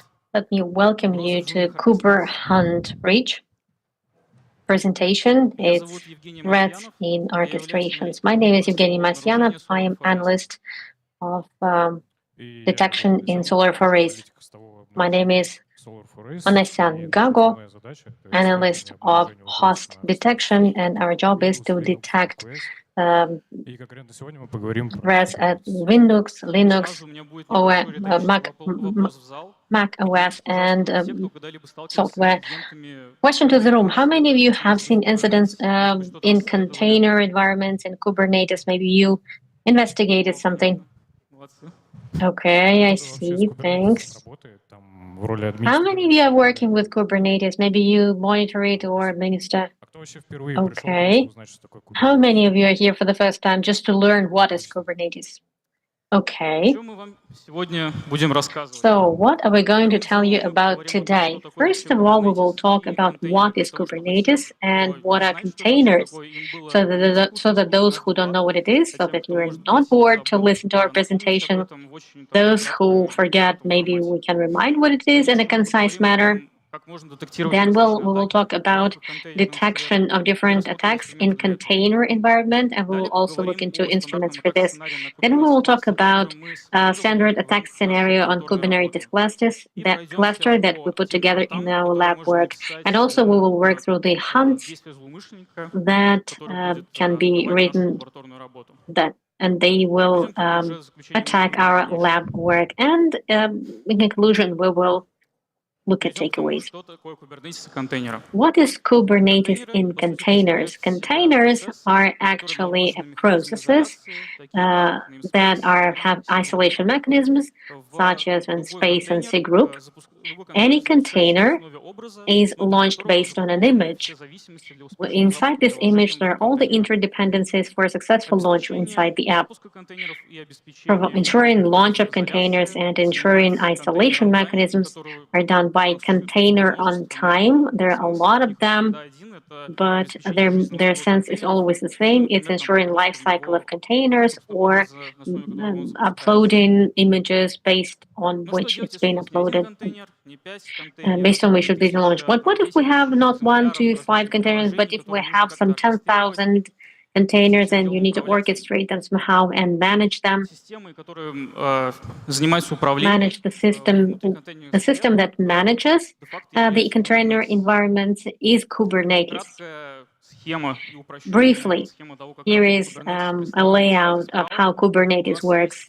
On the right-hand side of the slide, we have a control plane within which we have such modules as Kubernetes API.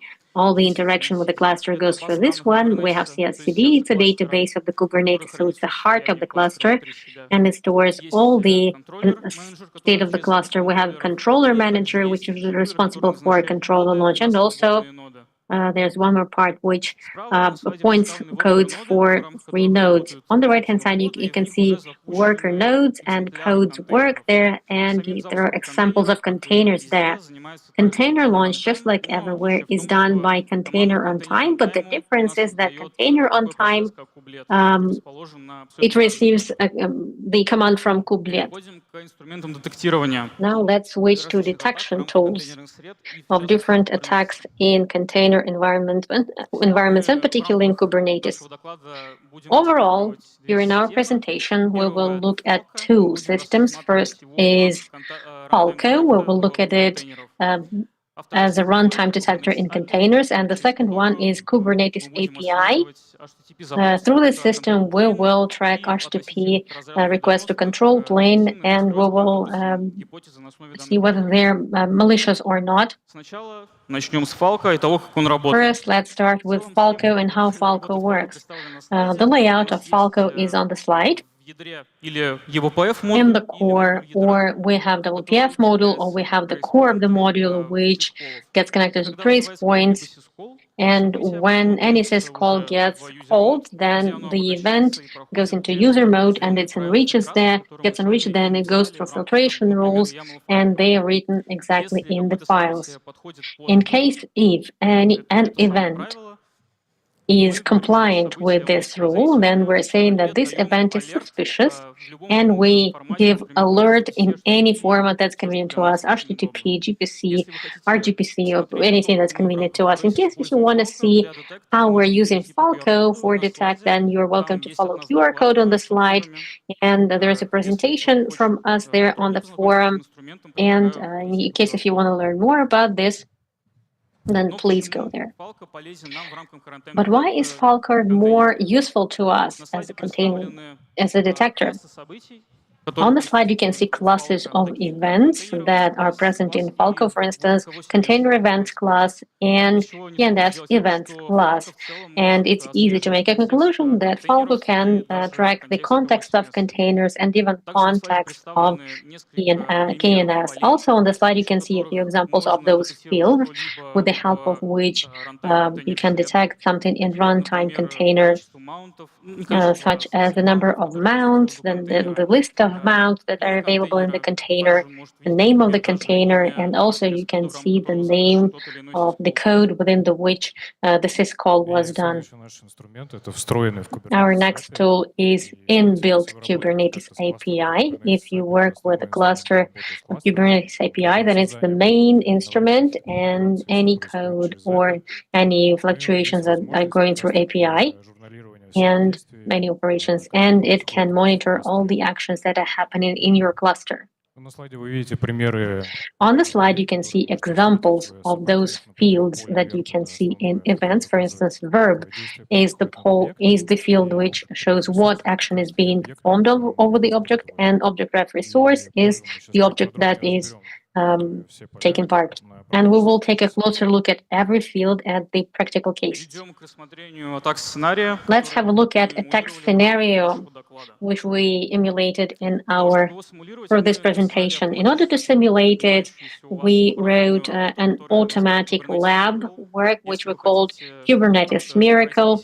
In case if you want to go through this path of attack together with us, please follow the QR code on the slide. You will find Git repository. You can download it, you can open it, and you can see which environment it is vulnerable on your end. What's the attack? Well, how is it going to happen? Let me explain. We have two spaces. We have default space and we have outside server. In the default end space, we have WordPress Contender app, which has a vulnerable plugin, RCE. What kind of plugin it is, it doesn't matter. Most importantly, it's RCE, and it allows you into the code. It has a MySQL code, and WordPress content code has a misconfiguration in the rights of service account under which it's working, misconfiguration in our bug. Within this space, we have local Docker registry, which has image of container in genes, and the one that is in space outside server rolls out based on this server, and our goal is to make it to the container and to get access to a local Docker registry and to substitute the image, to backdoor it, and this way we'll make it to Nginx code. In Nginx code, we have mounted, oh my god, a file system. Of course, it was done for the attack. And with the help of this mount, we will make it to the node and we will get out of the cluster. Let's hunt those events that the criminal will make during this attack. First of all, as I said previously, the criminal will do RCE and he will get into cross-content code. Definitely it will be followed by some events, and in detecting these events, Falco will be very helpful. And the slide you can see an example on Falco and the event which creates this activity. This activity will be detected with the help of tracking launch of the process, with the help of launching suspicious processes from web servers and tracking that this activity happens in code CMS. Then the criminal may try to get access to service token to service account, and this token works there, so that they could make request to Kubernetes API. On the slide, you can see default directories where you can find these service tokens. And also on the slide, you can see examples of what a criminal can do when he gets access to this. Maybe he can list all the codes that are available around him. And like in this case, he will find a code to MySQL server. This activity is detected, as you could see, by tracking syscalls that are responsible for access to files and tracking the corresponding directories of service token inside the code. Later, the criminal may bring some new binary inside the code, which initially was not inside the container. It was not there. For instance, he may proxy just calls to externally. I will tell more about this later in the presentation. And here I'm suggesting that we should think how we can track new files or new processes that were started in the code. In order to track them, we need to remember some theory and to remember what is overlay FAS. Overlay FAS. A file container it consists of layers. The lower layer is available to read only, and the upper one for recording. So we merge the bottom layer with the middle layer, and we get our layer, which is on top on the slide. It's the merged one. So we need to track all the signals from the overlaid files. And what can help us here is detect on Falco, because Falco has prod IC upper layer, and in case if it is true, then it means that the file is on the top level of overlay FAS. On the slide, you can see examples of attack. Connect from new binaries within the code to external IP addresses. Criminal, in order to make his life easier and in order to interact with Kubernetes, there's wind here. In order for the criminal to feel more convenient interacting with Kubernetes API, he may use standard PL. And in order to bypass this CTL process, he can rename it just the way it's written on the slide, for instance, wood binary. And again, he will not avoid our detect, because we will detect process with typical command lines. As you can see on the slide, they're presented as regulars. It's not a comprehensive list, of course. You can add here the ones that are convenient to you, but we presented the most popular ones, such as getting access to different resources or executing something in other codes. And also, we double-check that activity happens in the code with the specific field. Here we have the first detect on Kubernetes API logs. And let's dwell upon the fields of this log in more detail, so that analysts, maybe engineers and investigators could find it easier to investigate different incidents in case if it happens, and they would have these logs that they don't know what to do with them. Let's have a look at them. We have request URI. And as you can see, this is the field which is written as a full HTTP request to Kubernetes API. Also, there's a field verb. As my colleague has mentioned previously, it is a verb. And it means what exactly the client is trying to do to Kubernetes API resource. Also, username fields where the service account is reflected, within which the interaction is happening. There is pod name. There you can see response, like where the communication comes from, and also you have fields a resource. The resource is actually the source that the request comes from, and that space, namespace. I hope you still remember what we're talking about, what the detect is about, and the detect is about the client of kubectl, and I would suggest that you can guess what it can be detected on. Most likely, you all understand that we have user agent field, and in that field we can detect typical pattern for kubectl client. As I said, the criminal may try to proxy his request externally. When I mean externally, I mean outside of the cluster as it is presented on the slide. We have the client, which refers to SOAX5 to the protocol through SOAX5 through utilities, and the prox forwarded into Protex code to Java gets running there. Then it goes into Kubernetes API, and we can interact with it outside the cluster. This activity may be detected with the help of runtime detect on Falco, and it can track typical process names or command lines in order for Chisel utility. Nothing new here. But if the criminal doesn't want to announce his entry and doesn't want to use a standard client kubectl, he can use standard clients to interact with HTTP such as curl, get, or netcat.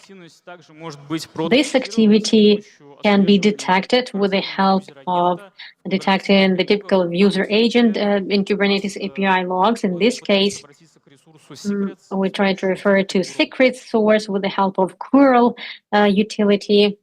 But maybe it's not enough for the criminal just to get access to resources. Maybe the criminal wants to run commands. This is the scariest thing. And in this case, on this diagram, you can see a simplified, streamlined schema how it can be done with the help of curl. We request access to resource with the code, and we can execute commands through kubectl in Kubernetes API from WordPress frontend code to MySQL. And here, with the help of curl, we made an HTTP request, and we executed this command. We run it. Also, activity can be detected with the help of Kubernetes API, and as you can guess, we will track the resource and the sub-resource when you go to resource pod and sub-resource inject. It means that somebody was trying to run a command inside the code. Also, there are more useful fields here, such as the pod name, username, pod name and username who did the request, and an object ref name. There is a field, and it means what the request was aimed at. From which code to which code, we can see what was the request. To run a command. In the worst case, the criminal realizes interactive shell, just like on the slide, through a proxy. We're outside of the cluster. We approximate our request to WordPress Pro front-end, and from there, we are sending them to SQL, and we send them to interactive shell. This activity can be detected with Kubernetes API. If there is no TTI flag, it's not emphasized there, but let's assume it's there. In request story, there is TTI that is true. It will be true only in case that there is interactive image. Also, you can see the command that will be executed, and it's bin bash. And also, when you're in MySQL code, then the criminal will be willing to take a look around, what's surrounding him, maybe some useful data such as credentials. In this case, the criminal uses the command ENS, and he gets access to surroundings, and he gets the passwords from MySQL database, and he finds path to Docker registry, which is local. And let me remind you, there he can find Nginx image. This activity can be detected with the help of runtime prival on Falco, and you can detect a process launch that can potentially be used for intelligence in the code. So let's switch to the second phase. Let's assume we have a cluster, and we have a Docker registry where we have all the images stored. And in this image, in this registry, we have image of Nginx. And Nginx was a privileged pod. And the attacker attacker clearly got access to this registry, and he got this access to his backdoor, and then he tried to reach out to Node. Let's have a look at the first case. What do we see when this pod gets created? This is our directory. On the slide, you can see the path out of the root directory where he can go. Naturally, he can go anywhere, and it gives him a lot of ways to realize access to node, but the most dangerous one is root directory. In detectors in Kubernetes API logs, we have the path field underlined, and it's mounted. And to filter it, we need to exclude the previously mentioned directories. And in your cluster, maybe there are some other custom directories that may be dangerous. There may be some logs that are stored or something else. They are to be tracked as well. On top of Kubapi logs, we also can track it in runtime logs because Falco helps us enrich any event about mount information that we have in the container. And you can see container mounts field right now. All the directories are listed there.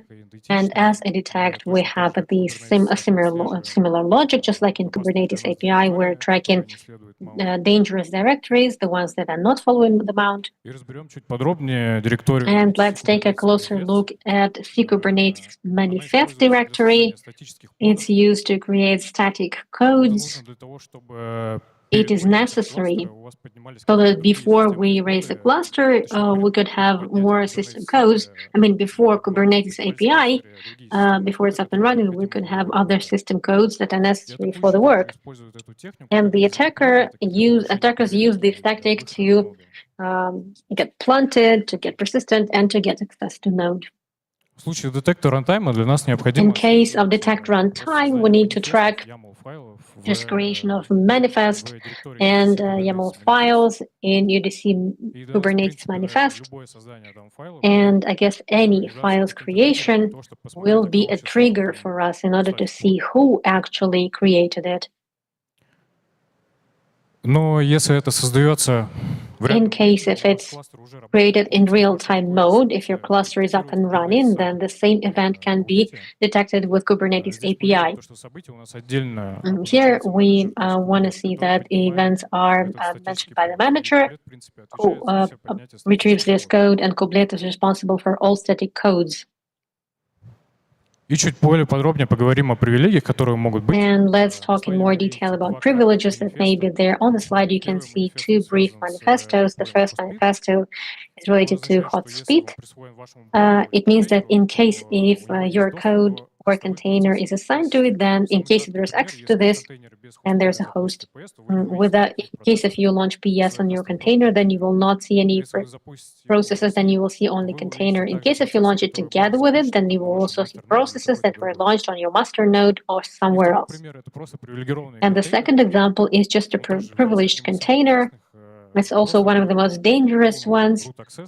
It gives full root access for your container to the host machine, to the host computer, and it must be tracked.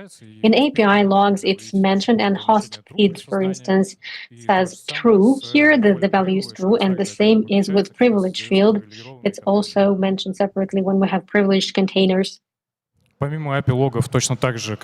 top of API logs, just like mounts, the information is enriched with Falco. Falco lets us know which containers were privileged, so it's any event reading the file or creating a process, anything else. So what does the attacker need in case if he is in the node? Most importantly, that he wants to get, I guess, is kubectl. On the slide, you can see standard fields where they can be placed. For instance, you can see Kubernetes kubectl.conf is the standard one for kubectl to work. And in home directory .cube, we have config as well, and is used for the administrator who created it for himself or maybe elsewhere. On top of that, they may indicate a path to variable surroundings, or they can be used as a flag when using kubectl. In runtime log or in runtime, we should track access to our directory .cube, and we track requests to this file to read them. Итак, предположим, уже наш атакующий So let's assume that the attacker has gotten access to it and has the role of a cluster admin, and now he will do post-exploit. Первое, что он, скорее всего, захочет сделать, The first thing that he will most likely want to do is создать свою сервисную учетку. get persistent in your cluster as soon as possible. He will create an account, and there's an event for this. It's service account creation. But on top of creating a service account, he also most likely needs to assign a role to himself to have some access rights in the cluster. In order to do that, there is a separate event as well, cluster load beating, where he assigns a role of cluster admin for his service account. Now, by the QR code, you can see the default cluster roles that can be used in Kubernetes. Based on that, we have a rule where we detect creation of accounts. During 10 to 30 seconds, the ones that get cluster admin role within 20 or 30 seconds, they get detected. Okay, let's pay a separate attention to utility of post-exploitation of the cluster. It's called kubectl. Why is it needed? What's the point of it? It's needed in order to directly cooperate with the cluster, to connect it, bypassing Kubernetes API layer completely. As you can see on the slide on the left, it's standard cooperation through Kubernetes API when creating pods. But on the right-hand slide, you can see how the interaction goes through kubectl utility. So we bypass and we go directly to the database. This way, Kubernetes API will know nothing about this until the next health check that it has a new resource in its disposal. On the slide, you can see what you can do actually. Let me clarify what's here. On top, with the help of kubectl, we create the code in a non-existent namespace, which we name invisible. The pod is called engines hidden, and as you can see, we are writing here directly in path inject the path, which is the pod. If we run this resource with the help of kubectl, then we'll be able to see it only in case if we add flag -a. However, in case if we do flag -a, it's written that pod is in namespace default. However, ptl get post will not be able to show it. However, it shows all pods by default that are in namespace.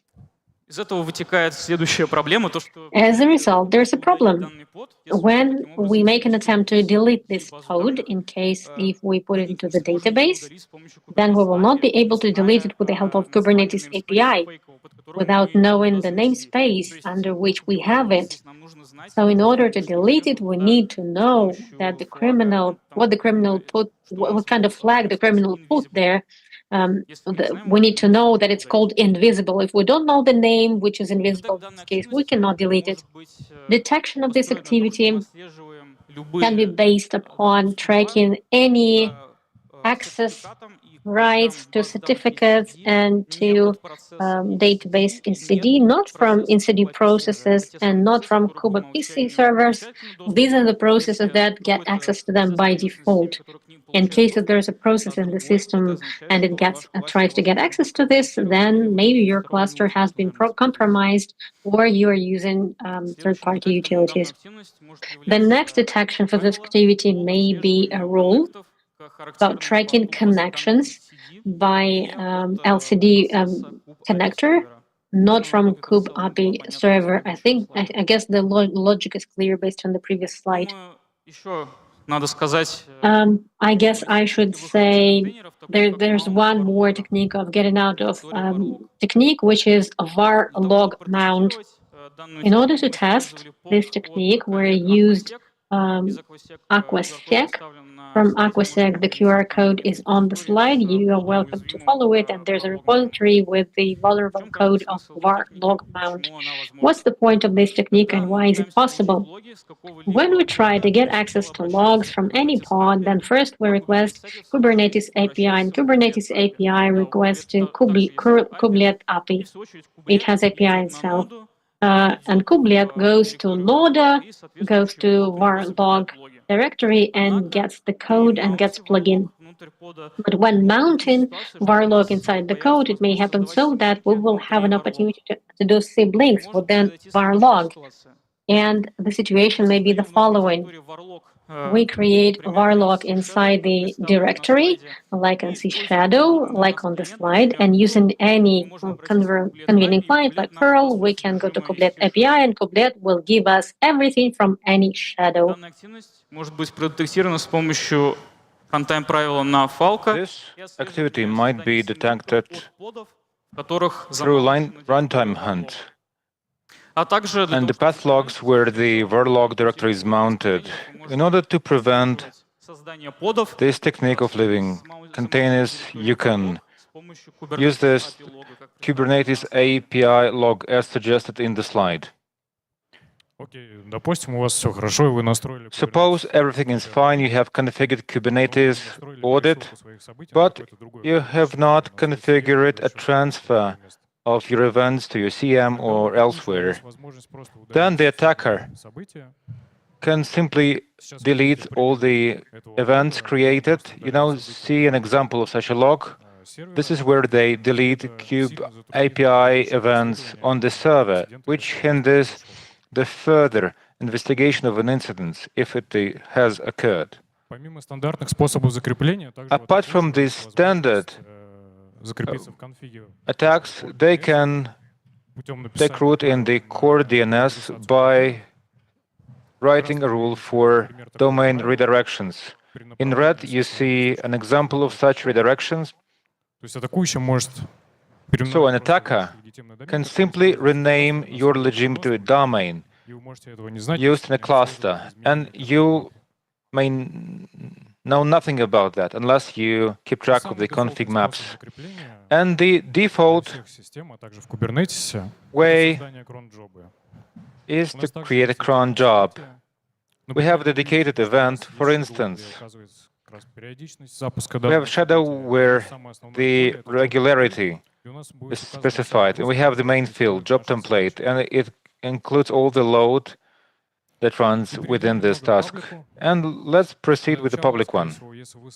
To get started, if you create your own cluster, you must be interested to create some templates for your deployments, for your pods, etc. There is a certain naming convention used. In Article 1, you can see that the attacker creates a pod mimicking a proxy API. If you have trustworthy information regarding the naming convention of your pods, you can track anomalies when creating such pods.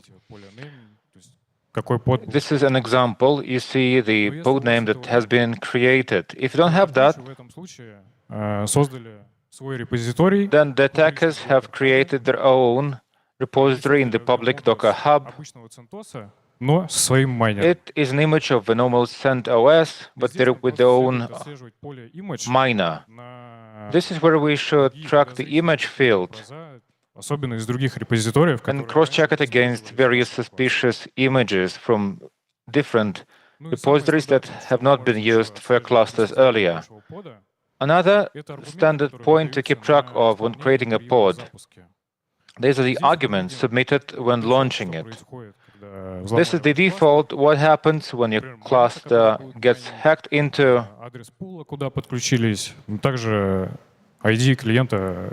This is the client ID and the wallet ID. Here are a few references that we added to our presentation. Once published, feel free to check this link and please refer to these links and you will be able to detect such attacks. Conclusions. And final thoughts. What are the key takeaway messages? Attacks against our emulated Kubernetes cluster. Please make sure you prepare an audit in advance for your Kubernetes cluster. That will be a guarantee of your success when you're being attacked. Or in the best case scenario, you will be able to prevent an attack by monitoring logs. Please configure privileges correctly for service accounts and operate the least privilege principle. The air gap must be configured correctly. Hopefully, you will take this home, this idea. Kubernetes API, Kube API is not a silver bullet.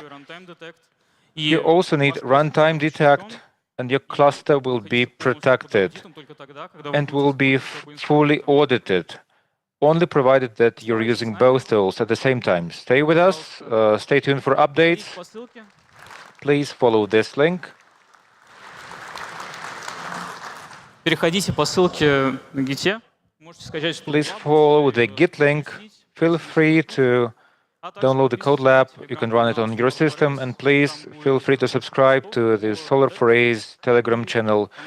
Stay tuned for updates for more news on detections and attacks. Thank you very much. Spoiler alert on the registry. We have a post scheduled for Telegram on monitoring the Docker registry. It wasn't mentioned, but please feel free to check this out. Thank you. Задавайте ваши вопросы, если они есть. Any questions? Да, за самый интересный вопрос мы подарим худи. The prize for best question is a hoodie. Привет, спасибо за доклад. Hi, thank you for your contribution. I have two questions. On part one, when the attacker is inside the kube. For OverlayFast, you had a case where a file appears on the OS, we merge it and then identify this event, and we detect it. There are a variety of tools out there. For instance, our app is PHP-based. We can have a proxy which is PHP-based by modifying the existing file. Will such an event be detected? It would be best to avoid cases like that, where you need to add something to a container after creating it. Normally, images are designed to work out of the box, provided with all the components it requires. You should avoid situations where you add a new binary to the container once created. No, I consider a case where a web app is down. Please speak into the mic closely. A case where an attacker broke down our web app, and instead of implanting a binary, they modified the Linux PHP. Now they run commands on the OS via index.php, but not via their own file. So you modify a certain file. Let me add a few comments. It's going to be on the upper layer of the OS once injected. So your tunnel is based on PHP via the server itself. It's unlikely that you will detect it on the runtime. For instance, in Kube API events, if you carry on with certain activities like queries to the Kube API server, you will be seeing what is going on the pod you have hacked into. For instance, runtime is not sufficient, or Kube API is not sufficient. If you use both, you will be able to detect anomalies occurring there. Thank you. If I may, I have a second question. The examples we came up with Chisel, normally they are hard-coded based on the binary name of certain command line arguments. Are there any workarounds?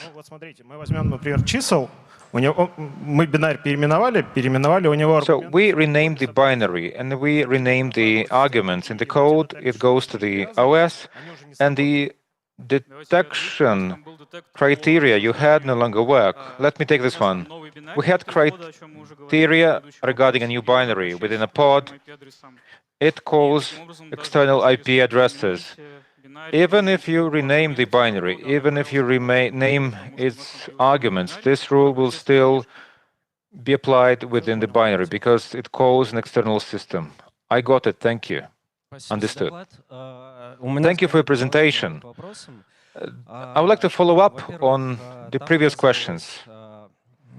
В правилах про обращение к конкретным файлам. The rules of calling specific files say, for instance, if we create a link, if we do not call a file directly, if we create a link and call this file via a link, will this rule not work either?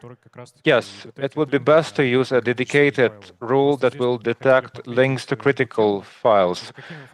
We wanted to highlight the type of files the attacker will be looking after.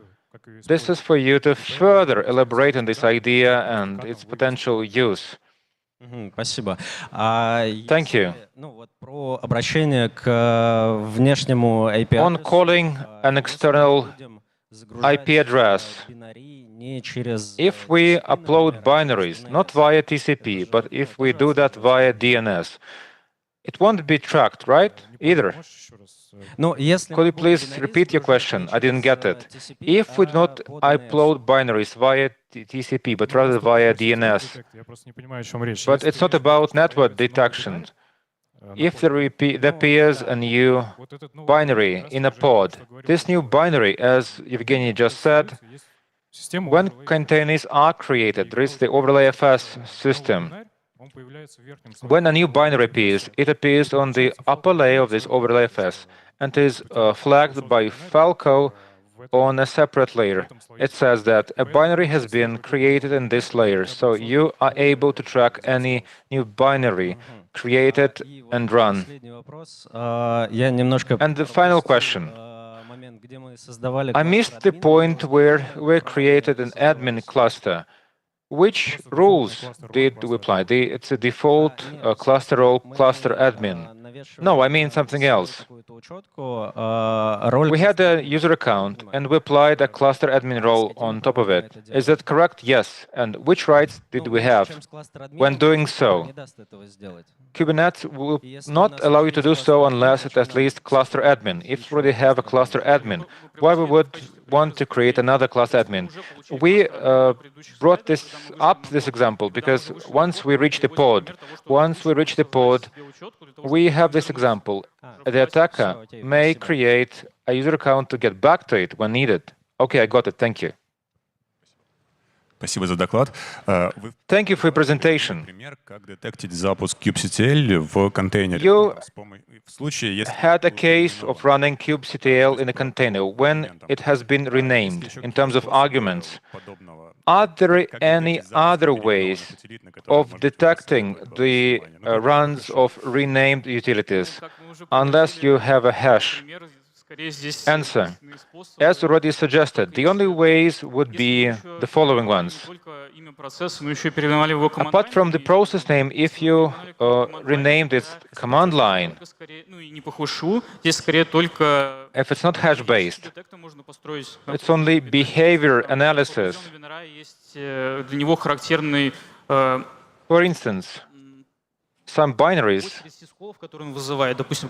they have specific sequences of sysks. If it is Falco, it is a specific sequence with specific arguments. Thank you. If we are to consider kubectl and proceed to a kube API event, Нас не интересует то, как у нас называется бинарь, мы просто видим то, что у нас в API... Doesn't matter what the binary name is. We see that there is some activity going on via API, but normally these are execution patterns which are not associated with a specific name, as suggested earlier. Good afternoon, thank you for your presentation.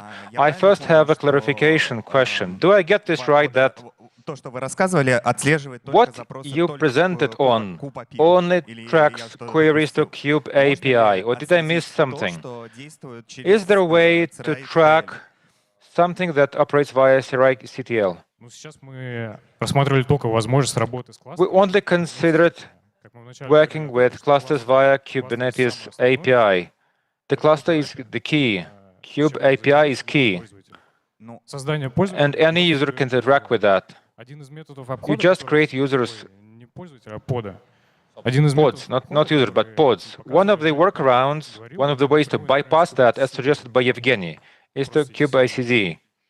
Я понимаю, Just CD. но я к тому, что если мы уже вышли на... I get it, but once we have reached the node, if we refer to known vulnerabilities in nodes, can it happen so that the serial TTL will be available from a normal user?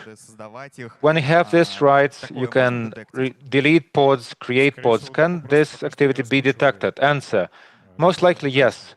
We haven't considered this hypothesis further yet because we wanted to showcase the most frequent attacks you may experience via kube. Но через CRI CTL можно будет удалить тот But скрытый via CRI CTL, one will be able to delete a hidden pod in the non-existent namespace. This is a way to get rid of that, right? Correct. Thank you. Здравствуйте, коллеги. Спасибо большое. Hello. Thank you very much. I'm right here. Thank you very much for your presentation. My question is the following. But monitoring is not meant for monitoring purposes only. What tools, approaches, methodology can be used or exist so that we can establish some alerting or response from Falco, probably automated response. This is rather about SOC. I understand, but monitoring is not configured for the sake of monitoring only. It takes some central hub to monitor what is going on in our cluster. Thank you. Answer: yes, most likely. To orchestrate all that, Falco and Kubernetes logs would not be sufficient. It takes a certain area, like a SIEM, where you upload the logs to.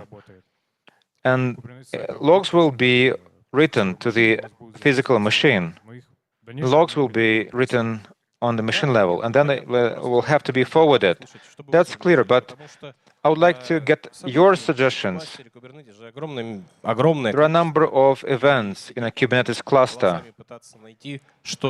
and trying to identify visually what actually happened in terms of malware activities is virtually impossible. You cannot do it. We would suggest a standard SIEM, transferring all the correlation logics and then write something on the SIEM basis. Or did I misunderstand your question? Probably takes a different approach. It may be a certain LLM of any kind. Evgeny, do you have any ideas? At least we have a configuration for Kubernetes API, and via this config we can filter out a part of unwanted logs, the ones you refer to. If we don't want to track queries via GET to pods, which is not quite critical, we can filter this out at the config level. Previously FPS. If we consider commercial SIEM, FPS is critical. Is it worth doing at all with the higher workload? With the filtration option via Falco or Kube API audit, first we configure a system that works in our cluster, and then data is forwarded elsewhere with subsequent filtration going on. Yes, understood. Thank you very much indeed.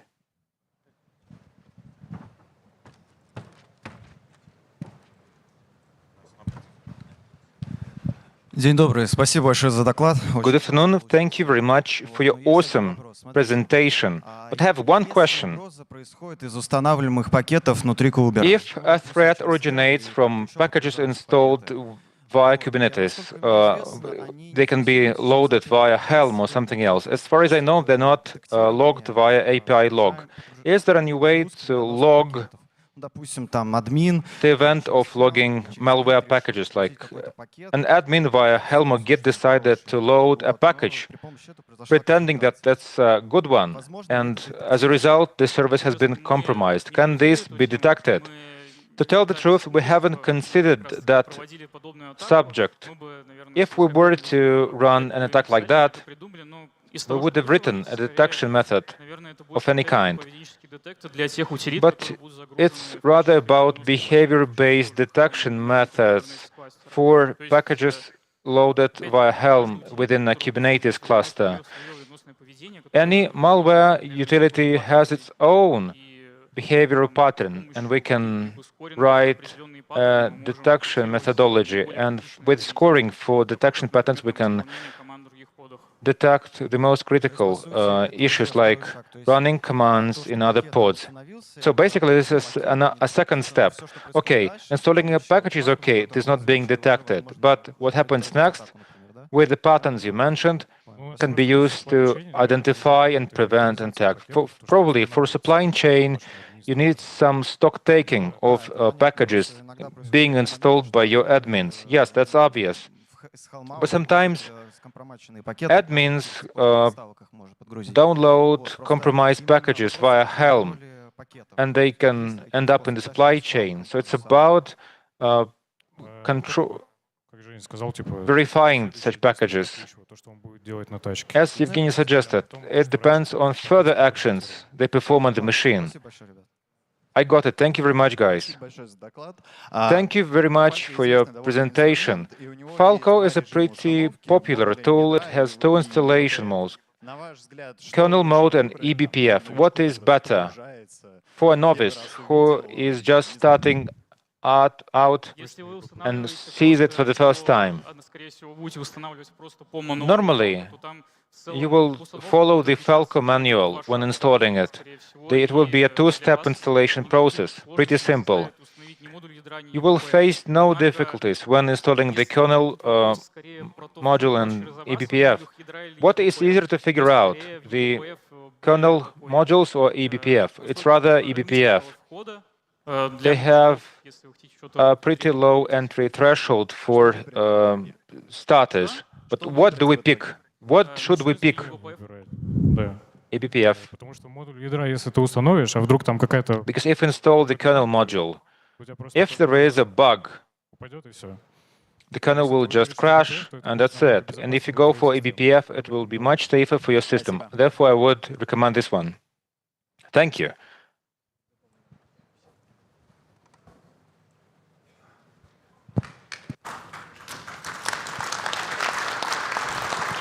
Спасибо, коллеги. Thank you very much. Я тебе доверяю выбор, пока не успел сказать. Наверное, твои I trust you to select the winner. I believe this question wins you the prize. Thank you. Спасибо вам большое за... Thank you very much. Thank you very much for your attention.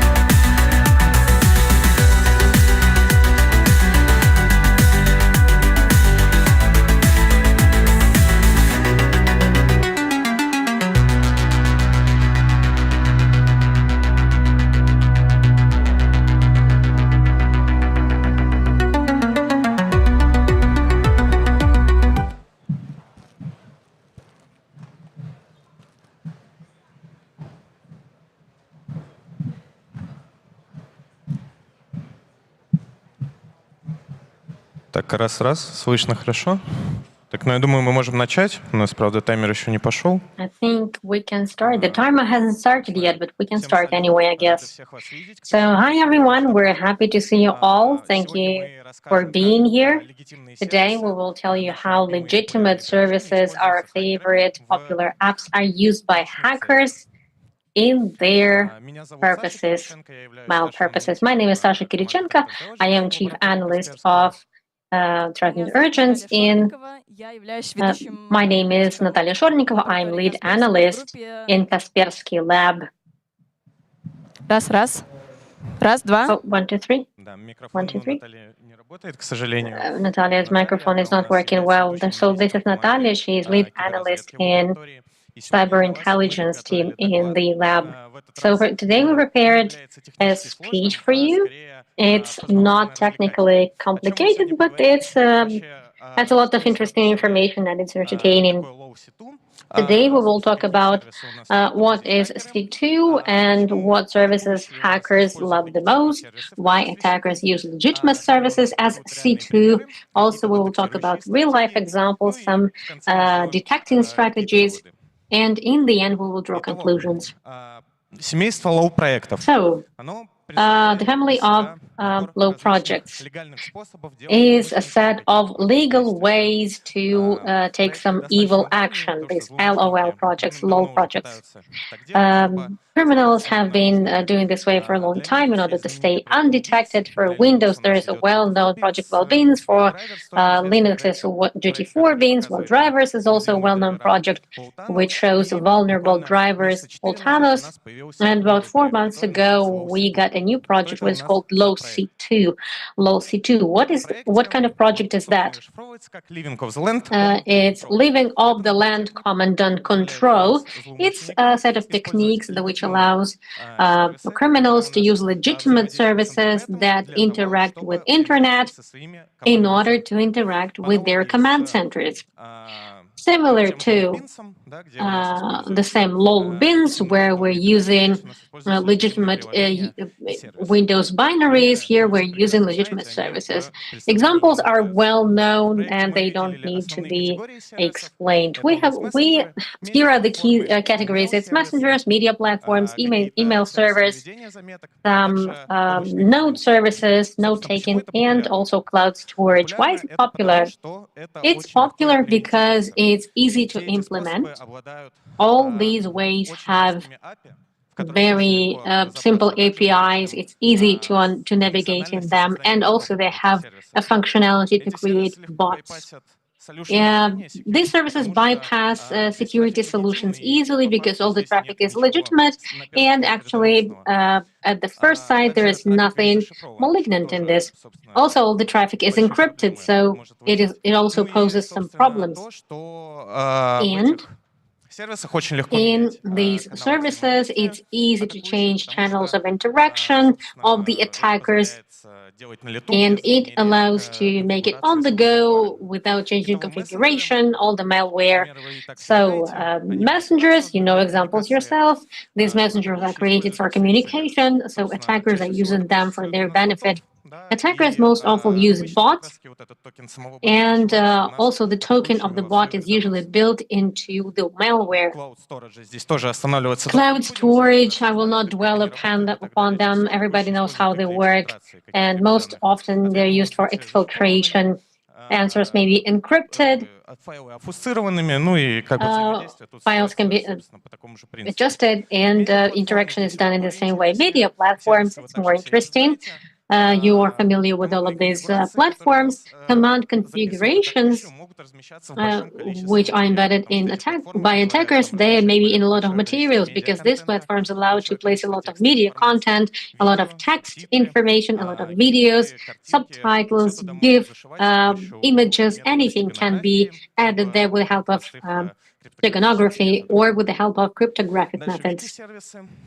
Then wiki services. Wiki services for command and control panel for attackers. With the help of this panel, attackers are interacting with the implant on the infected host. And oftentimes, there are very convenient APIs to interact with themselves. And also in them templates or canvas, we have a set of commands and interaction with criminals. And email services, it's very clear. Attackers use network protocols such as IMAP SMTP, which also allow us to interact with, allow for criminals to talk to themselves, and they also encrypt the emails with PGP encryption. Let's make examples. The first one is Telegram. Yeah, the first legitimate service that we're going to look at is Telegram. A popular messenger. I'm sure that many of you know that Telegram is not just a messenger. Not only it provides the opportunity to communicate in chats, on channels, open and close, also exchanges files, but also it provides access to APIs and platforms to create bots. A bot is a certain small app which has a certain functionality written by the coder, and the bot can be coded to send messages, to receive messages, to manage files, to download some or upload some code, to install some new integrations with new services. And Telegram provides very convenient interface to create bots, which is called Bot Phaser, and anyone can use it. As a result, anyone can create a bot with BotFather, can program it to send messages, to manage files in a certain way with the help of code and bot and API. And as a result, a criminal can do it as well. So why could it be interesting to criminals? Simply because Telegram is a popular, legitimate domain. It can't be suspected, and it's hardly ever monitored. And also it has encrypted traffic in its communication, and it's easy to set up through BotFather. It's easy to code it, free of charge, available to anyone, and also it's in the cloud. So what are the key scenarios of Telegram usage by attackers? An attacker creates a bot in advance, writes a malcode, a malicious code, and then infects the victim somehow. The malware gets to the computer of the victim through phishing or through vulnerabilities exploitation. And then when it starts running, it starts getting access to Telegram. So it uses API and it gets connected to a chat. From this chat, the bot may get some messages, and the criminal is talking to this bot. For instance, it produces commands, and a bot is trying to execute these commands. Also, a bot can send back into the chat some execution log or output of the command, and also the bot can steal some data from the host of the victim, maybe authentication or credentials, some user files, and sends them through Telegram API. And adversary on the other end receives them. What API methods are used by adversaries? First of all, it's get updates. It allows to receive messages that were sent to the bot. It's easy. A request gets sent with identifier of the bot, and then it gets some messages. Messages may have a command that the adversary is sending. The second way is webhooks. Here, the adversary must fine-tune and set up the webhook in advance to specify the URL, that is a set of webhook, so that the bot on the victim host should get the command. He just needs to call this webhook and read the message. Next, in order for the bot to send some messages back to the attacker, it uses the following methods.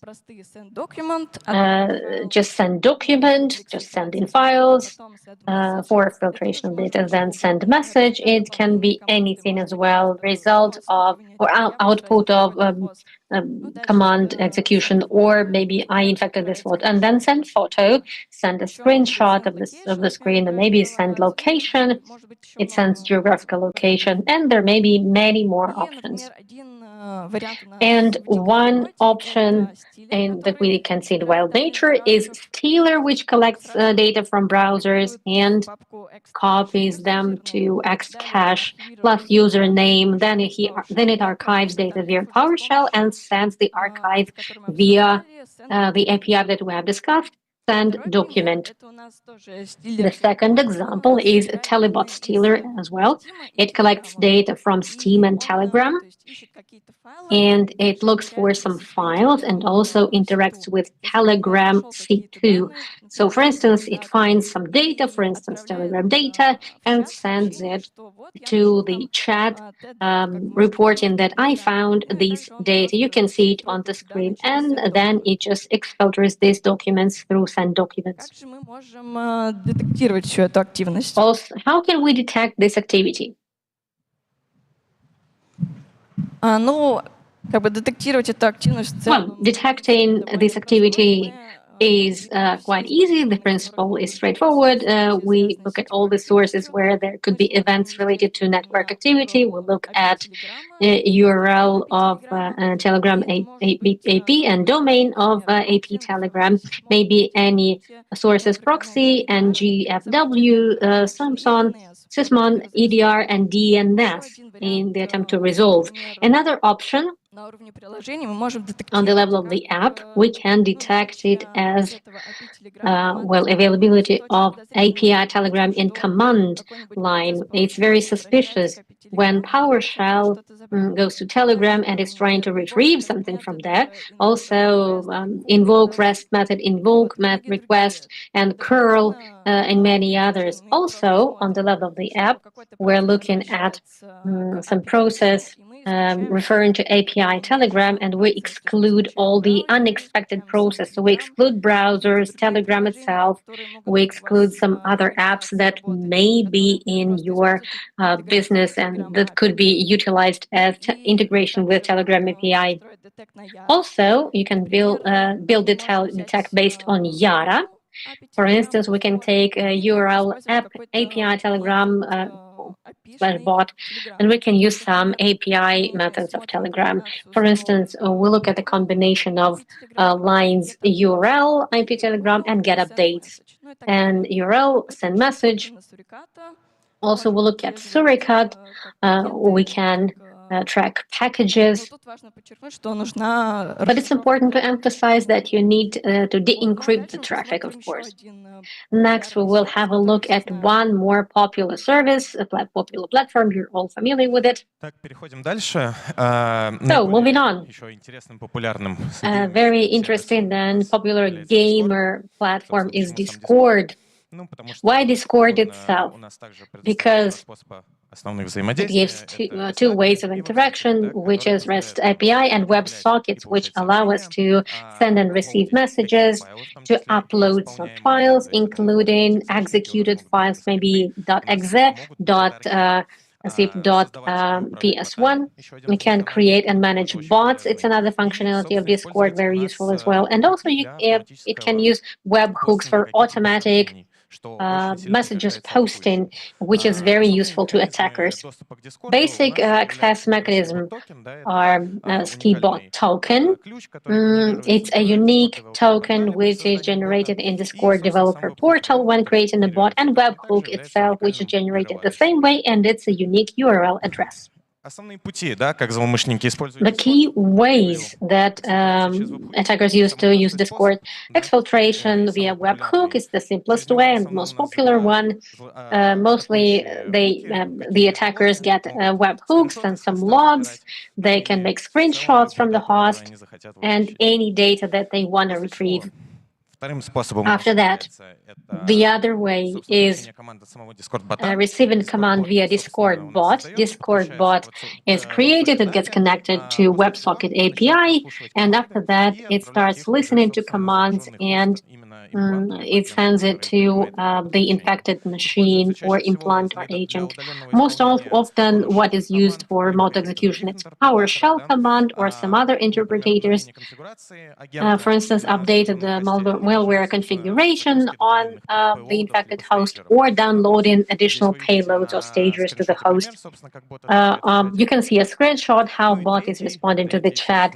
And the third way and the most popular way is uploading binaries to Discord CDN. Discord allows us to upload files up to 25 megabytes with Nitro. Well, the size is getting larger, and CDN looks this way. The Discord CDN. Here's the address. Then ID of the channel, some attachment, ID of the file, and then it's followed by the file. Most often, criminals use different malware uploads, payload to Discord in order to use the webhooks and API to the victim. They do CDNs, and also in order to upload to infected host, they use malwares. Typical scheme of interaction with Discord: attacker creates token bot. Discord API hands over this token. After that, the attacker creates a webhook. Webhook is given in. Then there is delivery of malware to the host by any means. The host starts using CDN. For instance, it uses command to execute a message. For instance, executing exfiltrate message. After that, from the infected host, we get data to CDN through webhook. After that, from CDN, the malware is taken and is delivered to host, and it's executed. Meanwhile, the attacker has information necessary from the host of the victim. The setup looks quite easy. Discord provides the portal to the developer. The bot gets set up. It's very easy. It's assigned a name. It has a unique token, which is generated along the way. After that, criminals can create webhooks. They create their channel, their server on Discord. They create an ID based on that, and with help of a unique link, they create a bot. On the screenshot, you can see adding the bot. So commercial malware is also developing quite rapidly, and of malwares are using Discord. Redline Stealer use webhooks, Discord webhooks for filtration. Discord, Rat, and ExoRat are designed exactly to use the bot through a WebSocket. XSwarm downloads its payload from Discord CDN, and Stellarium is combining the use of webhook CDN file logs. What else is interesting? This is Korai Stealer. It's also a commercial software that uses webhook of Discord for exfiltration of data. You can use how it looks in the example. The bot knocks on the channel. It has IP of the victim, name of the machine, and content of the files that he's sending, what signs he agreed, passwords, hooks, and he uploads it to the to the archive. What else is popular? I think everybody has, all the attackers are familiar with C2 Mythic. On top of agents, Mythic also has an opportunity to use a lot of C2 profiles, and Discord is not an exception. Has not been an exception for a long time. How does it work? It works in an easy way. Payload is created in Mythic. It sends information to the output to malware, let it be Athena. Once it gets information, it sends information to Discord, and Discord, in this case, is just a forwarding thing which manages Mythic. If the size of the message is exceeding capacity of Discord, then the data gets executed and they are sent as a file by the request of the command. Installation looks very easy in Mythic itself. When we configure the agent Athena, for instance, we use C2 profile in Discord. There we add a bot token, a unique channel ID. Also, criminals, based on their preference, can install a proxy, callback jitter, for instance, or something else. еще популярного проекта это Another interesting project is Desktopper. It's available on GitHub. It's malware generator which generates payloads which simulate the bot behavior. It's fine-tuned very easily. It has a lot of functionality by keylogging and exfiltration of different data. It also needs bot tokens, webhooks, and IDs. So the principle of setting up is almost the same in every malware. Also, the developer provides a template based on which you can create a channel, and as you can see, more than 800 people have already used it, which means that it's quite popular. Detection. Detection is similar in terms of its analogy.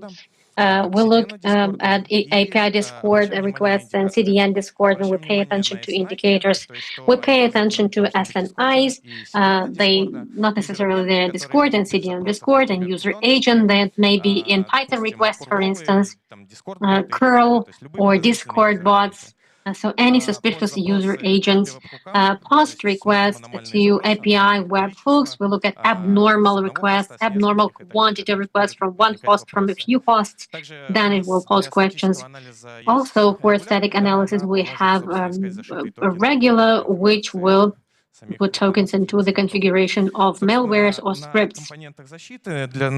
Components of defense. On Suricata, we can write a combination using webhook, CDN, and suspicious user agent. On NetFlow proxy, we can see traffic which goes not from official Discord app or from official Discord website. On EDR, we can look for any behavior activities which will indicate start of some shells or request of Discord, getting commands, execution of commands, etc. Some post requests, some big uploads from hosts. And on CM, we will just combine all of these telemetry, DNS, and point solutions, as Sysmon, for instance, network, Discord, shell, etc. Let's move on. Next, we will have a look at one more legitimate service, another popular app for communication. It's Slack. Slack, on top of communication, also offers a convenient API and webhooks. API is used to interact with Slack. We can easily set up integration in your account, in your developer account. Also, webhooks can be easily pre-configured. You can create a webhook Slack. Let's have a look at the key APIs of Slack that criminals can use. The key ones, for instance, send a message to the chat or to the channel and get and receive a message from the channel. It's a post request, send a message to post request, and to get it, it's get request, conversation histories with the limit and offset so that you can read some lost messages, and also get request conversations replies in order to get replies to a certain message in the chat. The second way is webhooks.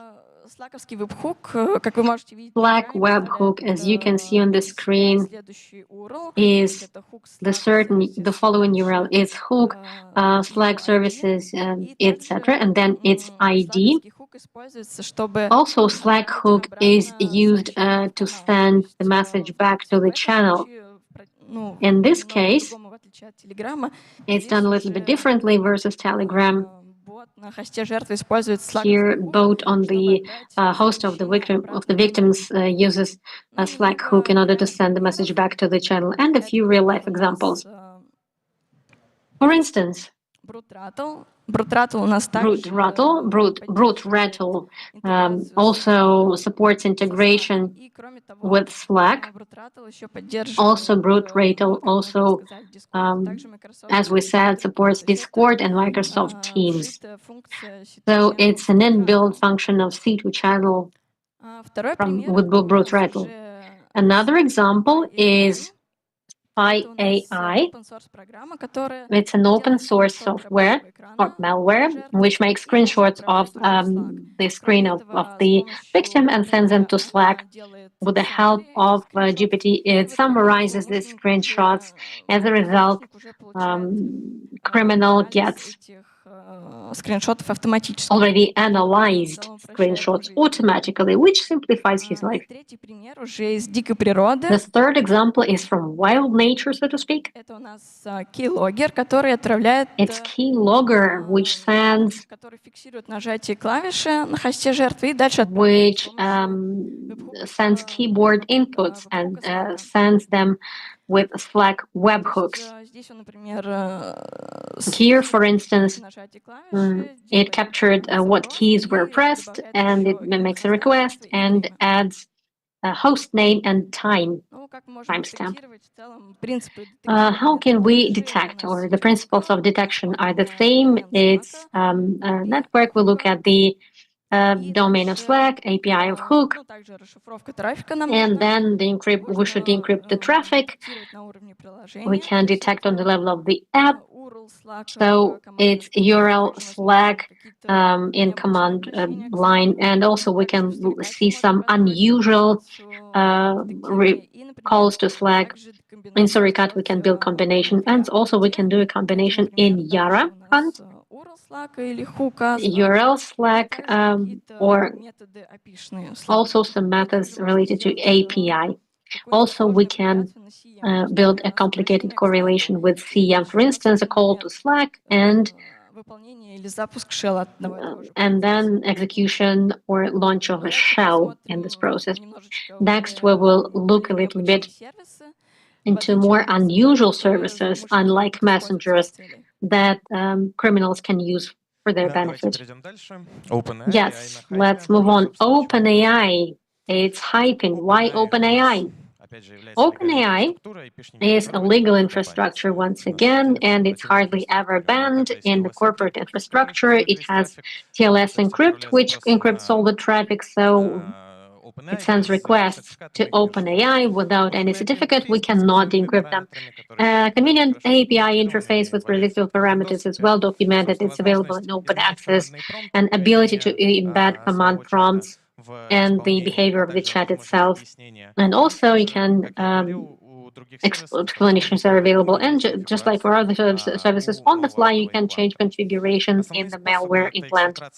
Key ways, it's exfiltration of data through OpenAI. OpenAI also has a set of API functions which allow to download or upload or update files from OpenAI, and malwares use these APIs, and it interacts with itself, and having one token or one account, the same chat, we can upload devices into the same chat and download them from the other device. Then OpenAI has its CDN, which allows to upload something or download something from it. Usually it's C2. C2 places an implant into CDN. As a link to this CDN gets created, then agent gets a malware implant, runs it, and then the necessary information is exfiltrated into the channel of the victim. Moving on. What else could be seen in real life on Git? What the thing that has not been banned yet? It's RedChat PT. It consists of 3 agents. It's agent, a cross-platform agent, which is written on Go, and it can be launched in Windows and Linux. A handler, actually, it's just a web agent which manages communication.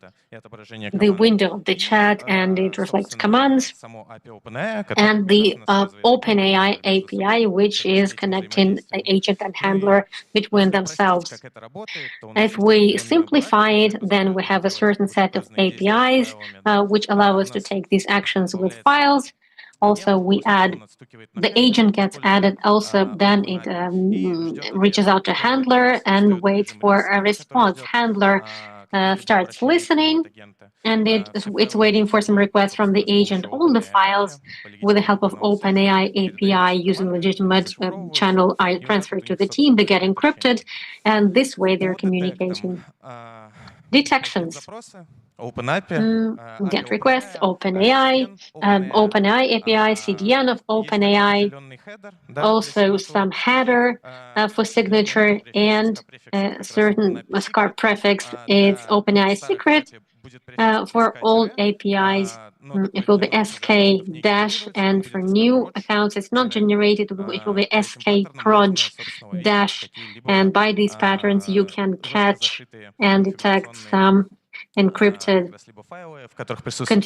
configured files which have this token or something else.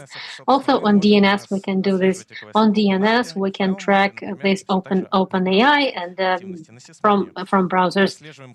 Sysmon, we track host activity from any suspicious app and network connection and anything that's suspicious. Actually, OpenAI to explore this connection is suspicious. Proxy logs, we can monitor user agents such as Python requests, curl, Go client, anything. And on firewall, we can track TLS handshakes where we don't have S and I of OpenAI. Moving on to the next type of services. Now let's take a look at Notion. Notion is another popular wiki-like application, offering integrations with other services. It also has an API. Why Notion? It's a wiki-type application helping you make notes, track tasks, edit them in real time. It offers integration with various services via API, and attackers may use that for their purposes. It is a legitimate and very popular domain, which is normally not causing suspicion. And traffic is encrypted. It all runs in the cloud. What is the main scenario for using Notion by attackers? An attacker may write a command right in Notion. An application on the victim host keeps reading a page or blocks on a given page and trying to run a certain command. Or it returns a result or some additional information back to Notion. So Notion operates as a control hub, as a control panel. The main APIs used by attackers to abuse Notion is create a page with a post message, retrieving blocks from the page, and updating a block.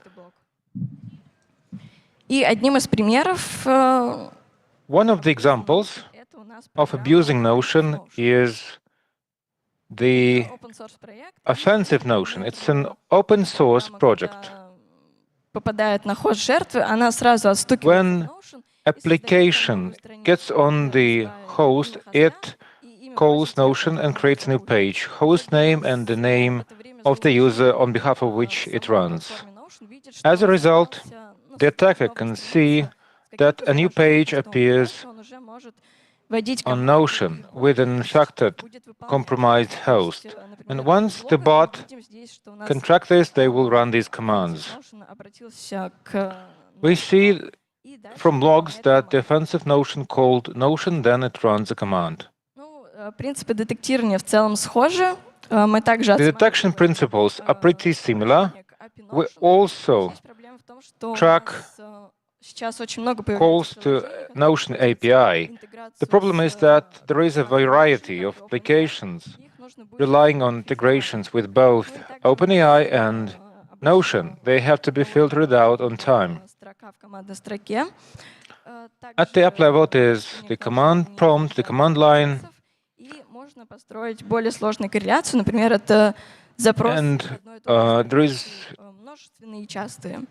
multiple calls from the same page, multiple and frequent calls from the same page. Now let's take a look at media services. Да, дальше на подходе у нас самый замедляемый видеохостинг. Next up, the most slowed down video hosting, which is YouTube. Why YouTube? Any video hosting has trusted domains. These are the ones for YouTube. It has API support and well-documented parsing of the HTML page. Video hostings can post lots of information, be that text, comments, tags, etc. These can be parsed and further used. Имеется возможности, загружать медиаматериалы, да, в которых мы можем We can also upload media прятать с помощью той же стеганографии какие-либо варианты. where malware can be hidden Самый известный, наверное, и самый видимый вами способ это размещения каких-либо through команд, steganography, каких-либо CDN, steganography techniques. фотошопа, либо еще что-то там. Common ways are commands in video description. So you can type Photoshop crack download for free, and this is where they place malware.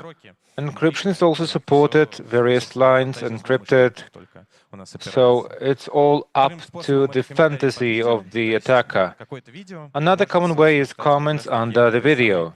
A specific comment may become the control hub, control panel for the attacker.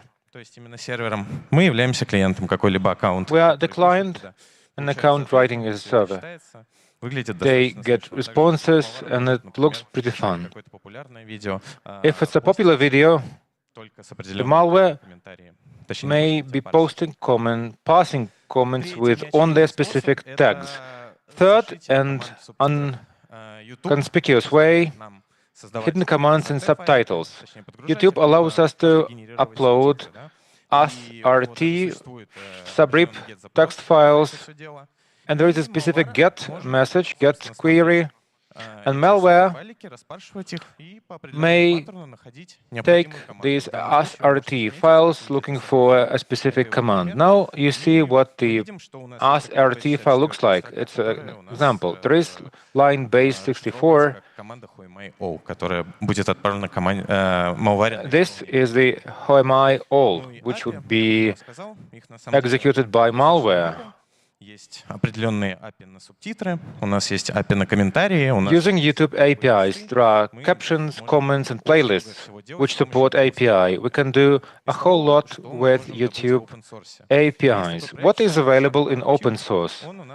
There is this project, Sharp Covert Tube. It allows you to create encrypted video splash screens. It works via listener. A video is generated, a unique link is generated for the agent. The agent clicks this link and then runs an encrypted command. This utility is spun up. A specific YouTube channel has been created with a unique ID. A new video is uploaded with a unique ID. Then malware switches to the listener mode. This is what the QR code looks like. Then you see the subsequent execution, and the execution in the command prompt line for the listener. Back in 2019, a banking Trojan was detected, Cas Banero and Namando. What do they actually do?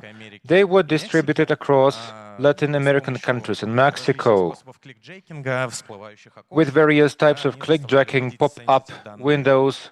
They tricked people into typing sensitive data. They collected sensitive data from victims. To communicate with a command server, the attackers would create harmless YouTube channels with culinary recipes, like the case is. Then it included a link to Facebook. Then the dropper came into action with unique drop service. The same applies to the Namando Trojan. They would publish an unlisted video, and the malware then followed this link. And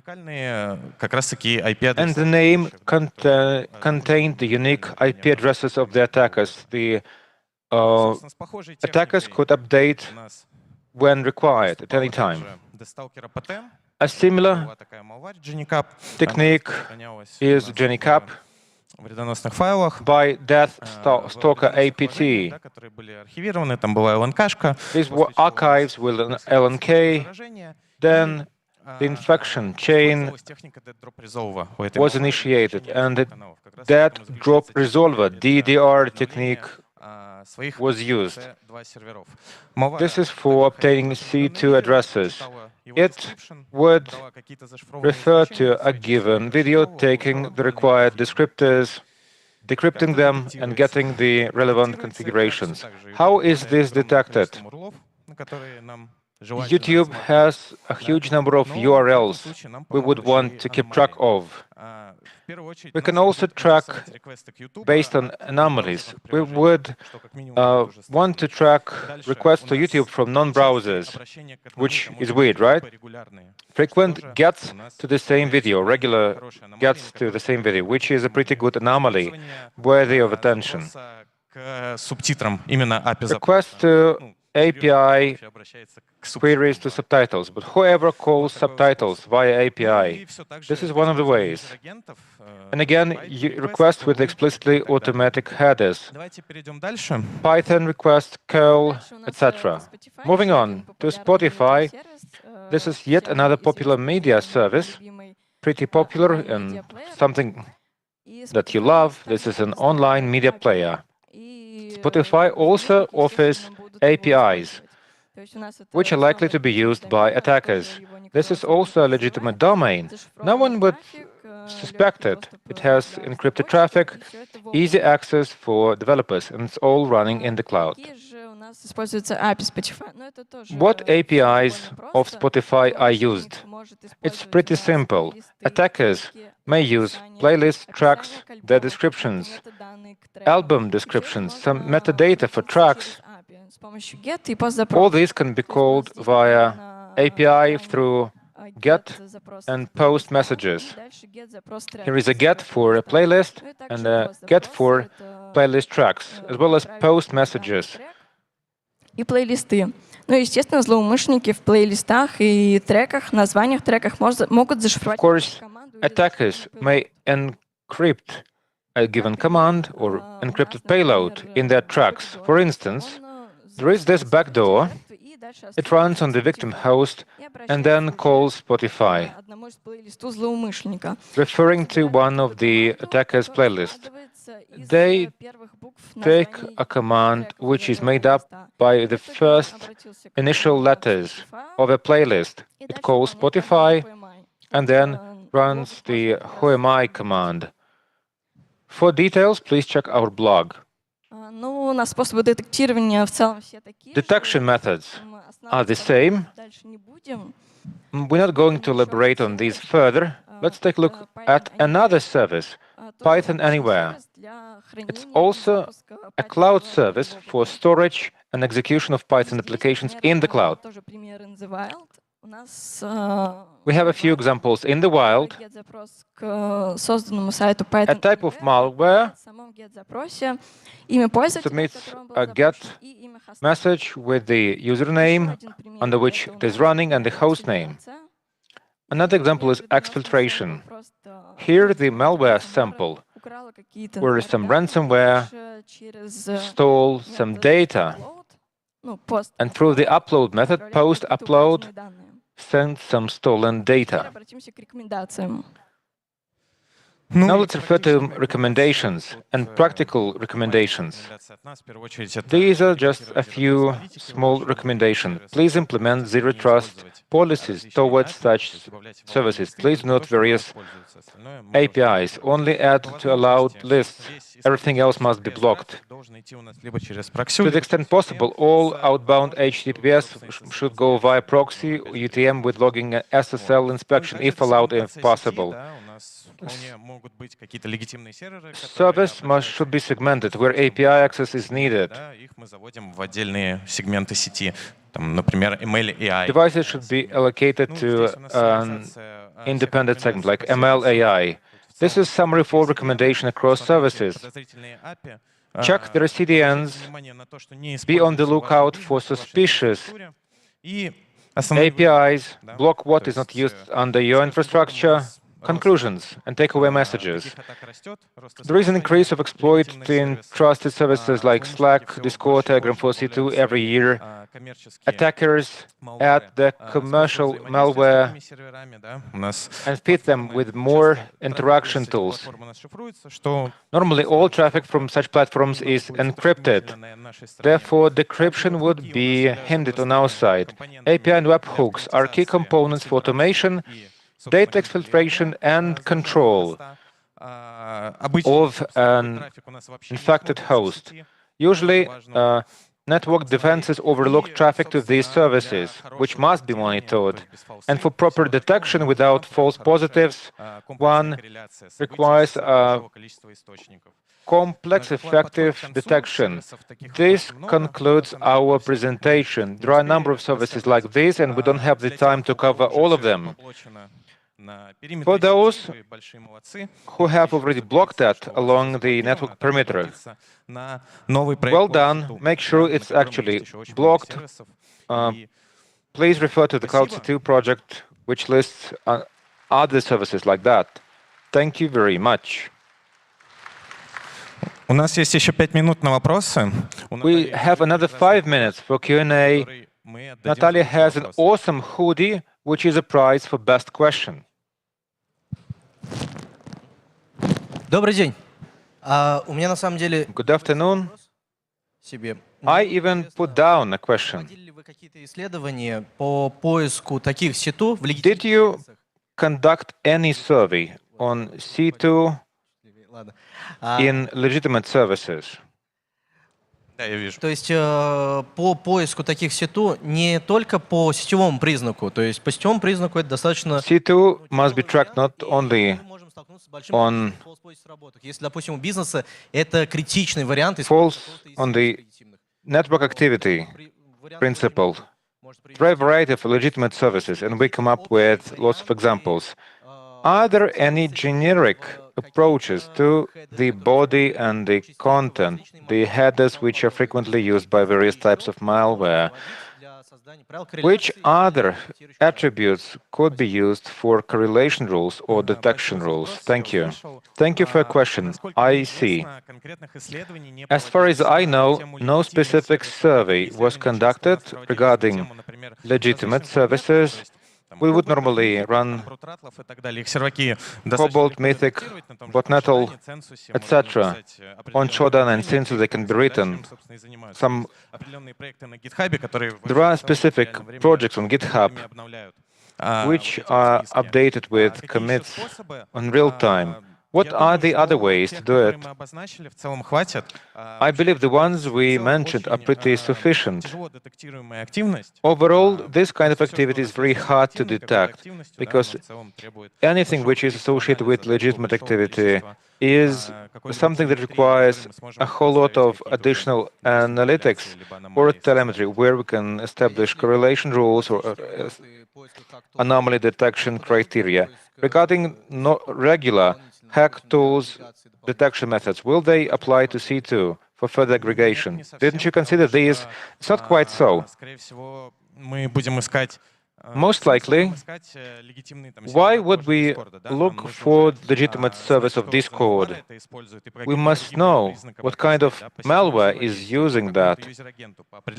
Based on network activity, user agents, specific signatures, DR3, we can detect similar fingerprints and detect such alerts. If you use DR3, it can be something similar to TI feeds. Is that right?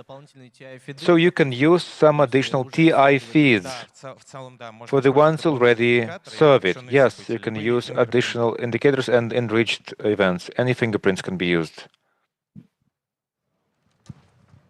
Ребята, здравствуйте. Вот микрофон мне дали. Hi guys, I have the mic now. My name is Vladislav. I have a couple of questions. First, on cloud-based C2, you describe tools used largely like Discord and others, but I know that cloud platforms are used for a variety of hacker attacks. Could you please elaborate on this, or probably you can come up with specific cases and which hacker groups use them? I'll respond one by one. Natalia, over to you. On cloud ones, we don't see them in the wild frequently. Normally it's Discord, Telegram, and Slack. And for cloud ones, it's much less frequent. The WebDAV protocol is used. For instance, it was used by Chinese APT attackers. They can infect Yandex Clouds or Google Apps, and as a C2, as a web apps, it is used for distribution inside the infrastructure. Haven't you encountered these yet? Referring to Yandex Cloud, GitHub, Google. Obviously, this is one of the most popular ones. And in this context, we wanted to cover more specific, unusual services like Notion.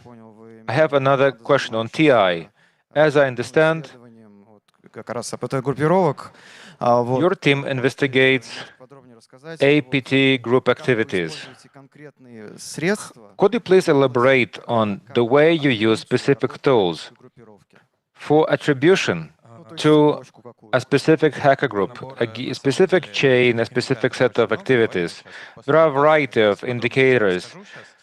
Let's meet on the sidelines of this conference, and I will share a few facts on the attribution indicators. I would love to take another question meanwhile. Давайте вот девочкам дадим, они... Deal, okay.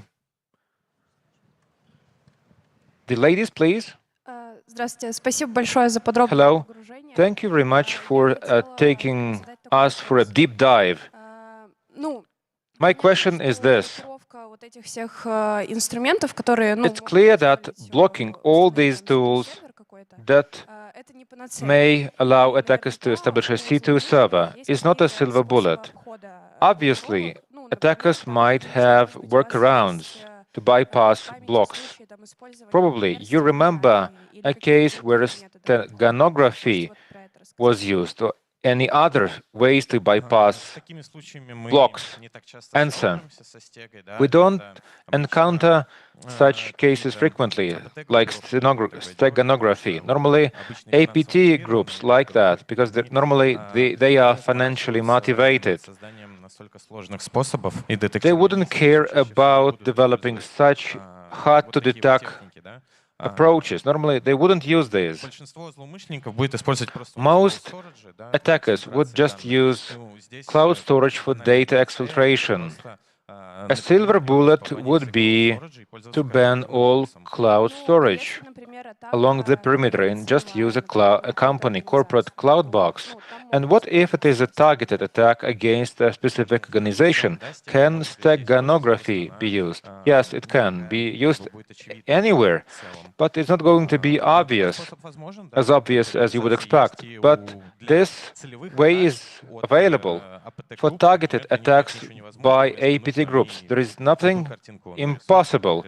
They can design any kind of image for any purpose they deem appropriate. You came up with multiple examples where services that have already been banned in Russia are used, like Notion, and many Russian users got their user accounts blocked on Notion. In your practice, did you encounter cases where Russian services were involved, services that have their own APIs? And how popular is it going to be in the territory of the Russian Federation for targeted attacks which are financially motivated? This is my question. Answer: thank you for your question. We had a slide to be continued. Наши импортозамещенные аналоги и российские... Through our import substitution solutions and the Russian services built from scratch, similar attacks can be implemented. In the first half of our presentation, we wanted to cover the most popular ones. And then we wanted to cover Russian ones. Let me tell you right away that this is indeed possible. Thank you for your answer. Hi, thank you for your presentation. I've got a quick question. Do I get this right that вытащить айдишник и токен, фактически мы получили доступ. If we can get an ID and token, we actually can access a bot, we can actually take a look at that. If so, do attackers somehow protect themselves against that? Do they encrypt the implants? Как вообще реагируют And the second quick question. Telegram, YouTube и так далее, если им что-то репортят? How do Telegram and YouTube respond when you report such an incident? Probably you have any experience. Answer. Normally agents are obfuscated. The config is not easily available, so you cannot grab tokens right away. Discord, там, YouTube, например, да? Discord and YouTube and other services. When you report suspicious activity, they respond and block such communication. I made a reference to the Kaspersky secure list and that by ESET. Following reports submitted to YouTube, this has been proven as malware and entire channels were blocked. So they're pretty responsive. Thank you. Thank you very much for your contribution. I'm right here. Это история для детекта, для мгновенного алерта, либо это больше в рамках трек-хантинга, поиск таких... Is this rather about track hunting? Много ли, насколько фалсов может быть? How many false positives should you expect? Answer. If this is continuous operation, if this activity is propagated, there will be lots of false positives. If people watch YouTube, listen to music, they send messages, for threat hunting purposes, this is actually more applicable. Why? We have certain indicators. We know where to look at for threat hunting. Okay, we take this segment right here and we start digging. We detected a connection established. We have the server telemetry, we have the network telemetry. It should be applicable both ways, but when monitoring this on a large scale, you'll have to deal with lots of FPs. If it's massive, you'll have to establish more complex correlation. It will not be a call to a given domain, which is legitimate, but rather we know that there is one service that might get abused frequently. Probably shell is launched by the same process multiple times. This is a way to increase the alert criticality, to avoid such false positives. Thank you. Все, мне кажется, мы уже, да, не успеваем. Всем спасибо за вопросы. We ran out of time. Thank you very much for your questions. Please feel free to ask your questions in the corridors. We're still there. We're not leaving. Natalia, who does the hoodie go to as a prize? Мне в целом понравился вопрос, который спрашивает, злоумышленники могут пытаться обходить. Я не понял. Кто у нас спрашивал про злоумышленников, которые a question regarding attackers who can bypass systems? It's you. Here is your prize. Мы будем вот здесь вот. A hoodie. Thank you very much. Feel free to approach us in the corridors. We're staying here.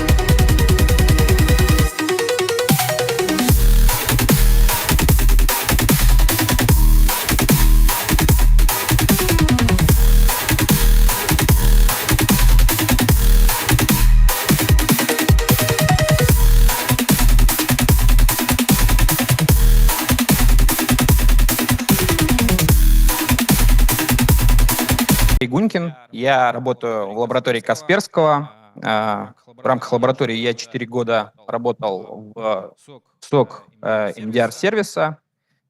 Сейчас я работаю в команде исследования таргетированных атак, и сегодня я вам расскажу про то, как SOC видит события с использованием инструментов sysinternals. Мы поговорим о том, что это за инструменты, как они работают, перевода на английский. кто их использует. Мы поговорим об общих механизмах, которые используют эти инструменты, и пройдемся, в частности, по некоторым из них. Посмотрим, какие события они генерируют в системе и как возможно их детектировать. Инструменты sysinternals в основном написаны Марком Русиновичем. Некоторые из них написаны в соавторстве с другими разработчиками. Как все начиналось? Марк Русинович хотел изучить получше устройство ядра Windows NT и попутно сделать себе пару удобных инструментов для решения каких-то своих проблем. В итоге это разрослось до того, что было создано несколько инструментов, которые распространялись с открытым исходным кодом бесплатно. Ну и впоследствии в 2006 году Microsoft выкупила инструменты sysinternals и теперь издает их полностью от себя, снабжая лицензией Microsoft и бесплатной лицензией и цифровой подписью. Эти инструменты распространяются бесплатно, представляют из себя инструменты, которые не требуют отдельной установки, их можно запустить на хосте и полностью ими пользоваться. Сейчас в пакете инструментов насчитывается до 70 инструментов. 70 tools in this package. Who uses them? Primarily system administrators in order to administer remote systems and information security experts to analyze malware, malicious code. Some of these tools, since they are distributed with digital signature of Microsoft, some of them are interesting for criminals who are hacking infrastructure systems. And today we will talk about this exactly. Where can we find these tools? There are two main sources where you can download. The first is official page sysinternals on Microsoft website. There you can download archive with all the tools or archive for every tool separately. And the second resource is called livesysinternals.com tools. There you can download these tools as well. This resource is compatible with HTTP protocol and SMB protocol, which allows to connect this resource to as a system folder and to roll out tools from this system folder. It allows to avoid launching tools to a local hardware hard drive, so this method is often used by criminals. Итак, первый инструмент, о котором мы говорим, So the first tool that we're going to talk about is Sysmon. Sysmon is a tool which allows to register events in an extended manner in Windows, add more events of security that operating system registers, and add more information there. Как работает Sysmon? Если мы How does Sysmon operate? In case of we can start Sysmon from any folder with E parameter, which means install, with I install. After that, Sysmon will copy itself to system folder, Windows system folder, will use its resources to copy Sysmon draft.sys driver and will launch it as a service. And it will install the driver. After that, it will start registering more events and putting them into the log. Sysmon also supports an XML file of settings. There you can set what events should be logged, what events should be filtered. Если мы сравним два события, If we compare two events, First, the system event 4688, and the first event is by sysmon, is process creation. Then we can see that sysmon versus Windows events that we can see. There's also information about hash, and in the settings you can set it up in a way that sysmon calculates ND581, H255, and hash. It's the hash that is calculated from import section of the executed files. The idea is that even if the code gets changed without changing the set of system functions that will be called, then we will be able to detect this file with the help of this hash. Or we'll be able to detect a group of malwares or malicious objects that were adjusted, their system functions were adjusted. Now let's talk about the mechanisms that are used by sysinternals. These mechanisms are typical of all softwares that are on this package, and the first one is metadata that can register the first event of sysmon. It's file info, so to speak. File info has information about the company, about legal entity, about this original file name, product name, and in order for us to detect launch of any instrument, it's enough to have a look at company field, where you will find sysinternals line. In the other lines, by the other lines, you can see what kind of instrument it is, and it's very useful because in case if the file of the instrument will be renamed, then by these fields you can understand that it's sysinternals that's being deployed, so you can do the technique of file masquerading. In case if we use a standard Windows event, then only command line is available to us. But there's one more mechanism. Every tool before the first launch allows the user to read the license agreement. This license agreement is provided as a graphic window with an opportunity to agree or to decline. If the user agrees with the license agreement, then the software pins it and remembers it, and next time it will not show this window. For criminals, it provides inconvenience because if a criminal has access to the console only, which is when the window pops up, the criminal will not be able to choose the right option and to press a button. At the same time, the software will stop running. The trick, well, there's a prompt in the window exactly. Any instrument can be launched with accept-UL tool, EULA, which will be similar to the user accepting the license agreement. We can detect by the name of this field, by the accept EULA, which will allow us to detect the first launch in the command line of sysinternals. But let's see how the software remembers that the user accepted EULA. The software in the registry creates HK current users software sysinternals, a thread with their key, and key is called 1. Next time, by detecting this key, it will not pop up the window to the user. The attackers may bypass this window popping up by accept EULA in advance by any way, and they can set the value there in this key of the registry. There is one more way.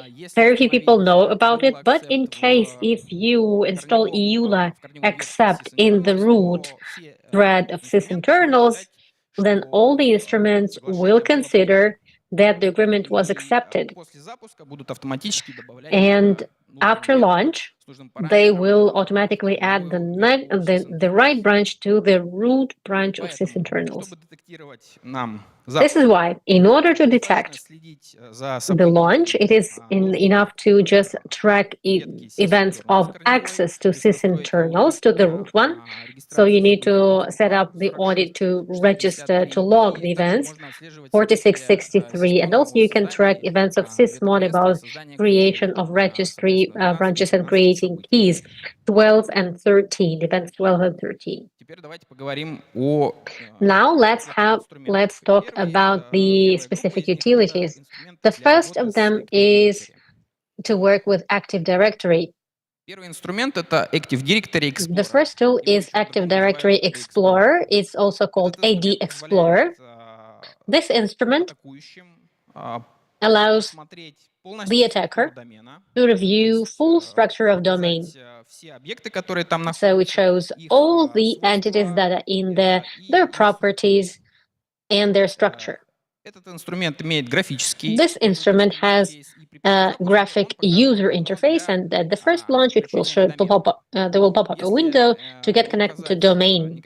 In case if you do not indicate any data, then it will use current user and this host settings on connecting to domain. On the left-hand side, you can see the window that pops up after connection to domain. In the left part of it, it will be the hierarchy of objects in the domain. You will be able to scroll through it and highlight the necessary objects. And then in the right-hand side, you will see all the properties of those objects and their values. This instrument has a very useful functionality. It can save snapshots or current state of Active Directory, so snapshot creation, in order to further either compare them with another snapshot or to compare with the current hierarchy in the domain. In order to do so, there are two ways. The first way is to use command line. You should indicate parameters snapshot, then connection parameters, and in case if there is an empty line, then AD Explorer uses current user and host settings by default. Then you indicate the file itself.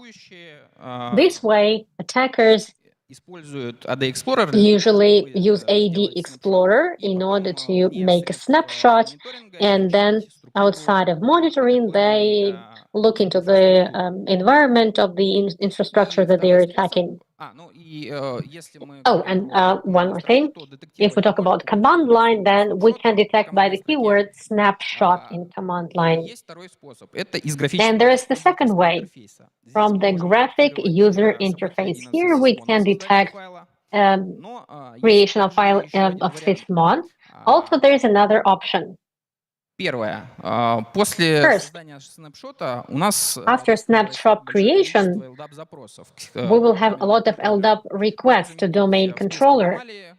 We will see an uprise in abnormalities, a lot of requests, and by default, it will use not encrypted LDAP and LDAP, and we can build a tab based on some specific objects that will be requested. Second, AD Explorer saves data about when the snapshot was made, so it saves timestamps. There's a branch in registry, HEEA, current user software, MS-DART, Active Directory Explorer. There are a few keys there, for instance, last snapshot and last snapshot path, which show the location, so the path to the file where the snapshot was made. So,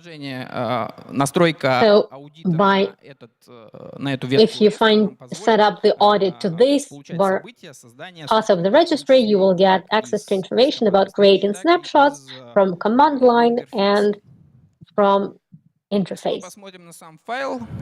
If you look at the file itself, then it looks the following way. In the headline, there is certain data, for instance, name that the user could set for the snapshot, version parameters, начиная с нулевого, and 10 bytes beginning from 0 is signature that AD Explorer checks every time when it downloads the snapshot to the memory. Without this signature, AD Explorer will not download the file. It will consider this to be not a snapshot. So we can do the following. We can write a Yara rule for this signature, which starts from 0. And with the help of Yara, we can scan files and we can find all the files with the snapshots that were made with AD Explorer. Что могут сделать атакующие с снапшотом? What could attackers do with a snapshot? Once they exfilter the snapshot, for instance, they can open it with the help of AD Explorer. Also, they can export it to AD Explorer snapshot to the files that Bloodhound can accept. Bloodhound is used to explore the structure of AD and to find the most efficient vectors of attack on AD. The next tool is AD Restore. The objects that get deleted in AD, they are not deleted for good. They're only placed into a container, into a basket for some time, so that they could be, it is possible to recover accidentally deleted objects. So the attackers, in case if they want to have valid accounts in the system, and in case if they want to be persistent in the system, they can try to scan AD, about whether they have remote users, and try to recover them. And in order to recover them, you need some rights. There's an example on the screen. When we have a look at the recovery nodes, then you can see that there is a node by the user, and the launch key R could be used. Then you can indicate a GUID of the agent where the object is located, and we can recover this account. What do we see in events log? First, we will see the same general events that we have already spoken about on the host that was used to run the instrument, and also we will see events on domain controller, event 4662. In this event, you will see GUIDs of rights for recovery of remote objects.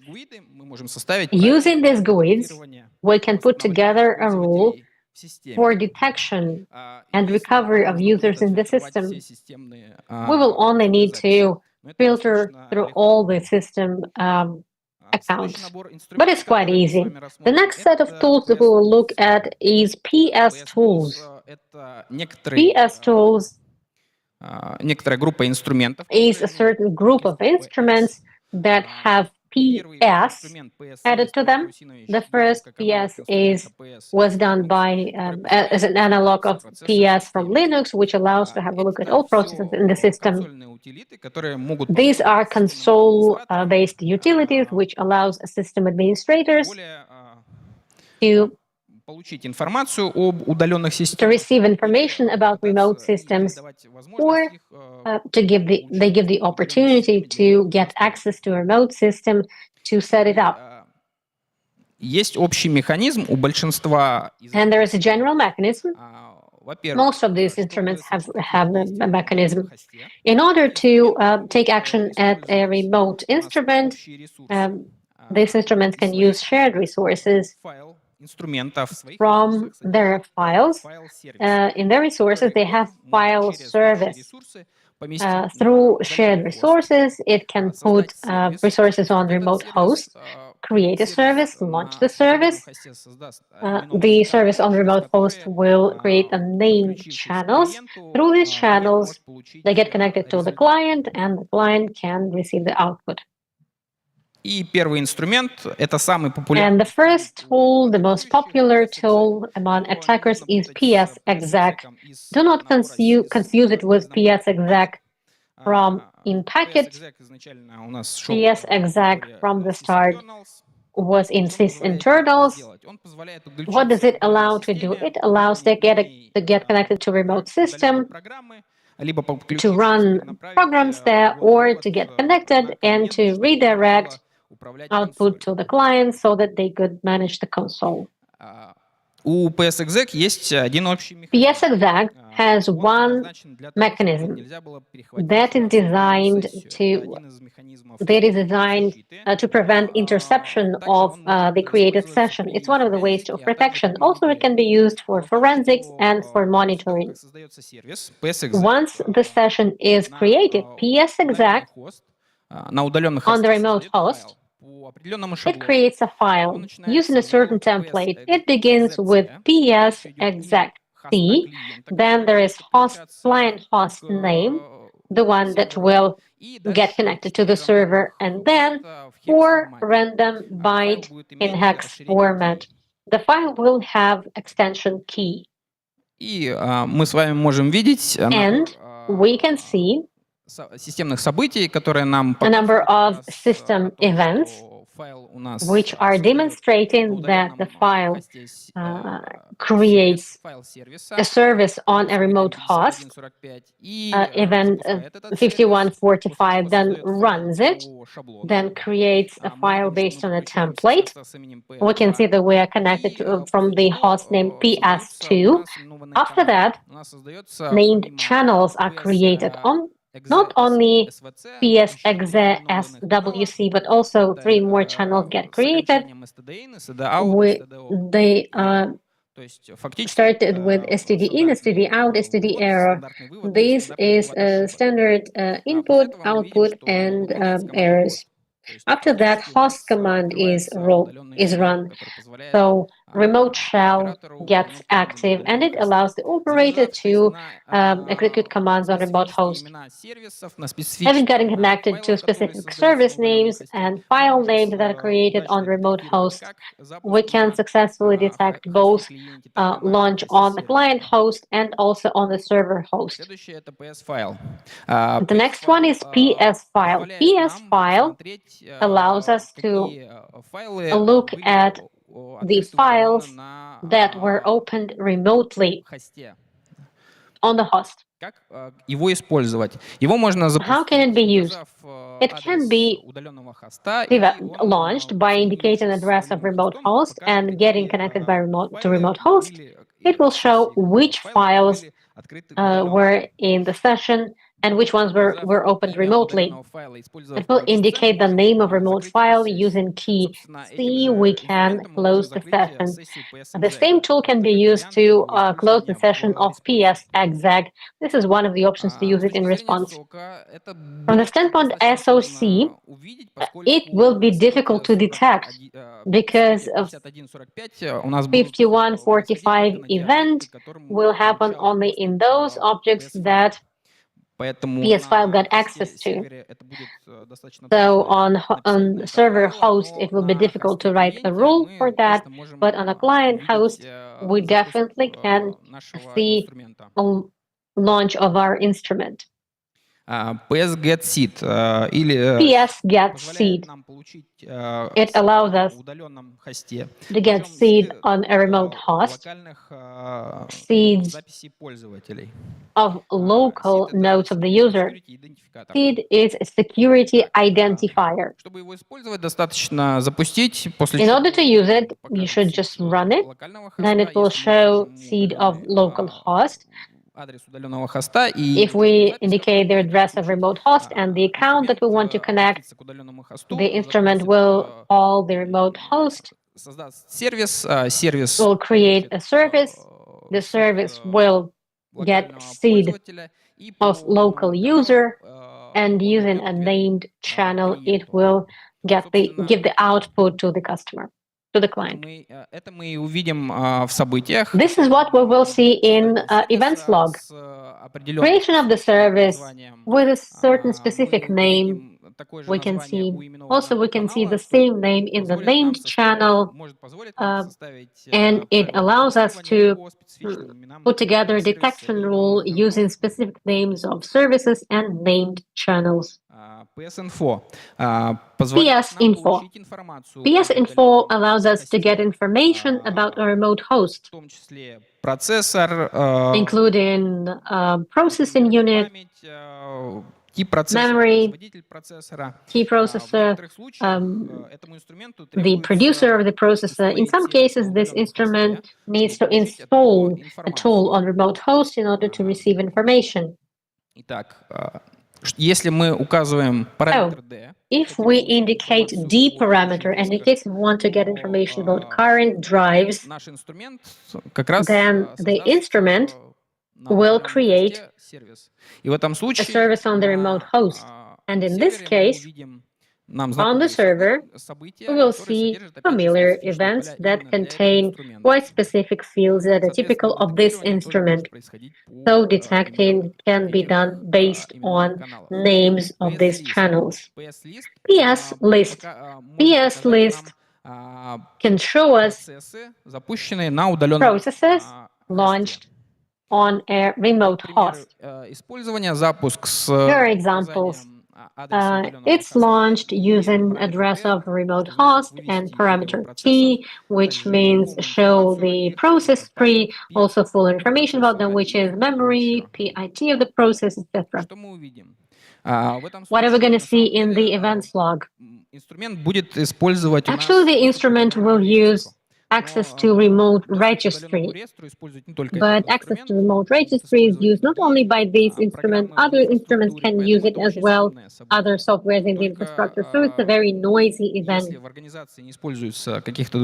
the organization doesn't use some other third-party apps that are using this, then we can see access to named channel with WinReg name. By this, we can detect these instruments. PS logged on. PS logged on. This instrument allows us to have a look at what users logged into the system. What does it do? If we indicate address of remote host, then it will show what accounts logged in and authentify themselves on the host. How does it work?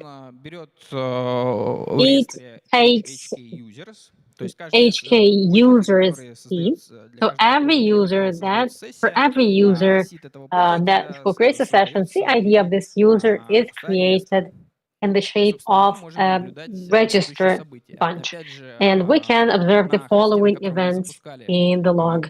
On the host that was used to launch PS log on, it can be detected by the behavior patterns that are already familiar to us, and on the remote host, we can see that it gets connected to remote registry through WinReg. PSKill is an instrument which allows to shut down the process remotely. It installs the service. So by the name of the service, we can also detect exactly this instrument. And its similar instrument is PS suspend, which doesn't suspend the process, but it doesn't shut down the process, but it suspends the process. So in case if we want to stop a critical process, then the attacker can use PS suspend, which does not close the processing. It uses the same argument, remote host, name of the process, or PIT that should be stopped or suspended. What are we going to see? We're going to see that the remote service is created with a specific name, PS suspend. PS shutdown. PS shutdown. This utility allows to shut down remote host session, or depending on parameters, to restart it. использовать In несколько order to do that, в том числе задать a few parameters can be used. For instance, you can give the opportunity to cancel it. It will be done in a way that restart or reboot will be forced. And what does it do? It creates a service, it transfers parameters to the service, the service shows a window to server host, and when the timer is over, it restarts the system. What are we going to see? We will see the creation of a remote service, and also we see that the service receives some parameters that will be in a window, and by these parameters we can also detect that this tool is in place. Следующий у нас Next one is инструментов относится у нас к диагностике и к безопасности. И первый популярный инструмент — это ProtsDump, который обычно используется для дампа процесса LSAS, в котором у нас могут находиться некоторые учетные данные пользователя. Обычно дампы у нас передаются на анализ. Dumps normally are transferred for analysis to tools like Mimic, ads that can pull the data required from dumps. In present-day attacks, we see APT attacks. They have full access to the infrastructure. They want to obtain access to a user's emails. What do? There is certain study that says that, for instance, Microsoft services like Microsoft 365, В частности, they store unencrypted tokens in memory, including JVT formats. The attackers may make a dump of any process in use, be that Outlook. Для анализа дампа вторую For dump analysis, they can use another tool, which is strings, which allows you to pull strings from binary data. And based on a specific template, you can find a JVT token. What do we see in events? We see it as launched. Файл будет запускаться локально, мы увидим. Since the file runs locally, we'll see the tool being launched and some of its parameters. And one of the events is creating a dump of the process. Access check. This tool allows attackers to find weak settings in the system. For instance, vulnerable settings when accessing a service. UVC, которые позволяют просмотреть все сервисы и их параметры, и указывают пользователю. Services with UVC parameters are launched. После чего инструмент выводит все права. The tool displays all the rights in the system for this user. Здесь как раз How can you view these? This is an example when we rename a tool. We see that Chrome.exe is launched. And by using the info file data, we can detect the launch of our tool. Аналог с GUI-интерфейсом — это There is a similar service with GUI, access enum. It can be assigned a directory or a thread of the registry that it can scan. Тех прав, которые and output the rights assigned to this thread of the registry for a specific user, which is the current user. You can also take snapshots and compare them. Следующий инструмент — это Pend Movies and Move File. Next. Pend Movies and Move File. Второй инструмент может... The second tool, Move File, добавлять, он использует стандартную WinAPI для того, чтобы добавить... It operates based on the standard Win API.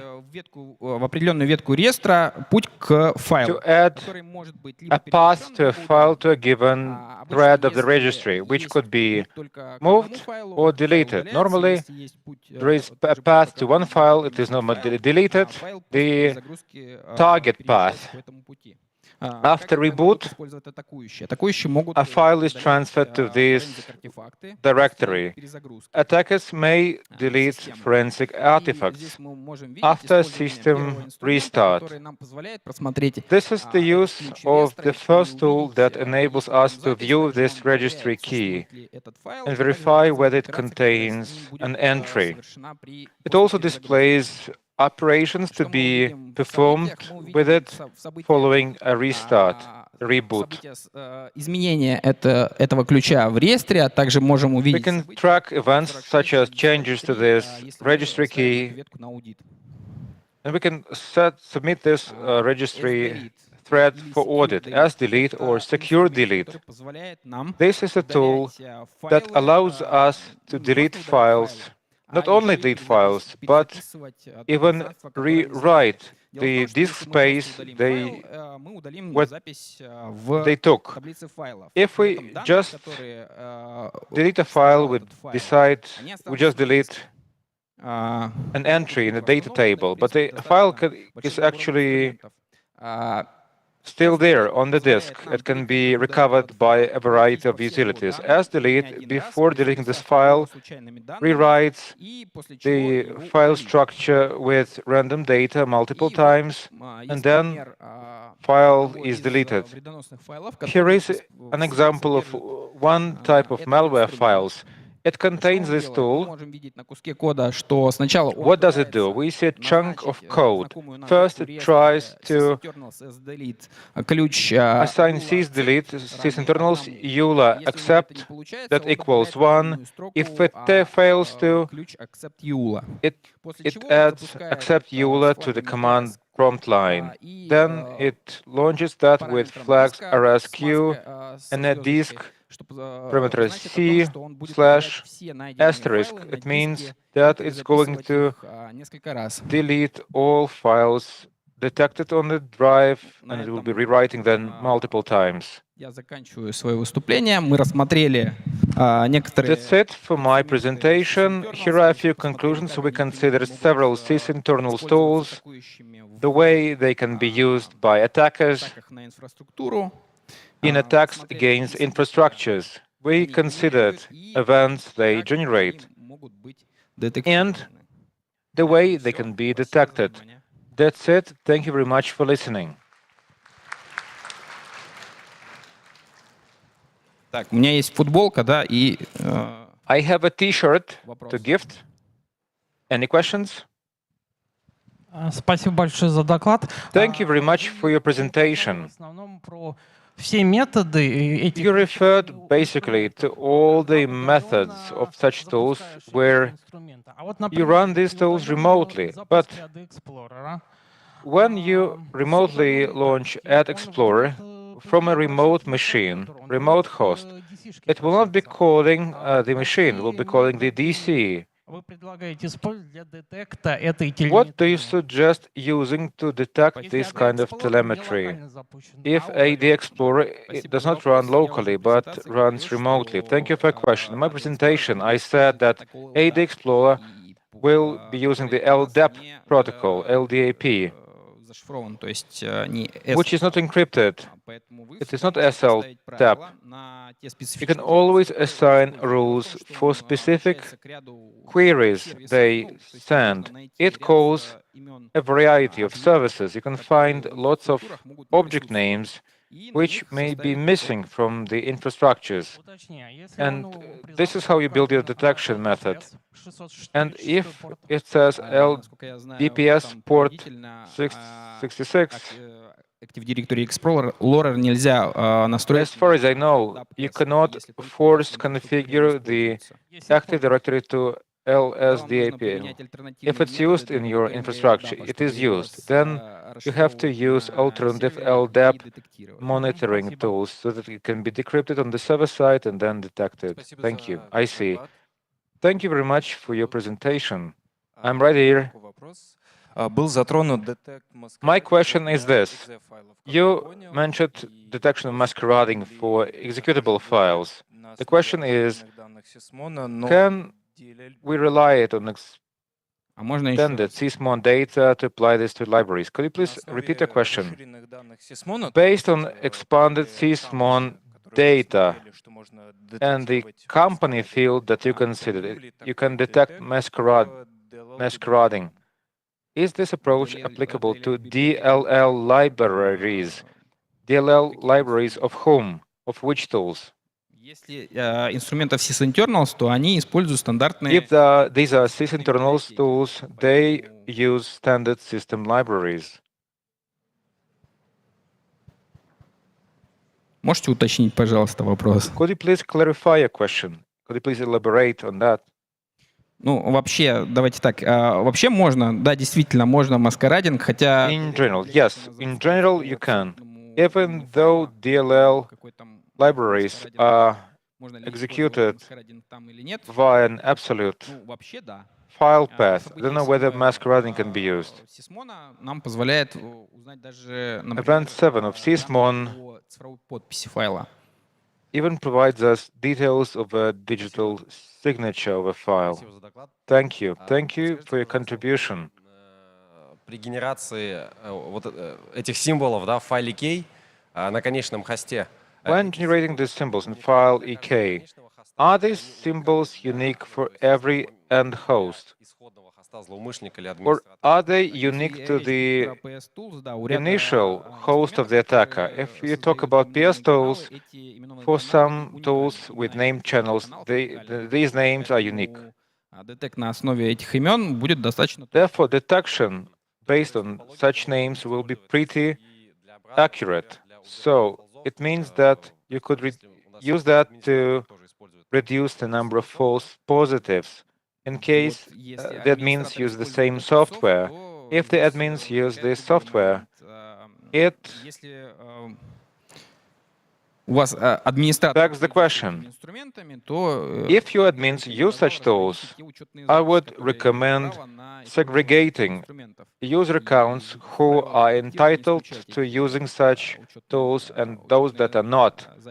And in detection rules, you would normally exclude such accounts.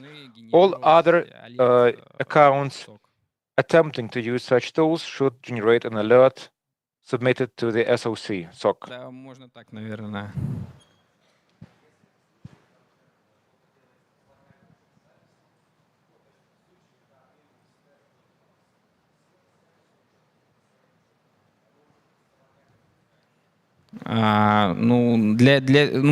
Мы тогда, наверное, говорим о зрелости процессов ИБ и процессов IT в компании. We must be referring to the maturity of information security processes and IT processes in a company. If these are not mature, that will be probably it for us, and no rules will help us.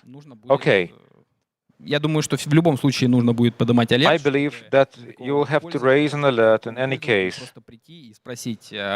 And you should talk to such a user and ask them whether they're using this tool for legitimate purposes or not.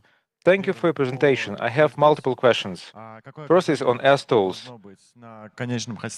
What is the requirement needed on the end host? What needs to be open? And second, you answered the question on credentials. Yes, credentials are used, but could you please elaborate on credentials? Question 1, on the environment. What kind of environment, what is required to be there on the end server? Thank you for your question. And for environments, PS tools uses shared resources. If you restrict the access to shared resources, no tools will be available.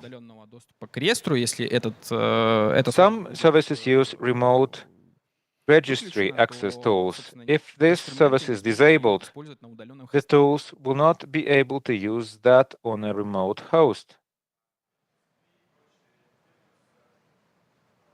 Что еще раз? What else? Could you please repeat that? Microphone not in use. No microphone, no interpretation possible. No, this is not required. That was the answer. Microphone not in use. Используется текущая учетная запись пользователя. The current user account is used, yes.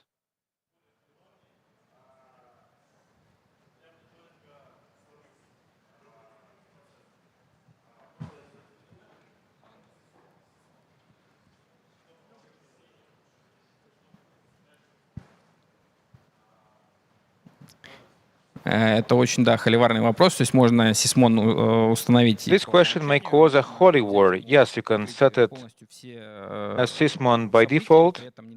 Alternatively, can make all the events available without applying filters. There will be way too many events in the system.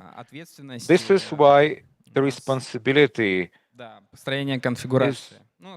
always with us about building a configuration. For sysmon, there are a variety of configurations made by more authoritative information security researchers. There is a limited list of events which are allowed, and potentially they might be significant in terms of threat detection. Hello, my question is this. On sysmon, did you ever encounter the following problem? On terminal servers, this tool causes very high loads on these terminal servers. Could you please provide some recommendations? Answer. Right. Sysmon causes excessive load on servers. In particular, as we discovered, when a process is launched, it calculates hash sums of these processes. So you can disable these in the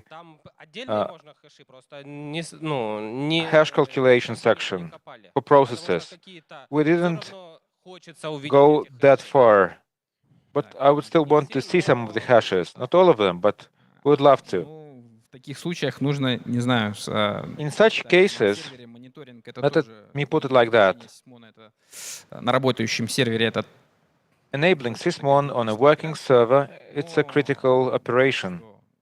Ищите, что у вас нагружает систему, в том числе в sysinternals есть куча You инструментов. should look into what causes excessive load on the server. Via sysinternals, you can perform a profiling procedure for your server, and you can then find a process that might have caused that excessive load. This is associated with sysmon hash calculation. Do not use sysmon. Use other protection tools. Thank you. I have a question on sysmon. It is normally used, frequently used, as a source of events for several types of SIEM. And normally it provides way too much information. Where do you pull a basic configuration from to use it as a basis and adding bricks on it on top, like Lego bricks? Or is it entirely dependent on a client's infrastructure? Answer. Let's put it like this. Sysmon is a generic tool. Indeed, based on sysmon, you can build monitoring processes in some organizations. But we don't use sysmon. We use sysmon for research purposes. Therefore, I'm not ready to take this question right now. Thank you. But when you refer to configs, you can pull this from GitHub. There are a variety of configuration files that information security researchers are adding. Hello, I have a question. If we say an infected, captured server in a local network, we don't use a VPN tunnel, but we use one of the legitimate servers. If we start installing these tools, won't the antiviral protection report a threat, or are we supposed to disable the antiviral software first? Answer. Thank you very much for your question. Look, indeed, some types of antiviral software will block it. Probably they won't delete the tool itself, but some actions performed by the tool will be blocked by the antiviral software. For LSS process via PSDump will be blocked with a good antiviral protection. You can give this a try. Thank you for your answers. I have a provocative question. MDR использует sysmon? MDR. MDR. MDR. Kaspersky? Нет, мы не используем. By Kaspersky. We don't use sysmon. We use our own sensor called KES. KES. Все? Спасибо. We ran out of questions. Thank you for your questions.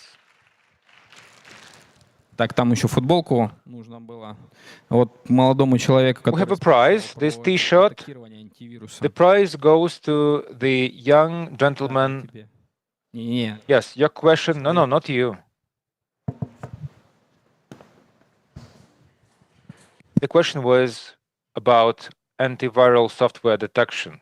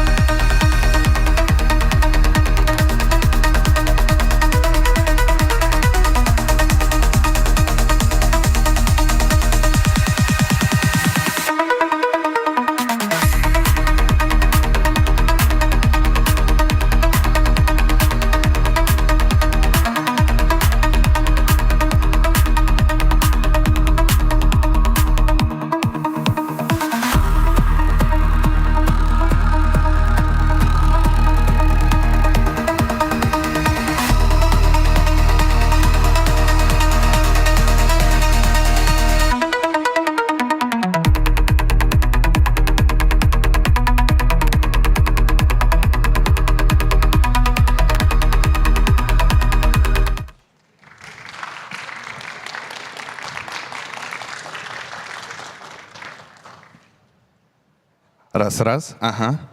Всем привет. Меня зовут One, Артем. two, three. Hi everyone, my name is Artyom.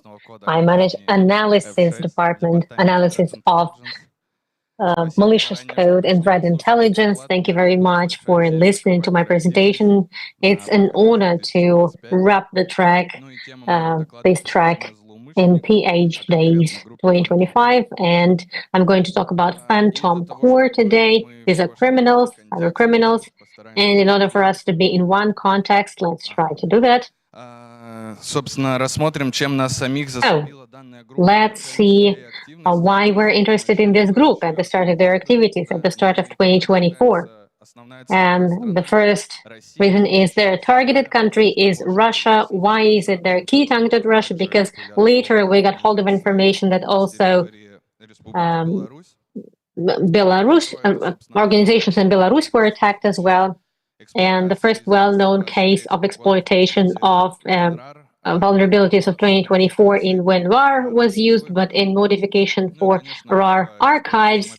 And also the group is using custom malware, which is quite peculiar these days. And not long before the attack, test samples of this malware were uploaded to VirusTotal platform.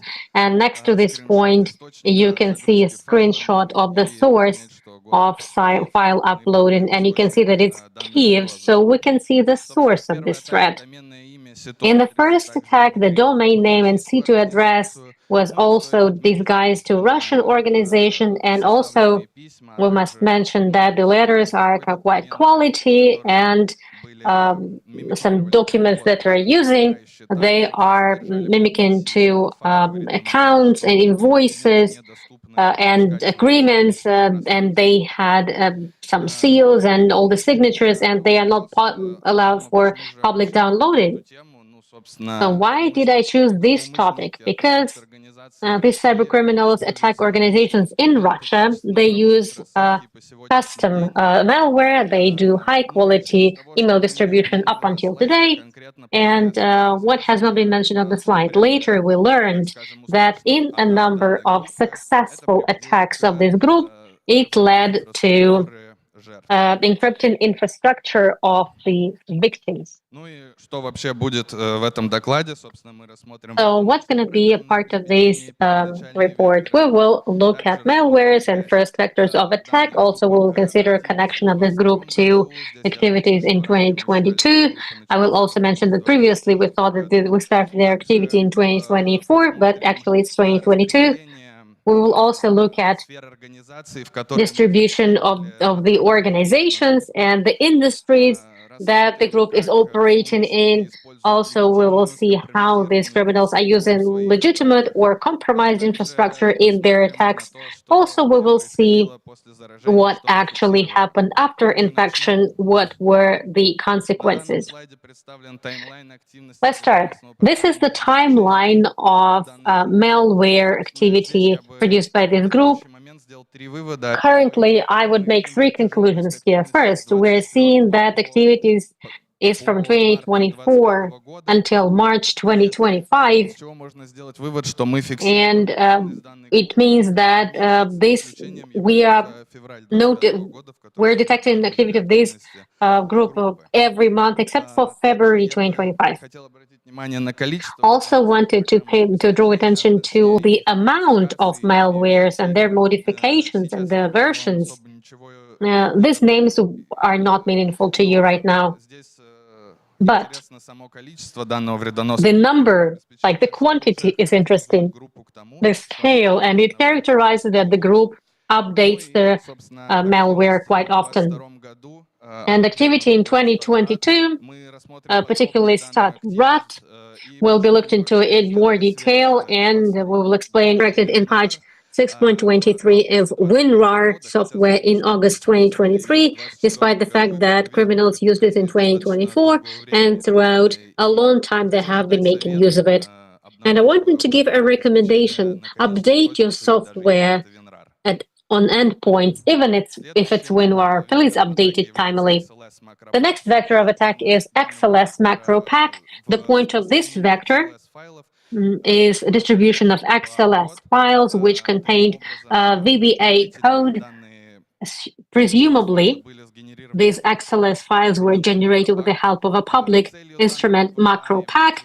The purpose of this VBA is downloading code from a remote server and executing it in the memory. It did not become popular by the group. It was used only during 1 month in July 2024. And as we can see from the screenshot, it was used in parallel with the vulnerability that we described in the previous slide, which drives us to the conclusion that this method was used as a backup in case if the endpoint will not process the vulnerability of 2023.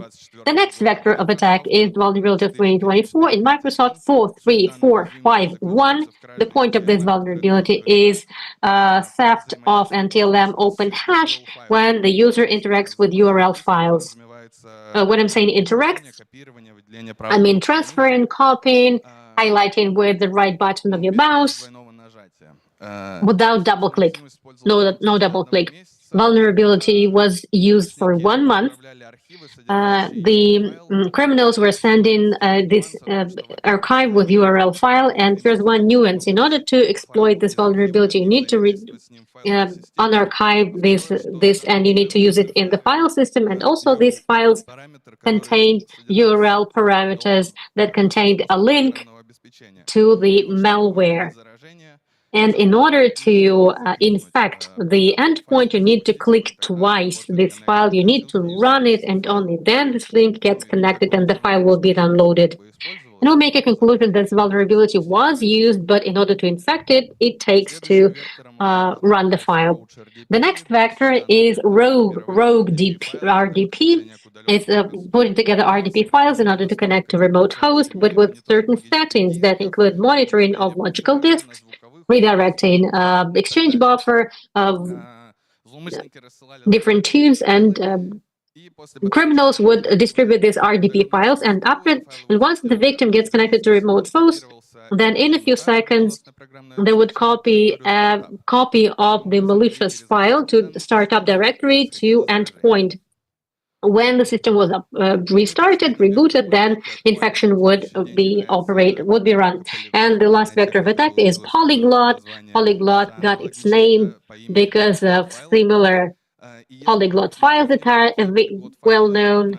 On a high level, these polyglot files can contain a few types, and depending on the means of launch, they will be processed different ways. In this case, criminals would send an archive. An executed file had zip exec extension, and it contained a zip object. So in case if the user on the host has a software that processes zip files by default, so archiving software, then in case if you double click, then it will be open from overlay. It's arrow number 1. But if we look at the structure of the file, it's arrow number 2. Then it's PE64, it's packed by UPX, and it's a run file, and it contains an archive. And it's run as an executed file through an LMK file, which is right next to it. It's number 3, which has a command to launch it. It's start cmd exam. This version was used in 2024. In 2025, they updated the option of using this vector. Specifically, they started distributing, executing the start file right away, and they disguised it for archive. But on top of that, it also contains a PDF document. On the screenshots on the right, you can see it, which is binary signatures of these objects. And if the user does a double click on the file, then the archive will open. It has LNK file. LNK command this time is more complicated, but actually all that it does, it just finds executed file in the file system, which is a file with zip extension, and by strict name, it starts it, and then it extracts a PDF document with a specific shift. It puts it to a temporary directory and reflects it. So for the user, it completes the cycle. They click the button and deploy is reflected. And the previous option decoy did not get reflected. So this is an improved version. Also, there are no archives in the archive, and it may be suspicious for the user. Also, takeaways from the initial vectors. There have been at least 5 initial vectors, and it's a characteristic of the group, and it means that they like changing the vectors with the main goal of avoiding early detection. Also, the quality of the group. In most of their attacks, the files are disguised as contracts, invoices, etc. And the only exception is approaching the paper in the initial vector, where they would distribute RDP files to get connected to test machines. And the third takeaway is initial vectors of the group are often quite customized. If you look at the most popular vectors, which is a vulnerability of 2024, WinRAR, they use a RAR variation. However, the others are using zip archives. So the top polyglot technique that is quite unique, it was updated in 2025 in order to be hidden better in the system. Now we can switch to malware. And the first thing that we should look at is our vision and what are the versions of the malware and what are the types of malware. We classify to uploaders and Trojans of remote access. Uploaders are there in order to just upload the next stages or next modules, and Trojans of remote access, they are just our RATs. The nuance in the later version, uploaders maybe will have the option to execute random teams in Windows Interpreter, but we split them by the type of their application. There are 3 characteristics. The first ones are quite primitive, but they are launched by initial vectors, and RATs are kicking in at further stages of infection. Also, it's a type of communication between C2 address. In uploaders, it's HTTP protocol, and in RAT, it's RSocket. Also, RATs may have a backup C2 to communicate with the server. It's described by fallback channels technique, but downloaders have only one C2. Also, there are exceptions. The exception is PhantomDL version 4, where the file was distributed and was started by initial vectors, but it had RSocket downloader, and it had a chance to store a backup C2, but it was an exception. Let's start with downloaders. The first downloader is Phantom Code Downloader. It was written on C#. It's quite a simple downloader. It has a link to file transfer IO, transfer to share files. It knocks into it, it starts the stage, it downloads, and it gets planted into the system as a planned task. It's the only downloader that was creating a planned task in the task planner, and we also described it, but more details could be available on the QR code on the slide. The next downloader is PhantomDL. This downloader was rewritten to Golang language, and it has become a more smart downloader. It was not just starting to start the link, it was knocking to C2, it was waiting for a command that would contain a URL address to download next modules and stages. First, it happens in cycles, so you can download a few stages right away.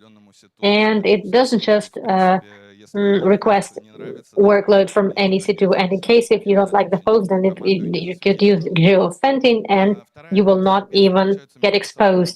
The first and the second versions, what's different between them? Name of the page, of gateways for C2 and URLs.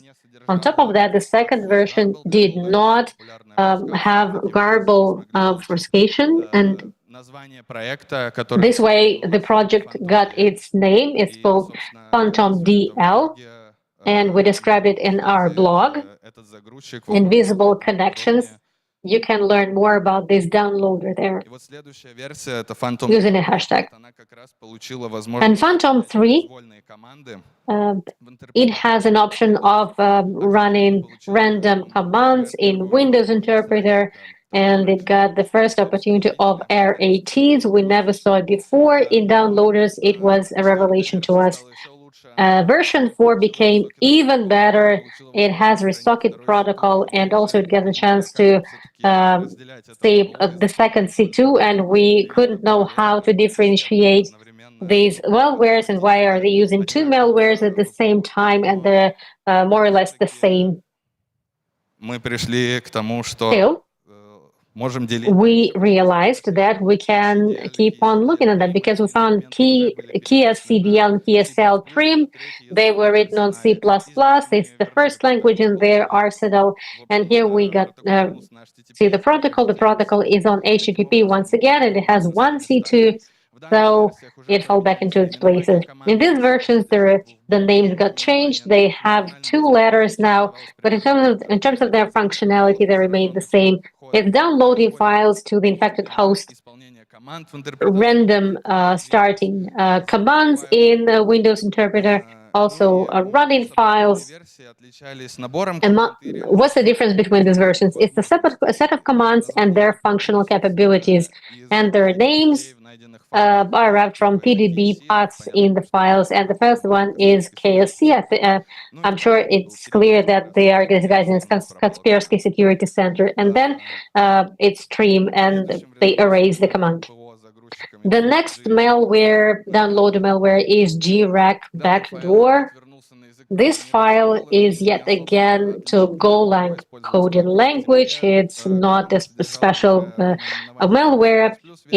It had C++ versions as well, but they were smaller ones, so they only could download files to the host and run in random commands. And it got its name simply because of the library that it was using to interact with C2, which is gRequest, which is library for Golang.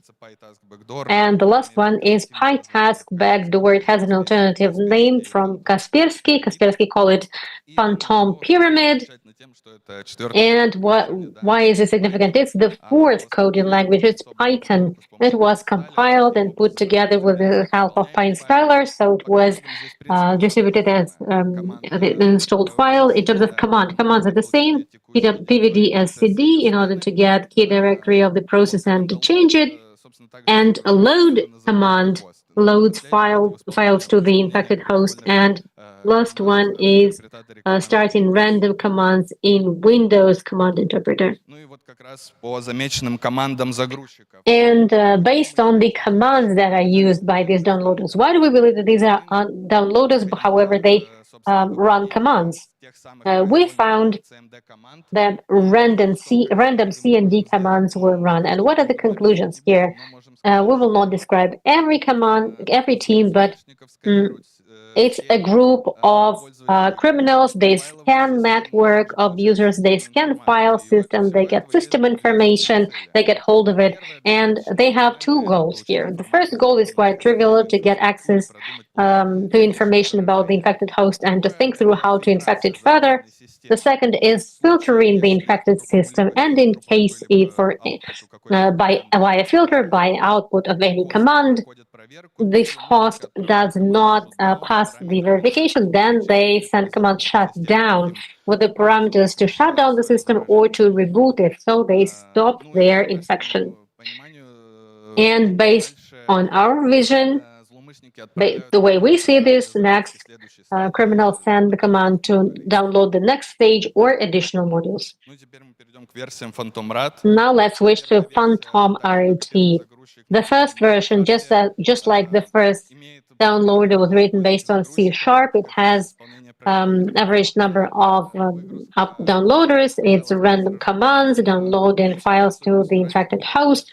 But why RAT is different is download command, which downloads files from the infected system, random files. I mean, there was a protocol of our socket communication, the opportunity to save the second C2, and the name was attributed because of the name of the project. It's Phantom. You can see it on the slide. The next version is different from the first one. because it was written by Golang and it got additional commands to start files, so the start command. In the third version, we detected it at the same time as the second version. The third version had 4 additional commands, and here I would dwell a little bit longer. The first command downloaded 3 possible modules by keyword SOX5, persistent, and or syscall, and 3 other commands are there to manage these modules. Persistent and syscall, in terms of their realization, are quite similar. They just added to the file path and they started with additional parameters. SOX5 had additional start-stop flag, which would either start the module with an additional argument, or it would stop all the processes using the name of the process net call exec. We managed to get hold of 2 of 3 modules, which is persistent and SOX5. Persistent is a module based on the name. It's there to persist in the system by creating tasks in Task Planner. Module is written on Golang. It has 3 parameters: name, file path, and a flag of admin rights. By these characteristics, it creates the task. And I would draw your attention to the following. Creating the task is very similar in terms of logic with the first downloader, despite the fact that was written on C# and this one is Golang. But they're using a template to create XML file. They may have the same file. It may be link XML. Then they start the command in cmd xz schedule task with the parameter create. A SOX5 module is quite a simple service. It processes SOX file protocol. It has only 1 argument. This is the port that it will use to listen. And Syscom XL, unfortunately, we don't have it. And the last version of Phantom RAT that was detected up until now is Phantom RAT version 4. It's on Golang language, but it was significantly adjusted. The commands that we have just discussed are not there anymore, but there are new commands. The first command that was new, and the only one that was described, gives the opportunity to update configuration. This way the command comes. It will contain 2 additional C2 address. One is a backup and the number of ports to them. These addresses are put into the register. The keys and their definition are on the slide. And after the start, malware runs to this register. In case if there are any values here, then it will use them.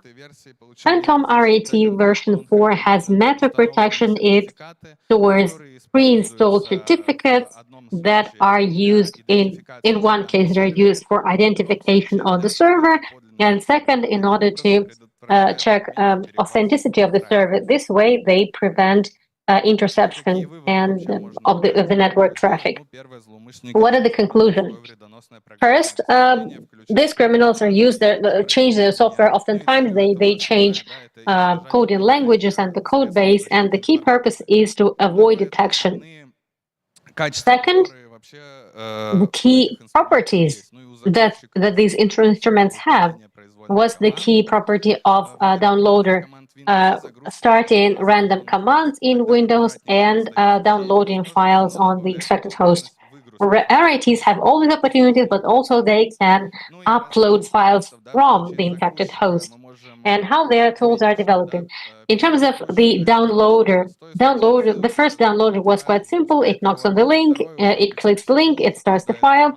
The second one clicks on C2, is waiting for the command with URL it will use to download the file. And then we have malware that can scan the system, performing random CMD commands. With RATs, every remote access friend, with every next version, it would have more capabilities. It just helps to manage this malware in a more convenient manner.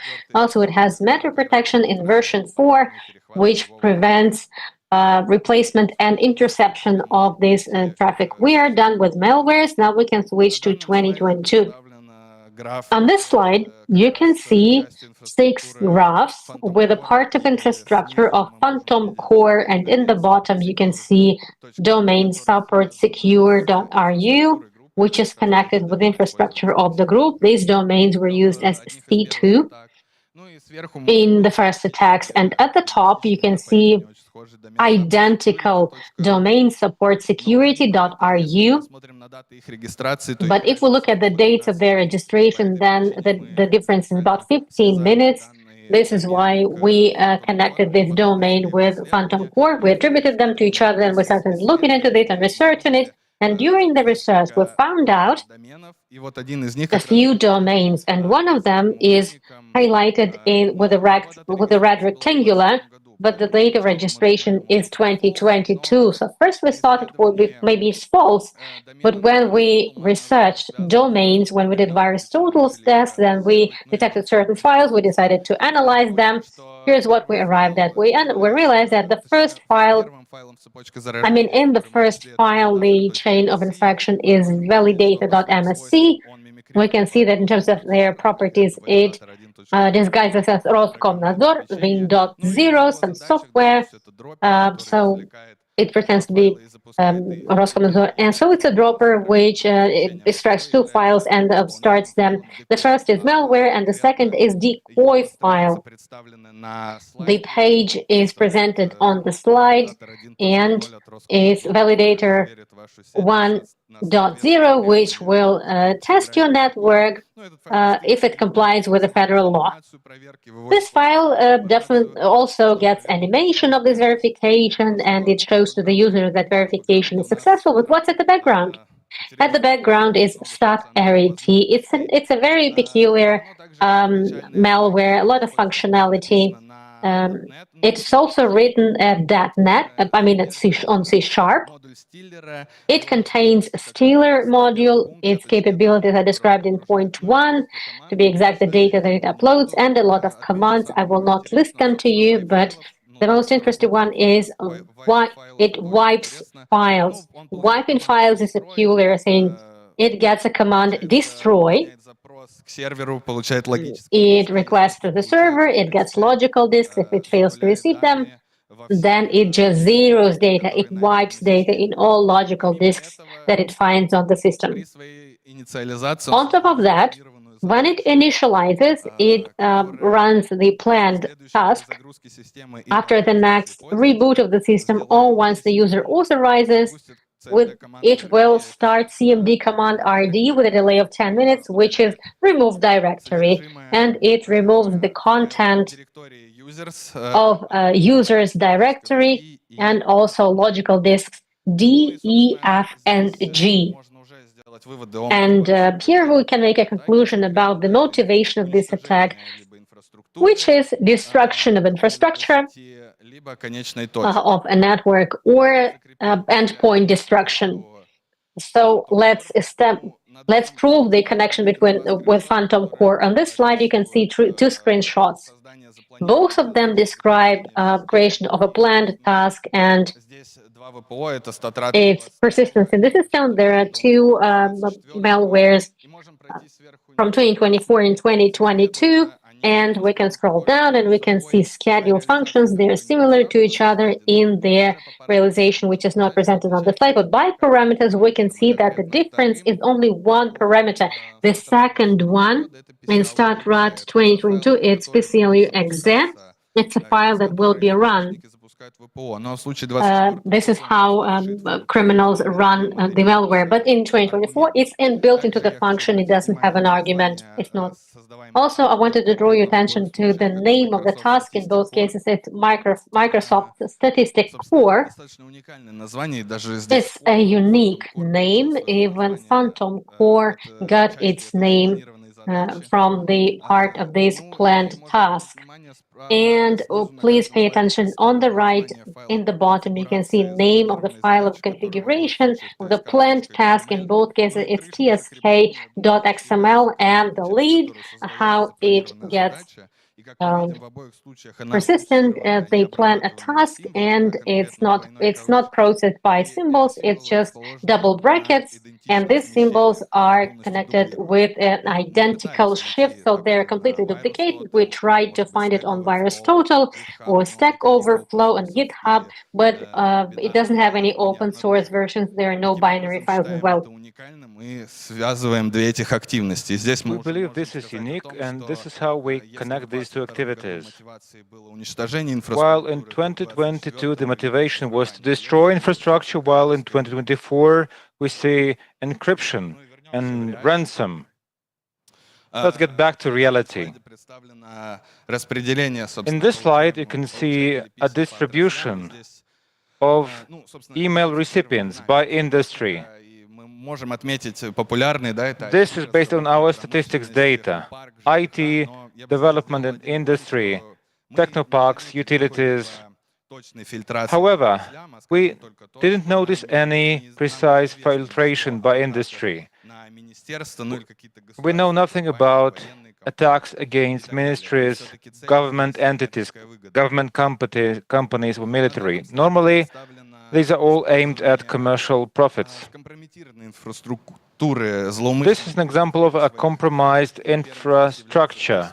The first thing is emails. I'm sorry it's all blurred out in the screenshots, but we don't have an intention to compromise this infrastructure further. Indeed, there is no spoofing. These mails have been actually sent. This is a case of emails being sent from a compromised infrastructure type. This contains a specific prefix in its domain, then we see the IP address and our graph. Точнее, IP-шник действительно в A-записи у данного mail-сервера. The IP is indeed associated in the A record for the mail server.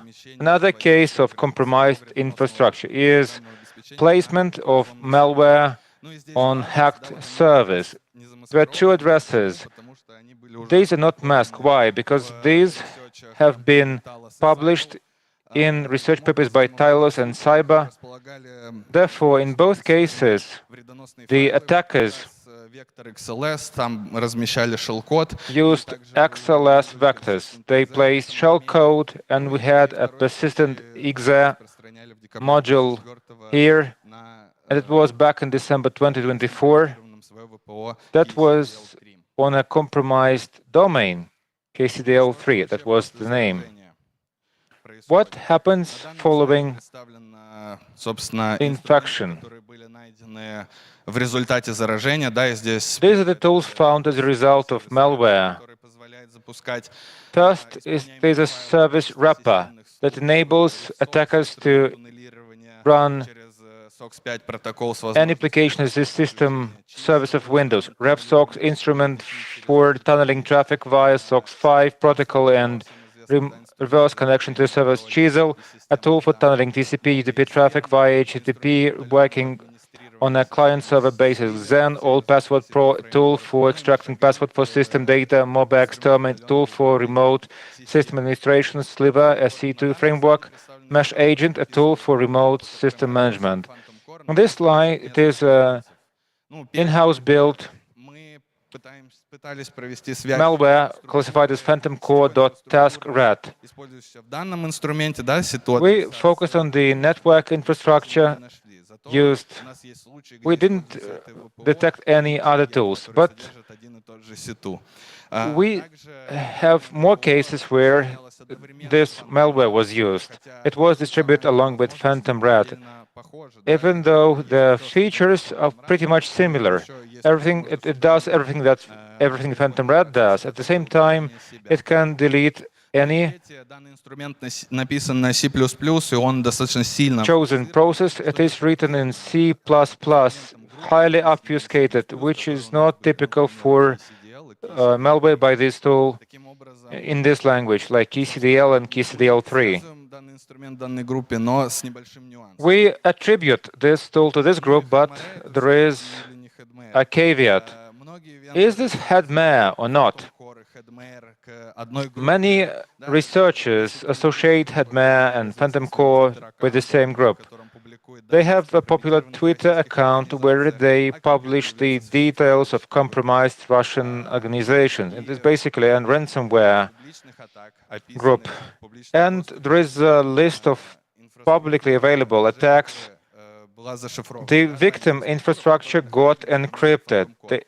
This is where Phantom Core tools were detected. At the same time, LockBit3 Babuk were used with configurations normally attributed to the Headmare group. According to our data, the group Phantom Core may be associated not only with Headmare, but also with other pro-Ukrainian ransomware groups. Therefore, we cannot state that Phantom Core is Headmare, and we track these two groups separately. What is the key takeaway here? I would like to refer to Semyon Rogachev's presentation, who spoke yesterday. Should we provide for attribution? We know the source, pro-Ukrainian groups. Motivation is ransomware. LockBit, Babuk, they are everywhere. They are ubiquitous. And attribution based on tools, it's not a secure approach. This is motivated politically. Take into account the Ukrainian threat. The first traces are dated 2022. They still perform high-quality and frequent emailings. They use unpopular initial vectors. As discussed, they use both compromised infrastructure for sending out emails and for placement of their malware, as well as they register their own ones. These are C2O addresses. They keep modifying their malware, including changes to programming languages. In May, which is not listed, we detected another attack. A Python loader went away, a Golang loader replaced it. It is not in the slides, and these groups are obviously associated with ransomware groups. That's it. Your questions are most welcome, and I have two gifts for you, a t-shirt and a book. These are prizes to be awarded for best questions. Good afternoon. Thank you for your presentation. I come from Belarus. Did you ever encounter Phantom DL not on C++, not on Golang, but in Rust? Could you please share that in details? Yes, we can exchange contacts. We have 6 hosts that went where you told us earlier. Another question. You mentioned vulnerabilities being exploited, but if the version is 6.23, in the stack with this vulnerability, it opens up loopholes for this group. We did have such cases, version 6.26. Did you have any cases where they exploited this vulnerability? It can be the case because the executable file is in this archive. If the user opens up this directory and runs this executable, it will not run if they open a PDF. But if they execute an executable file, they'll still get exploited. I don't remember the text version. It establishes a connection automatically. The tests I ran on 6.26 specifically, only a PDF would run. The executable wouldn't run. Thank you very much. Hello? I have 2 questions. First, which persistence techniques, apart from scheduling via task scheduler, did you detect, identify when analyzing hackers' activity? For Roadshare RDP technique, as discussed, a file was copied to the startup directory of the victim's host, and then system services. This is late-stage infection. This is one of the retention techniques. Second question. Please name top 3 methodologies or methods that were not used в принципе запустить. For information and cybersecurity in companies, that would prevent attacks from being successful, regardless of vulnerabilities to WinRAR, software, and others. I see at least two. Запрещенные ЛНК файлы. Да. LNK files were not banned. Yes. Second, Гейтвеи пропустили the email gateways let that through. содержимое всех. They failed to scan the contents. Could you please elaborate on that further? That will be beneficial for all Russian companies. I would definitely propose EDR systems. It will analyze the whole chain. No matter how many policies you apply, they will always find a way. If we share all of these, they're going to change their attack vectors tomorrow. Yes, LNK should be banned. You should pass this with information security tools. If you see a command like cmd start, that's suspicious right away. Apart from that, please keep your software updated, and you highlighted WinRAR, but rather we should work on information protection tools. I'm not sure about policies, though. They will always find their way in. Thank you. Thank you. Thank you for your presentation. My first question is this. Which businesses did they target? Is it SMEs, small businesses, middle-sized businesses, or large enterprises? Answer. These were normally large enterprises. I'm not sure about small ones. Yes, these were the enterprises targeted. They normally use SOCs. They connected via SOCs. Didn't you ever think that enterprises might have proxies that wouldn't let SOCs through? And there is Chisel that doesn't operate via SOCs. We mentioned open source, and I would like to again refer to Semyon Rogachev's presentation on open source and issues of attribution. Open source, it's so easy to modify. You can use ngrok, you can use Cloudflare tools. It's very variable, and they will always find a way. Look, they used ThreatRat in 2022. Yes, it offers vast capacities and features, and new ones. Why does it now have limited features? When malware has too many features, it's easier to detect because the worst kind of malware is one that is lightweight, performs one function that allows you to do everything you want. This is the hardest one to detect. Sometimes evolution is about reducing the code to prevent it from being detected. Why don't they want to use keyloggers and screenshots? Answer. They will then install a mesh agent managing the system. Probably screenshots are not required.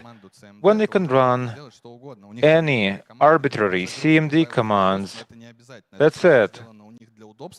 This is made for their convenience. You can download the file onto the host via CMD, as you can perform arbitrary commands. They keep some additional features for their convenience, but there is no actual use to that. You say that they sent out emails from compromised organizations.